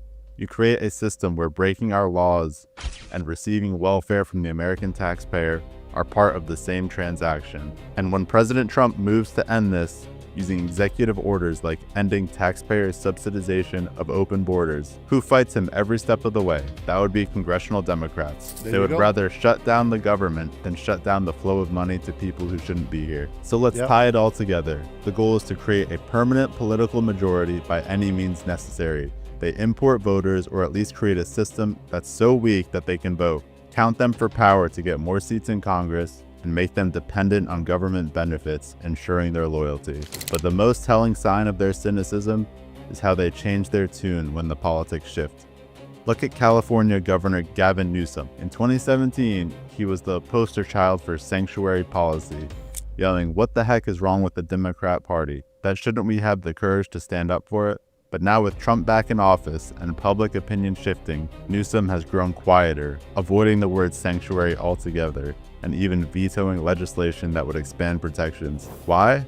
Because pollsters told him to do so. A Gallup poll found that for the first time since 2005, a majority of Americans want to see immigration decrease. So the Democrats are hedging their bets, staying quiet to see how it plays out. This proves that it was never about principle, it was about polls and power. They have made a calculated bet that the future of their party does not lie with the American citizen, but with a new electorate and a new dependent class. They are sacrificing the sovereignty, security, and financial well-being of this nation for political power. So when you hear them talk about compassion, remember the facts. Remember 208 votes against election integrity. Remember the 2,700 illegal aliens on the Texas voter rolls. Remember 40 billion of your tax dollars they fought to give to people who broke our laws. This isn't about compassion. This is about a hostile takeover of the American political system. They aren't trying to win you over with better ideas. They're trying to replace you with a more compliant and more dependent population. The question is, will you let them win? Damn. That was pretty good, man. Crime Chef, he's the man, bro. He is the man. That is crazy. But everything he says is true. Now, let me just give you a little rundown, just a real quick rundown here. Of the taxes that has been raised here in Seattle. Now, taxes already, I think they're kind of high, but they passed a $9.4 billion tax increase on businesses and obviously the people. It was at $8.5 billion. It ended at $9.4 billion. These are some of the some of the taxes that they raised. For businesses, the business and occupation tax increase, service businesses of October 1st, 2025, the rate for service businesses with the gross income over $5 million increased from 1.75 to 2.1. Now, you might think that's not a big deal, but that is a big deal. Surcharges. Surcharges. A temporary 0.5% surcharge will apply to businesses with taxable income over $250 starting January 1st, 2026, and they haven't even felt it. And they're going to keep adding that through December 30th, 2029. So it will be up 2.5% by then. Thanks for that super chat, bro.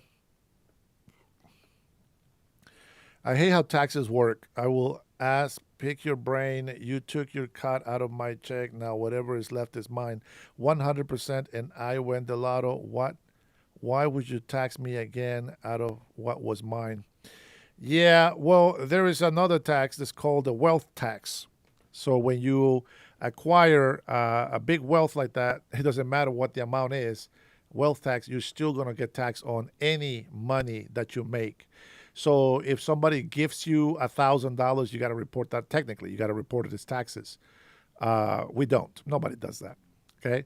But if a company, a business, gives you over $500, or if you win the lotto at $499, you don't have to report it for taxes. But if you make more than $500 a year, you have to report it and pay taxes on it. It's kind of like if you go to the casino, right? You put $100 in, you play, you make $1,000. Now the jackpot is at $1,200. Okay, so if you make $1,000 gain, and you're not in a bonus or whatever, you can cash that out, and then you can start, boom, putting that back in the machine. Now you're starting out with $1,000. So when you win 200, it's not considered a jackpot. But if you actually went over to the $1,200, you automatically have to pay taxes on that. So a lot of people, what they do when they go to casinos, right? We're talking about small timers. They go to the casino, they play, $25, $100, and then they make 500. They'll cash that out, and they'll put another 100, and they'll just keep playing. And if they get lucky and they keep winning, they just keep cashing out and just keep putting 100, because otherwise they will have to pay taxes on all of that money if they win it on a jackpot. Meaning that you can walk out of there with $20,000 out of the casino tax free. If you ever that lucky, I don't think you ever will, but who knows? Maybe. If you're a high bettor and you're betting, let's say for example, this is something stupid. It's probably nothing to do with it, but if you think about it, if you're paying $100 bet and you happen to hit a good payment and you make $5,000 on that, there is no taxes on it. The machine will actually just print it out because it's not considered a jackpot. That I find very interesting when it comes to that sort of taxing system. And then you have the financial institutions, the surcharge, a specified financial institution charged with over $1 billion. It's a lot of money. It's big corporations. Okay, they want to charge a 1.5% more than what they're already being charged. And that started on October 1st. So they're starting to feel that a lot of businesses are leaving Seattle, just so you guys know.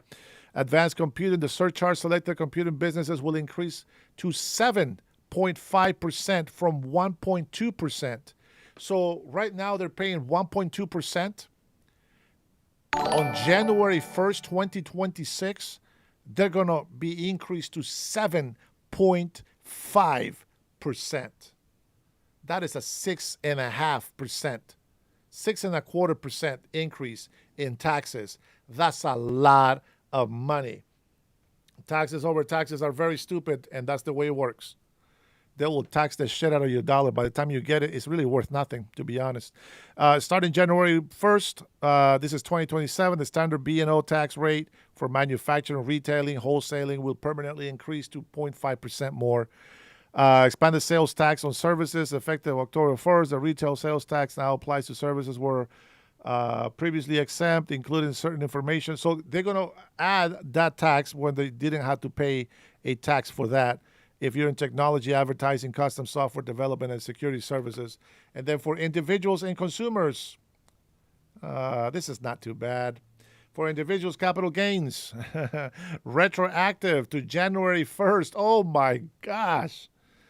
Retroactive to January 1st, 2025, an additional 2.9% tax was added to capital gains exceeding $1 million, bringing the total tax rate for gains above the threshold to 9.9%. That's almost 10%. On $1 million, you are being taxed $100,000. That's nice. On top of that, you have to pay other expenses. Oh, good luck. If you don't know what these percentages are, man, that's crazy. The rate remains at 7% for gains between the initial threshold of $1 million.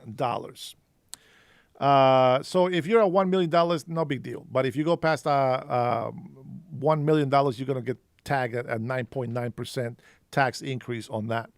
Luxury vehicles, aircraft. Oh, this is nice. An 8% luxury tax on the value of vehicles over $100,000 and a 10% tax on non-commercial aircraft sales over $500,000 will take effect January 1st, 2026. Meaning, if you go and buy a helicopter for $300,000 or $500,000, you're going to pay a luxury tax of 8% of the value of that item.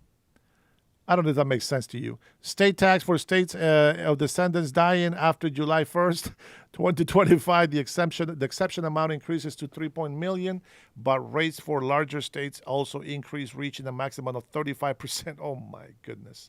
For states valued at over $9 million. And what does the city do with your property? In order for them to be able to collect those taxes and try to make it look real, they're going to increase the value of your property. So they will say the house values for this neighborhood has gone up to $1 million. When you bought it, it was only $575,000. But now that it's over $1 million, the new tax and property tax increase can now be collected. I think that's kind of BS. So, it comes down to, there's a lot of high demand in real estate, so prices go higher. Apartments are full at a higher rate, so they will continue to raise the pricing. The more people that we got in this state, the more prices are going to go up in housing, in food, everything just goes up. High demand, high prices. It's just very simple. I think most of you guys already know all that stuff. I don't have to tell you this, right? So let's see. Ross, yes, burning, but I don't say that to condemn, but to guide. Let's see. Vilma says working hard and still have to work overtime.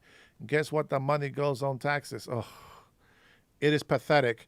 But Vilma, here's the good news. I know right now you don't see it because it's retroactive. When you do your taxes next year, okay, in January, right? I think it's towards the end of January, people start having the W-2 forms. So by February, most people will have had their W-2 forms, etc. When you do your taxes, I don't know what it looks like yet, okay? But if you worked a lot of overtime, remember this, you're going to have no tax on overtime.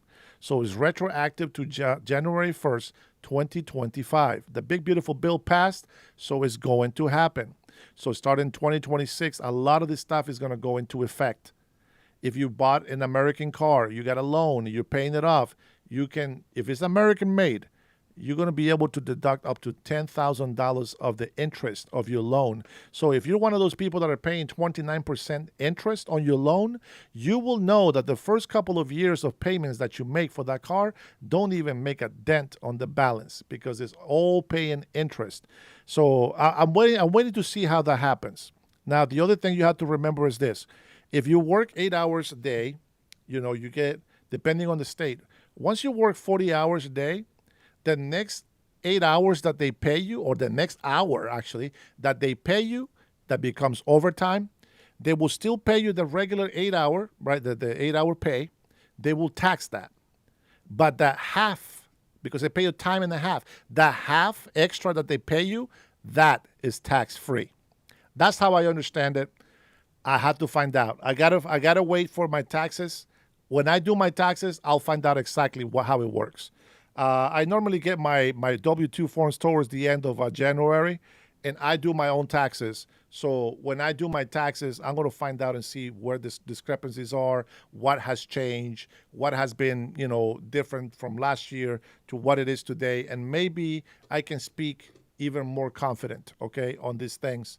Also tips, right? I don't believe that the no tax on tips is gone yet. It's still waiting for 2026. And it's also retroactive. So if you have been a waiter, service, or whatever you want to call yourself, and you live on tips, there is a limit of how many tips you can claim for tax-free. But for the most part, people won't make that much, depending on the industry that you're in. If you're making hundreds of thousands of dollars in tips, yeah, that's not going to cover it. But I think there's a limit. I forgot what the number is, so I don't want to butcher it. And then to all of our senior citizens that are retired, if they are still taking the taxes out of your retirement checks, I believe they shouldn't, if it's already gone to effect. But if they're still taking them out, they're going to be retroactive, which means that whatever amount they take, if it's $100, $200, $300 every paycheck every month, you will be able to get those taxes back into your tax return. And I think that's what's going to make tax return season next year fantastic. And I think it's going to benefit a lot of people. Not everybody, but I think that it will benefit a lot of people that fall into the categories that we have mentioned. And what else am I missing? No tax on Social Security, tips, overtime, and the financing. Okay, up to $10,000. Yeah, I can't wait. I think it's gonna be a good year. You know, I know that Democrats are celebrating right now that everything is kind of, you know, seems to be going kind of their way, but they don't understand this. It's not about winning or beating the opposite side. It's about making what's best for this country. Thank you, Liberty. Appreciate you, brother. You blessed me good today. I will give you my super chat. Go to the IRS page and find out how no tax tip and OT would work next year.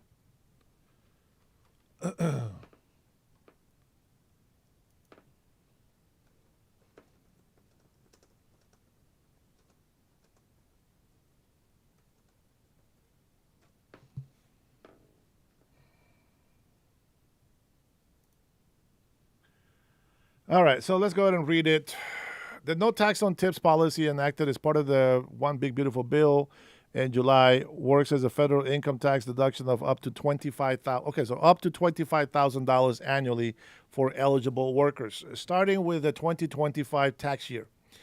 It does not eliminate old taxes on tips, especially Social Security and Medicare payroll taxes.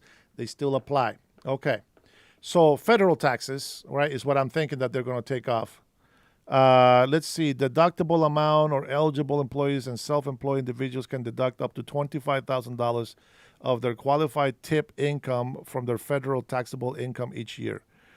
For tax filing, the benefits is claimed is an above-the-line deduction on Form 1040 using the new Schedule 1A, whether you itemize deductions or take the standard deduction.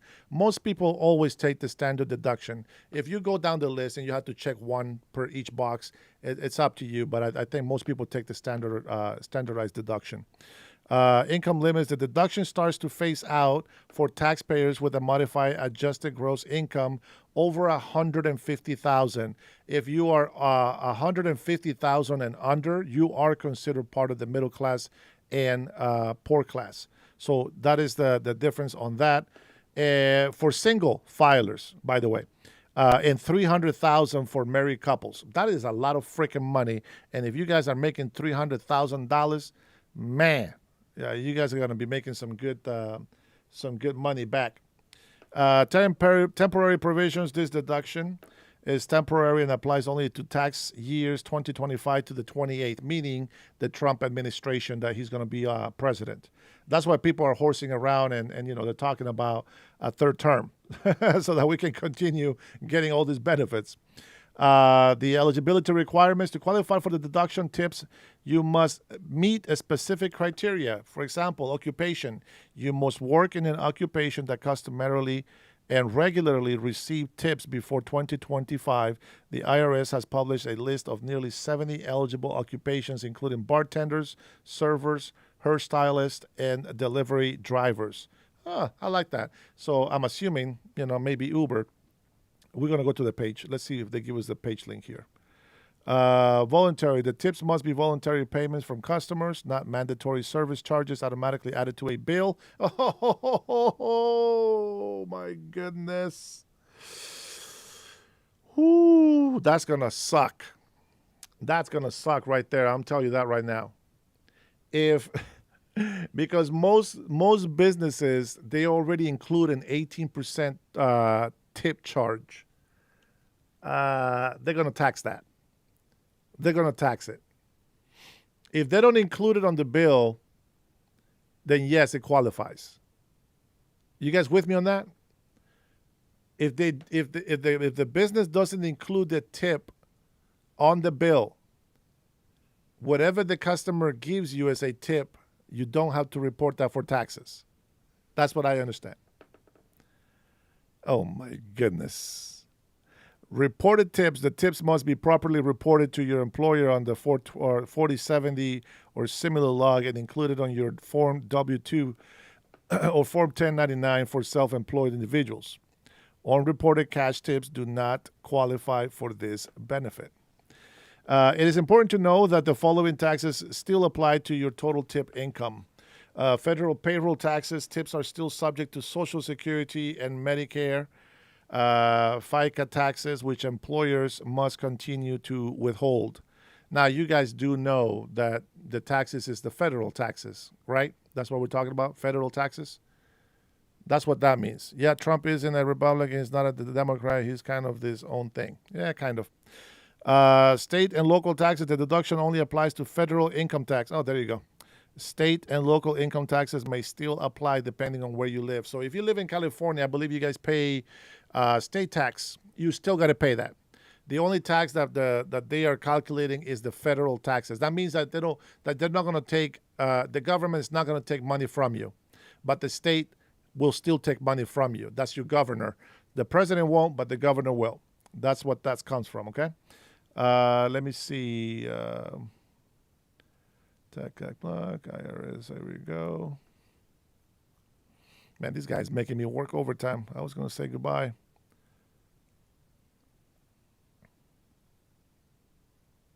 All right, I think everything I read to you is what's actually on the IRS website. It looks like everything is the same.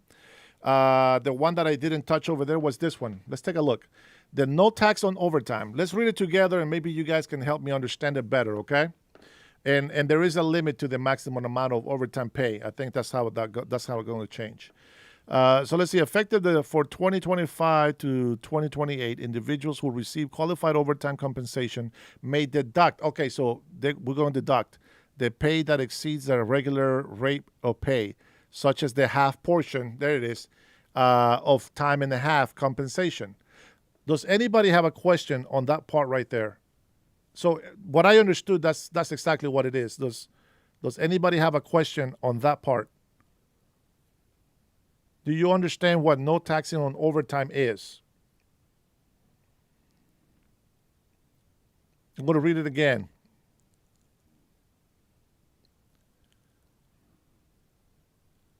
Individuals who receive qualified overtime compensation may deduct the pay that exceeds the regular rate of pay, such as the half portion of the time and a half compensation that is required by the Fair Labor Standards Act and that is reported on a Form W-2, Form 1099, or other specified statement furnished to the individual.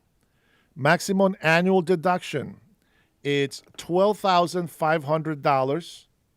If you made $12,500 in taxes, the extra pay per hour of overtime, that extra half pay, up to $12,500 if you're single, and up to $25,000 if it's couples. They don't even understand it.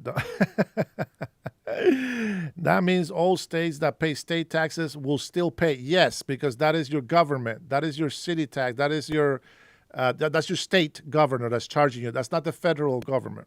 The federal government cannot override your state government. The governor of your state is the commander-in-chief of the state, sort of like a small country, right? The president is the federal president of the United States of America. But every governor practically is they're on their own. And if they don't meet the standards that they need to meet as a state, the president can take funds away from them, and they can say, hey, you guys are wasting this. You're not going to get this until you do this. This is how the fights start.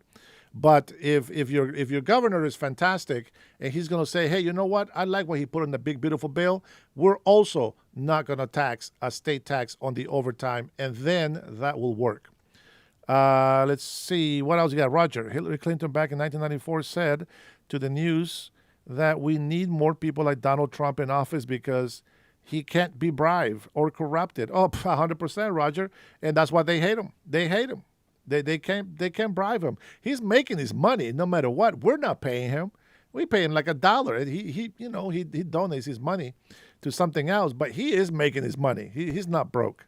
Absolutely not. Roberto says, no tax on overtime. No one is working overtime right now.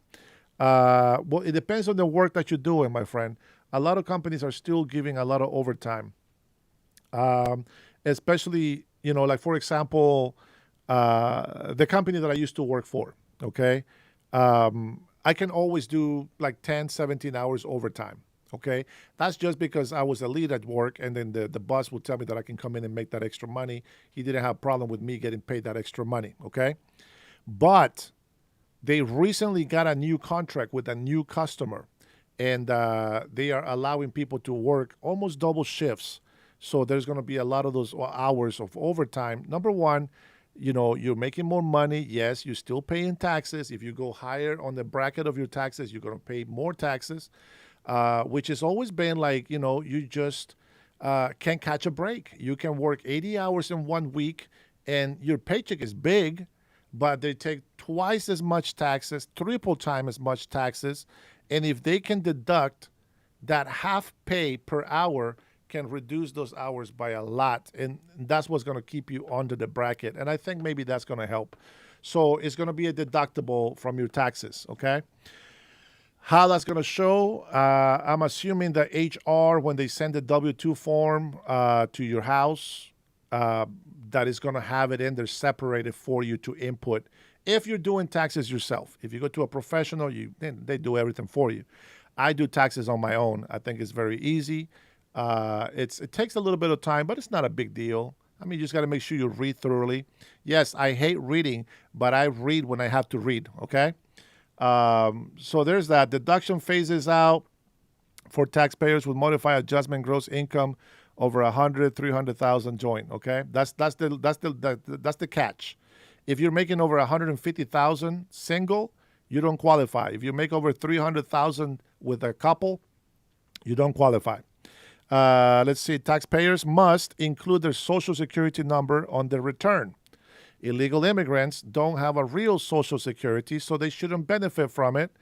And somehow they still are. File jointly if married to claim the deduction. No, thank you. Man. Yeah, it's good. I think most people don't make 300,000 as a couple, depending on where you're at and what you do for work. Reporting employers and other payers are required to file information returns with the IRS or Social Security Administration and furnish statements to taxpayers showing the total amount of qualified overtime compensation paid. Okay, there you go. So the employer is going to have to itemize that extra half-time overtime on their pay.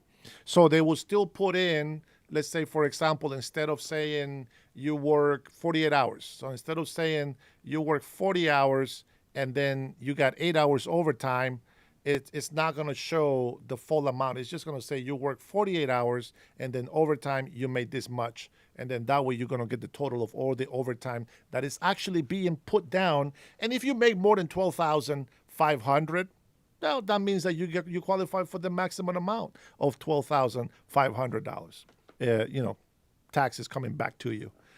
Damn, that's pretty good. That is very good. So with that being said, remember what I told you about employees from Boeing, right? Employees from Boeing, I know this guy. He's a friend of mine. He worked for Boeing in the logistics department, okay? Now, his pay is not to go over $100,000. But because he works so many hours overtime, he will go up to $150,000. Sometimes he will go above $150,000 working overtime.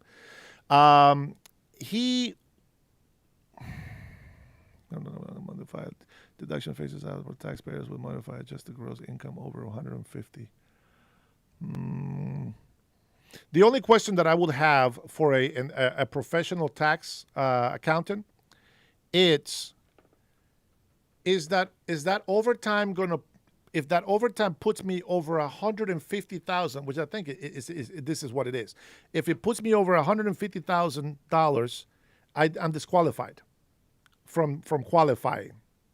But if I'm at 150 or under, including the overtime pay, it tells me that I can still get those $12,500 in taxes. That's the way I understand it.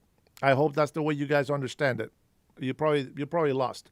Go to the IRS website, and then you can read it yourself and try to figure it out. Okay, so the employer is going to separate that for you. You don't have to worry about it. When you see the W-2 form, it should be separated in there as well. So the employers get more work, but you don't have to worry about it. You just got to make sure you input the information. And TurboTax, you can do it for free, or you can pay a fee. I like to pay a fee because if it needs to be audited, I don't want to know shit about it. I'll let TurboTax take care of it. Very easy. I just pay like $75. Some people don't pay it. They don't worry about it. I like to have insurance, so I pay it. Let's see. The guidance is the IRS will provide transition relief for tax year 2025 for taxpayers claiming the deduction and for employers and other payers subject to the new reporting requirements.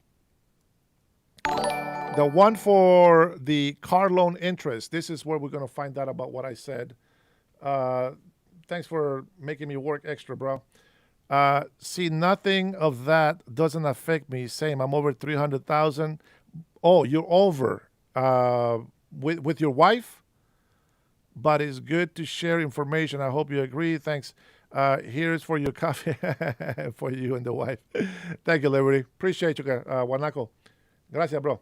I already told Robert my wife is going to buy me a coffee maker. So you guys... I'll show you my coffee maker when I get it from Costco. I'll buy it right before Christmas, so I will show it to you guys. Thank you so much for your support, your love, and thank you for recognizing my labor. I appreciate it. All right, so the no tax on car loan interest. The new deduction says effective 2025. That means retroactive to the beginning January 1st, 2025 to the 28th. Individuals may deduct interest paid on a loan used to purchase a qualified vehicle, provided the vehicle is purchased for personal use and meets other eligibility requirement or criteria. Lease payments do not qualify because you're not owning the car. You are just leasing it. You're renting the car, practically, is what you're doing. Dude, my balls are melting, bro. It's too much on this seat. They're burning. So the maximum annual deduction is $10,000. Okay, we're good about that. The deduction phases out for taxpayer. Okay, by the way, this is not for commercial vehicles. So if you have a commercial vehicle, forget about it. Okay, it has to be a personal vehicle. To qualify for the deduction, the interest must be paid on a loan that is originated after December 31st, 2024. Used to purchase a vehicle, the original use of which starts with the taxpayer. Used vehicles do not qualify. Does that make sense to you? So it has to be a brand new car.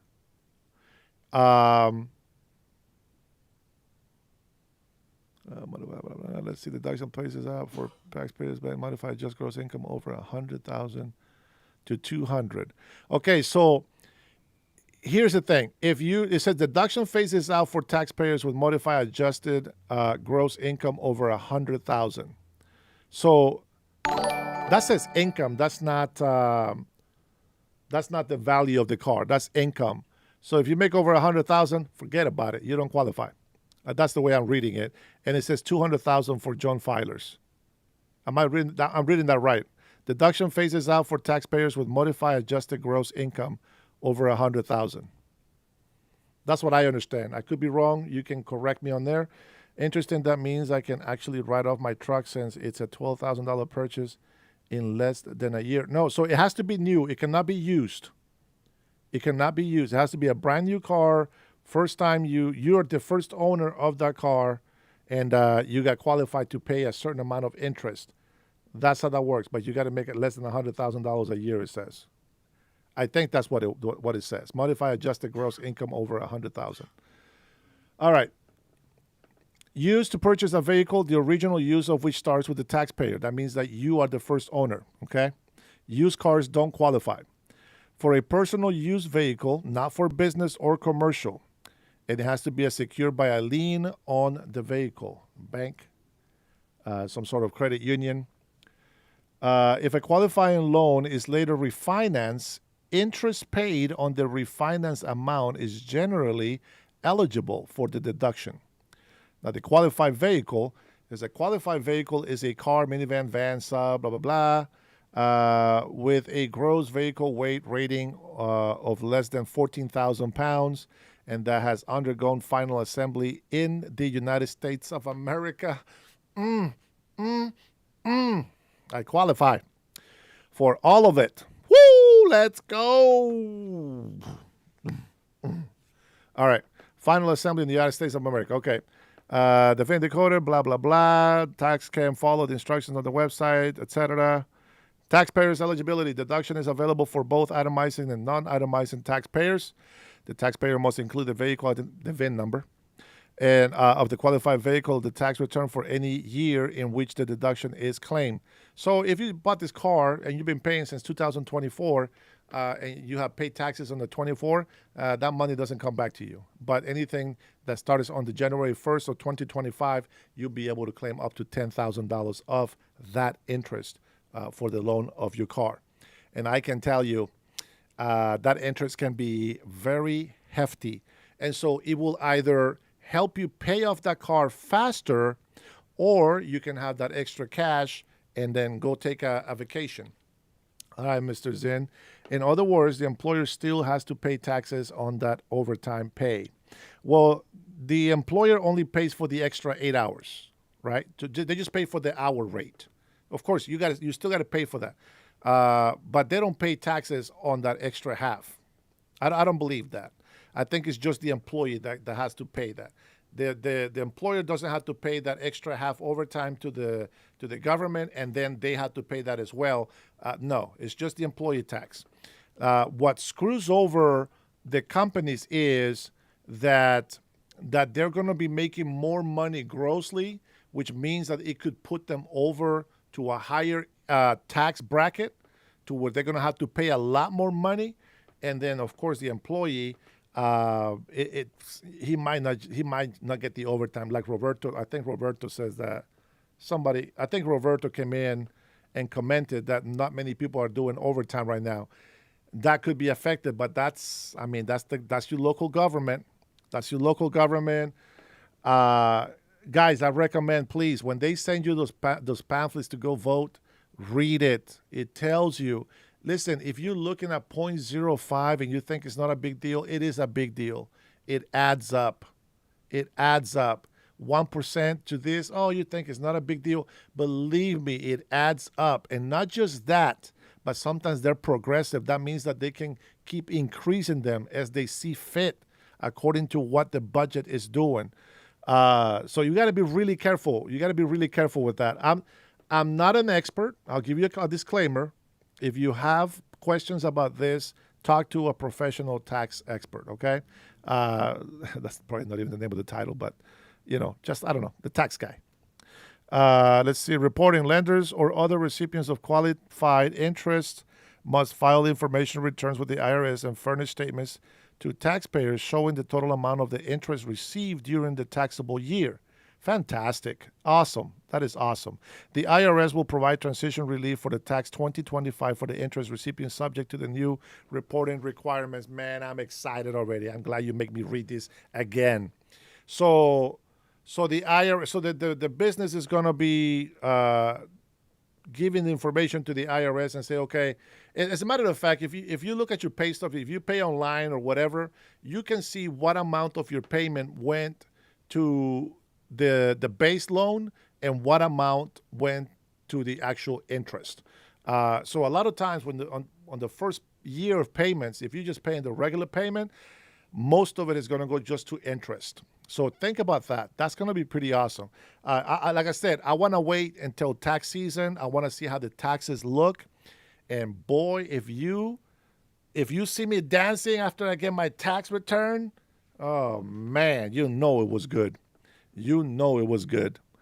Let's see. Guidance, blah, blah, blah. Okay, deductions for seniors. This is the big question. We're going to clarify everything right here. All right, so here we go. New deductions effective 2025-2028. Individuals who are age 65 and older may claim an additional deduction of $6,000. This new deduction is in addition to the current additional standard deduction for seniors under existing law. The $6,000 senior deduction is per eligible individual, totaling a $12,000 total for a married couple where both spouses qualify. The deduction phases out for taxpayers with modified adjustment gross income over $75,000 or $150,000 for a couple. So if you are retired and your annual pay it's over $75,000, you don't get jack. You're still gonna have to pay the taxes. But if your senior citizen with fixed income is under $75,000, then you will get that money back, $6,000. If it is a husband and a wife, and you guys are both retired, and your income together comes to $150,000 or less, you guys qualify to get back $12,000. That is a lot of freaking money. Am I reading that right? Can somebody correct me on that?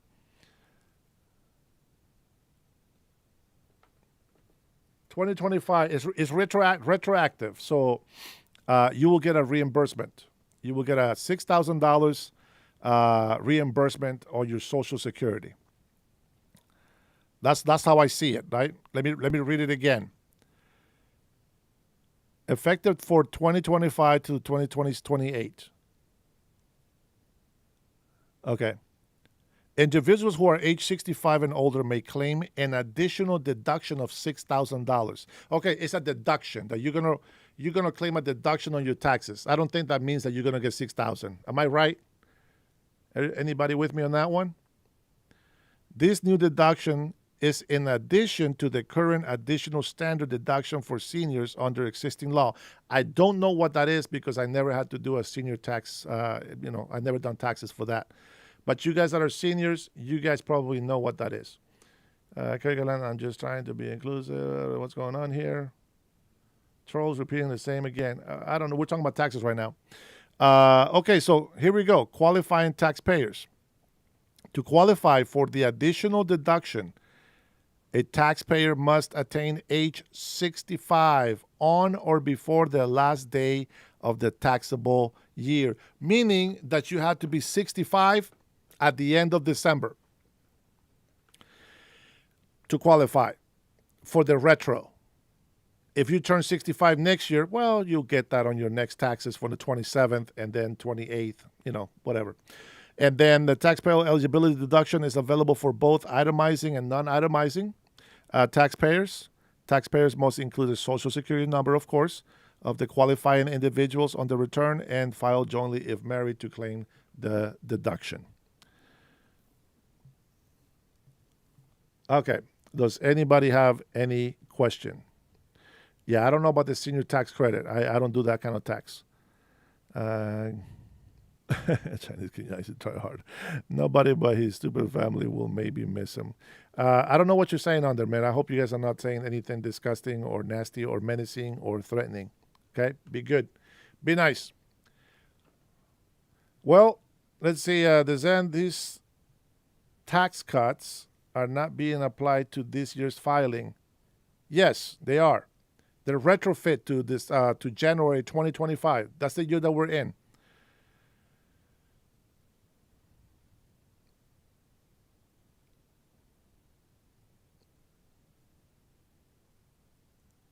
DEFMA, of course, during Trump term first, he released a ton of my brothers and sisters who were nonviolent drug dealers. You're cool with that, right? Should be cool with it now, too, then. Let's see, old people need good cars. They also tend to take care of them better. Well, yeah, and they don't use them that much. I don't use my car that much, but once in a while, I do take a long trip up to the mountain. I think I took maybe a couple of trips down to Palouse Falls, which is like 3 hours. No. How long is it? I don't want to exaggerate. I don't know. I don't think it's been that far. Just within Washington State. I have not lived Washington State with my new car.